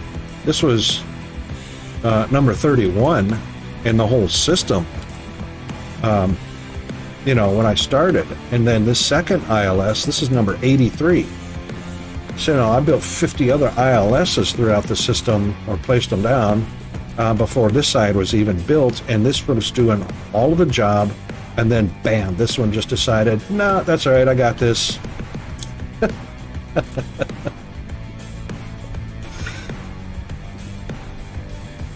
That's right. That's right. If you're at 500 hours on your very first save, you came in after the update, which was, the bots are a fantabulous upgrade to the game. A great addition. A lot of people wonder what this is too. Jackrabbit, you're absolutely right. When I saw those, I thought, oh my God, that's exactly what I need for my Matrix labs. And the very first thing I did, I'll come back to this, the very first thing I did was I headed over to my Matrix labs and I went bam, bam, bam, bam, bam, bam, and I just piled those bot distributors down. Thank you, autosave. Piled them down and just started feeding away. So now I've got, piled up, waiting to go. Now, you're probably looking at this and going, wait. You've got one box with 3 inserters going into the Matrix labs. You've only got a red, and 2 yellows, but you need 5 colors. And you've got 2 purple and a green, so you're missing blue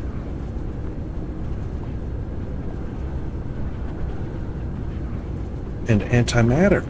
What in the world?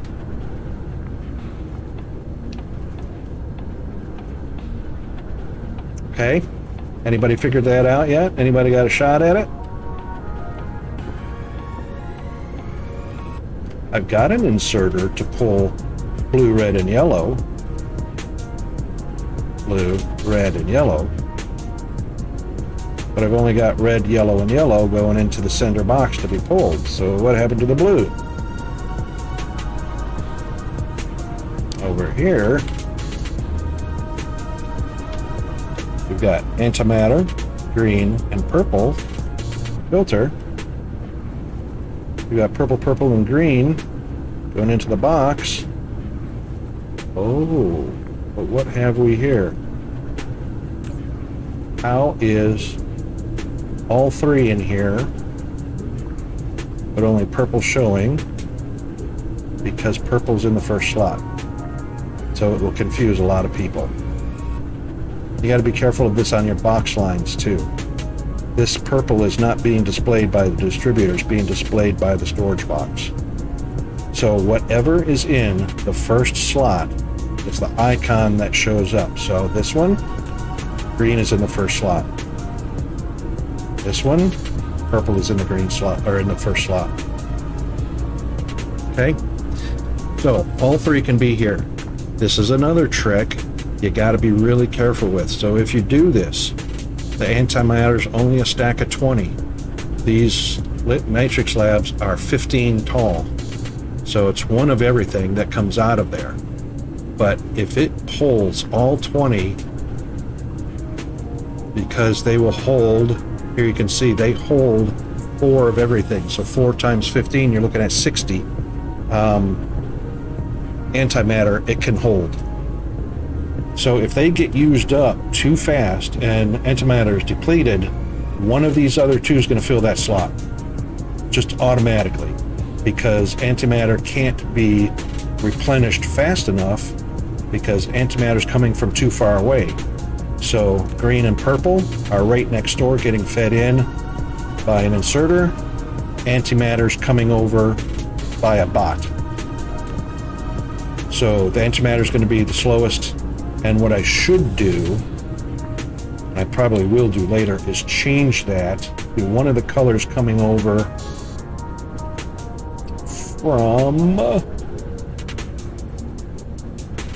is it up? Yeah, it's up this way. So here's my antimatter feeding these Matrix Labs boxes.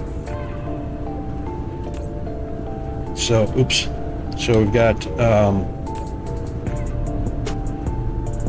200 on store, but the bots are slower than the inserters are. Inserters are instant, basically. Even though it's a 3 trips over 2 grids. However, this box on the end, which is the farthest away from the antimatter, only drops to 2 antimatter before a bot gets here and restocks it. And of course, it'll be a line of bots. What have we got here? So we've got 1, 2, 3, 4. We've got 8 here times 2 is 16 boxes being fed by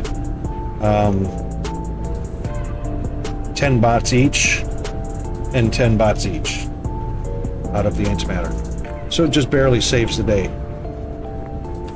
But I think I might do that differently, because antimatter can be fed from an inserter instead of fed by bots. And this, of course, is where they come from. So this is not endgame, Jackrabbit. I mean, as you can see, this is my only science right here. I don't have science anywhere else on any other planet. So I have universe matrix there, all the other matrices there. And then I have this little setup up here making white. So this was originally, before I had that other setup, These guys were being fed into the Universe Labs to make white, and then the white was being uploaded. These guys fed on over to upload to the universe. And then I added all of this over here. I wouldn't say that I'm pretty far along, Dak, only because, as you can see, I'm 450 hours in on this save. Unfortunately, a lot of that is attending to Peanut, who is constantly interrupting me when he's home from school, which will be in about 30 minutes. And I also take a lot of time looking at what's going on to figure out what is going on. So I've got a lot of hours just sitting and studying movement, mechanics, and stuff like that.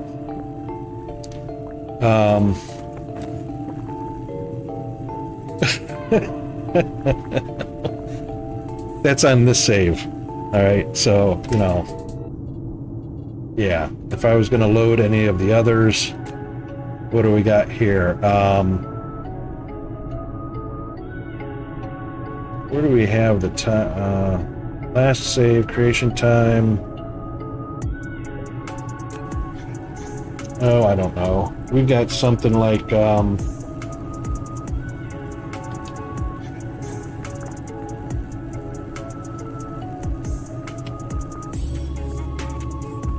I've got just over 4,300 hours. But I've been playing this game since it was released the first week of its release on January 21st, 2021. So, yeah. Anyway, so I'm happy with the way eventually I'm going to have a whole planet that is dedicated to uploading to the universe. But I'm pretty happy with the way that's developing right now. I'm pretty happy with the now balanced batteries. So I've been streaming for 4.5 hours, and that's how long it's been since I balanced out these two ILS. And I left this one at 16,000 and the other one was empty. And see, it is collecting very little at a time. So it's stayed roughly the same. So what I was doing, let's get rid of those and get rid of that. What I was doing was just taking a little handful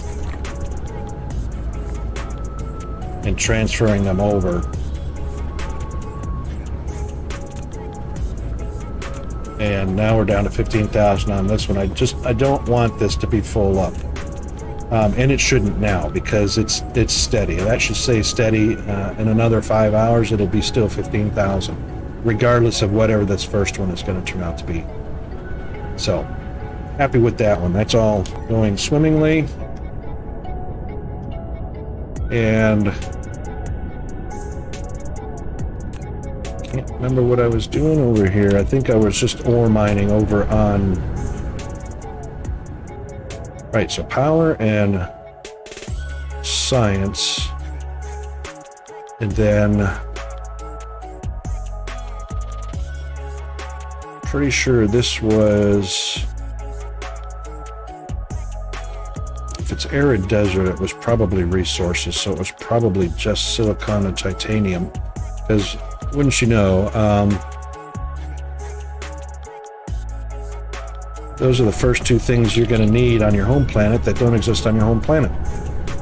So they put one close by with titanium, and this one's got no silicon on it. So I was making actually silicon out of rock until I could get over to that lava planet. That's a lot of experience. Yeah, well, of those 4,300 hours, there's probably 300 to 400 hours all added up away raising an autistic child. So, Peanut can be quite demanding.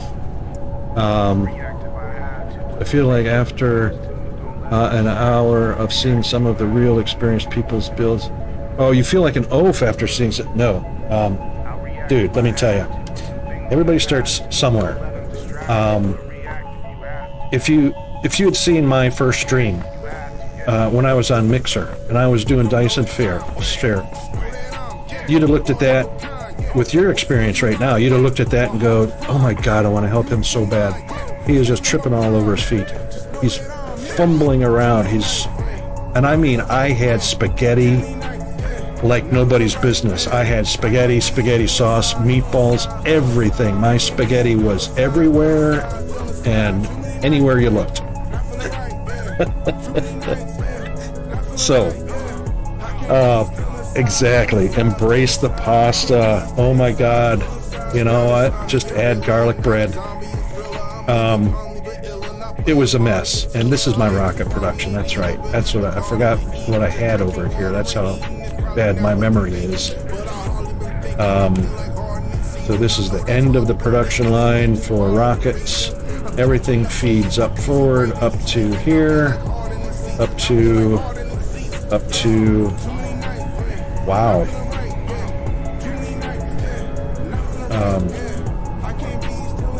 My name's Rocket, and I can't even remember what I did. Where did all my rockets go?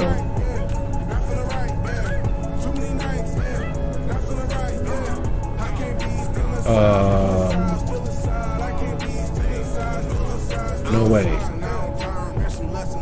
Did I really?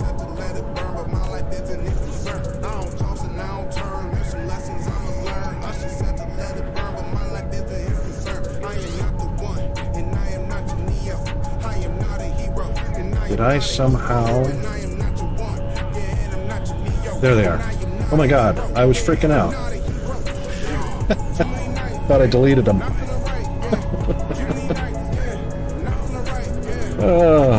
Okay, I actually like seeing people stay encouraged, especially if they're having fun. Exactly, that's what the whole game's about. So like I was saying, everybody starts somewhere. So, you know what? My best advice is don't beat yourself up. Start with the spaghetti, enjoy the meal, have fun with it. Exactly, Jack. Don't make it pretty, make it work, then improve. So that's right, form over function, or function over form. So we'd like to have it formed out really nice, but you know, it's got to work first. Then we can go back and make it look pretty. So that's my big thing. Have fun with it. Figure out how to make it work. That's what this whole training program is about. This is the training program right over here. You know, the beginning of your training, get familiar with all the parts, learn how they work, and then when your mission is complete, that means your training is complete. That's what that's all about. So once that's done, then you can go back and you've got all this understanding of how the machines work and start tweaking things. Make it look pretty, because now that you got everything working the way you want it, now you can optimize it, tweak it, and so on. And blueprints kick in, you know. Oh my gosh, blueprints are, you know, amazing. So,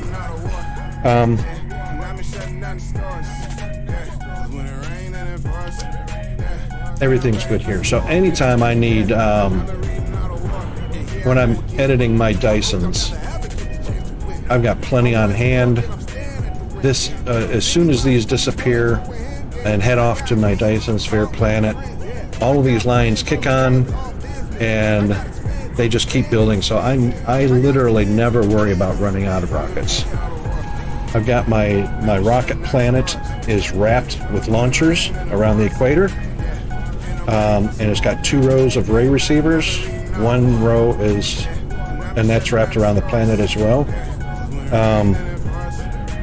1 row is producing photons, and the other row is producing power, which is on this bad boy here.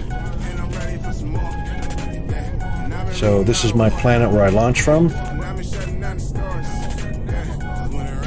And you probably, yeah, it's not part of the graphic yet, but anyway.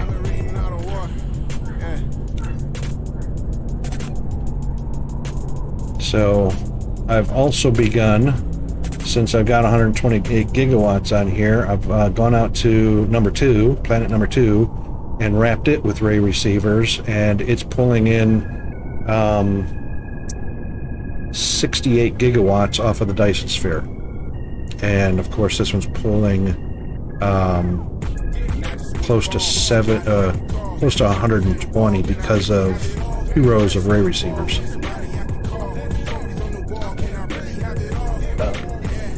I love planets full of rockets and sail guns, like a spinning ball of creation. Yes, indeed. Of course, mine won't ever have sail guns because I never launched sails.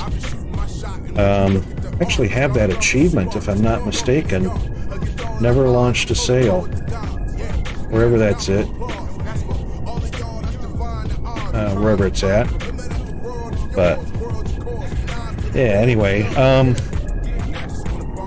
Yeah, you know, when those rockets start delivering out to the Dyson, it's very cool. I mean, to see them all depart the planet at the same time in a nice ring of rockets, and then, you know, as they escape gravity of the planet, they break out into groups to where they're going to go, which are, you know, pre-calculated, predetermined as soon as they launch.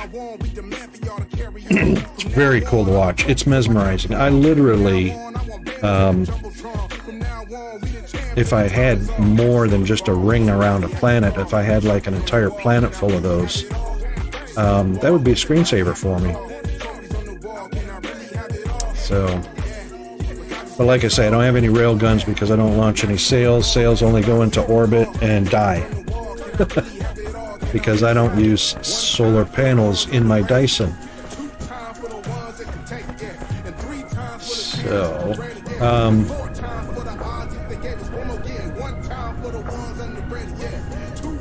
I have this.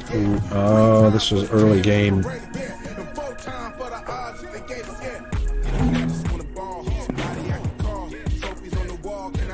That was all early game. Not getting used. And then of course my Doot line, my Fractionator's Doot line, recycling like a champ.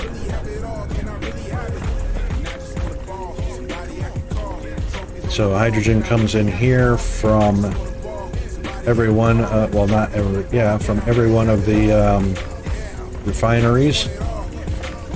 Bots deliver out the oil and deliver the hydrogen. Hydrogen side loads in, goes down, turned into Doot, coming down the line, filling up my Doot tanks, my Doot tower, and of course delivered to wherever.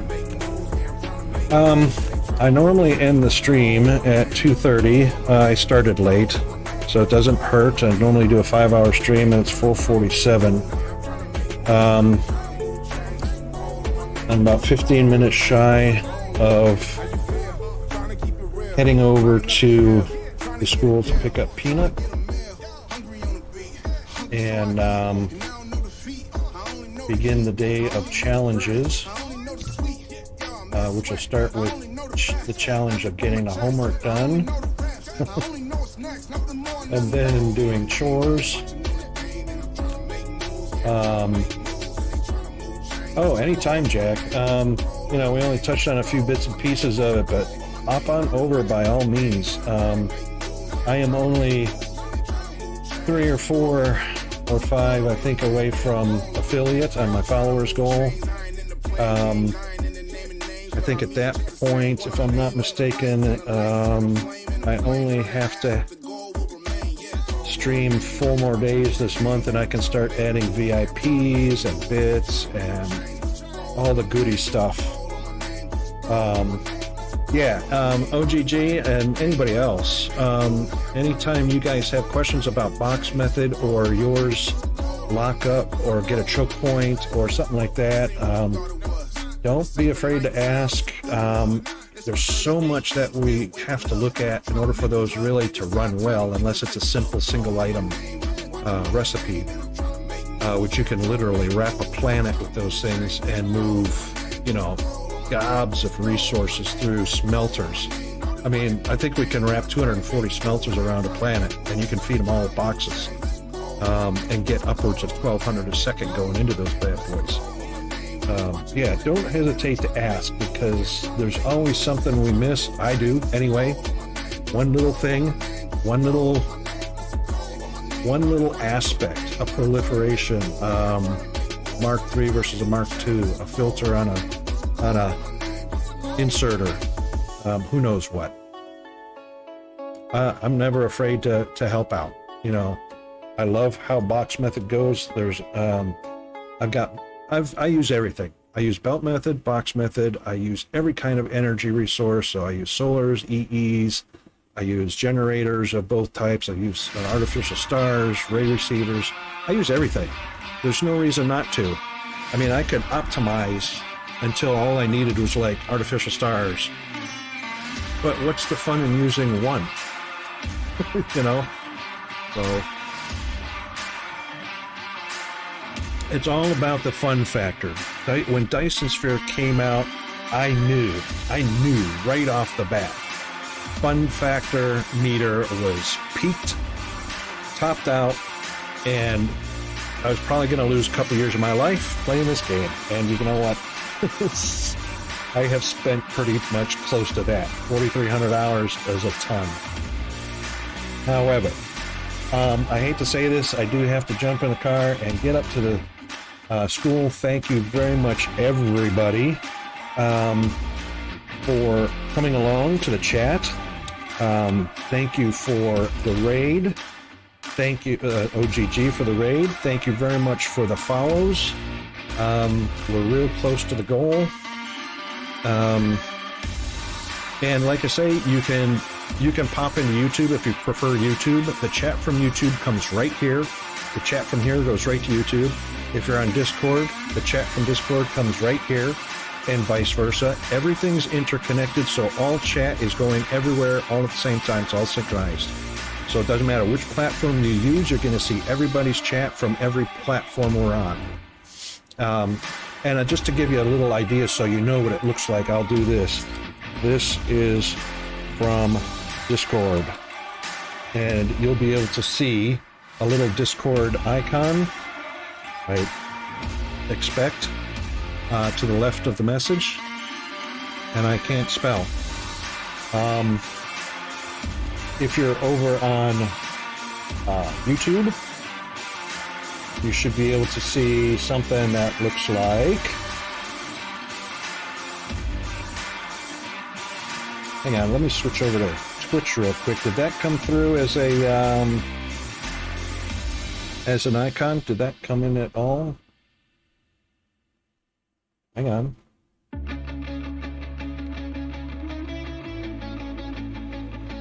Uh-oh.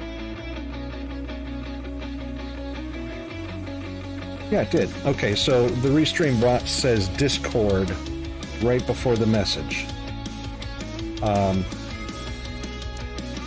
And let's see.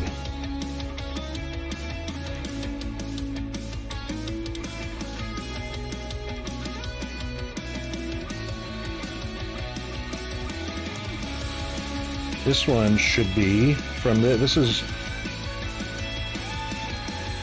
what YouTube would look like if you were streaming from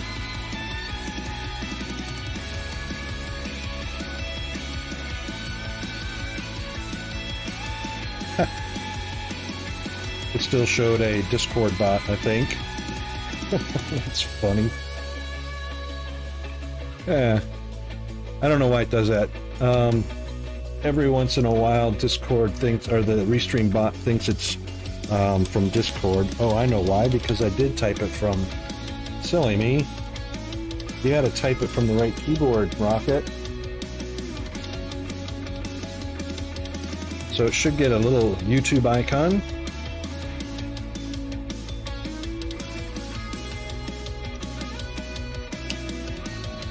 Or the words YouTube.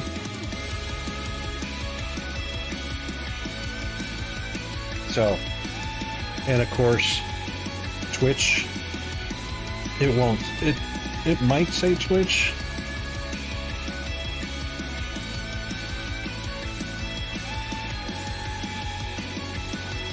well, it's got the Twitch icon next to it anyway, so you know it's in Twitch if you're here in Twitch, and there you go. And the only other place that would be different is if you're on the Restream. This is the Restream website, RocketWolf/home, RocketWolf2/home. And if you type at the Restream website where you're watching the stream at,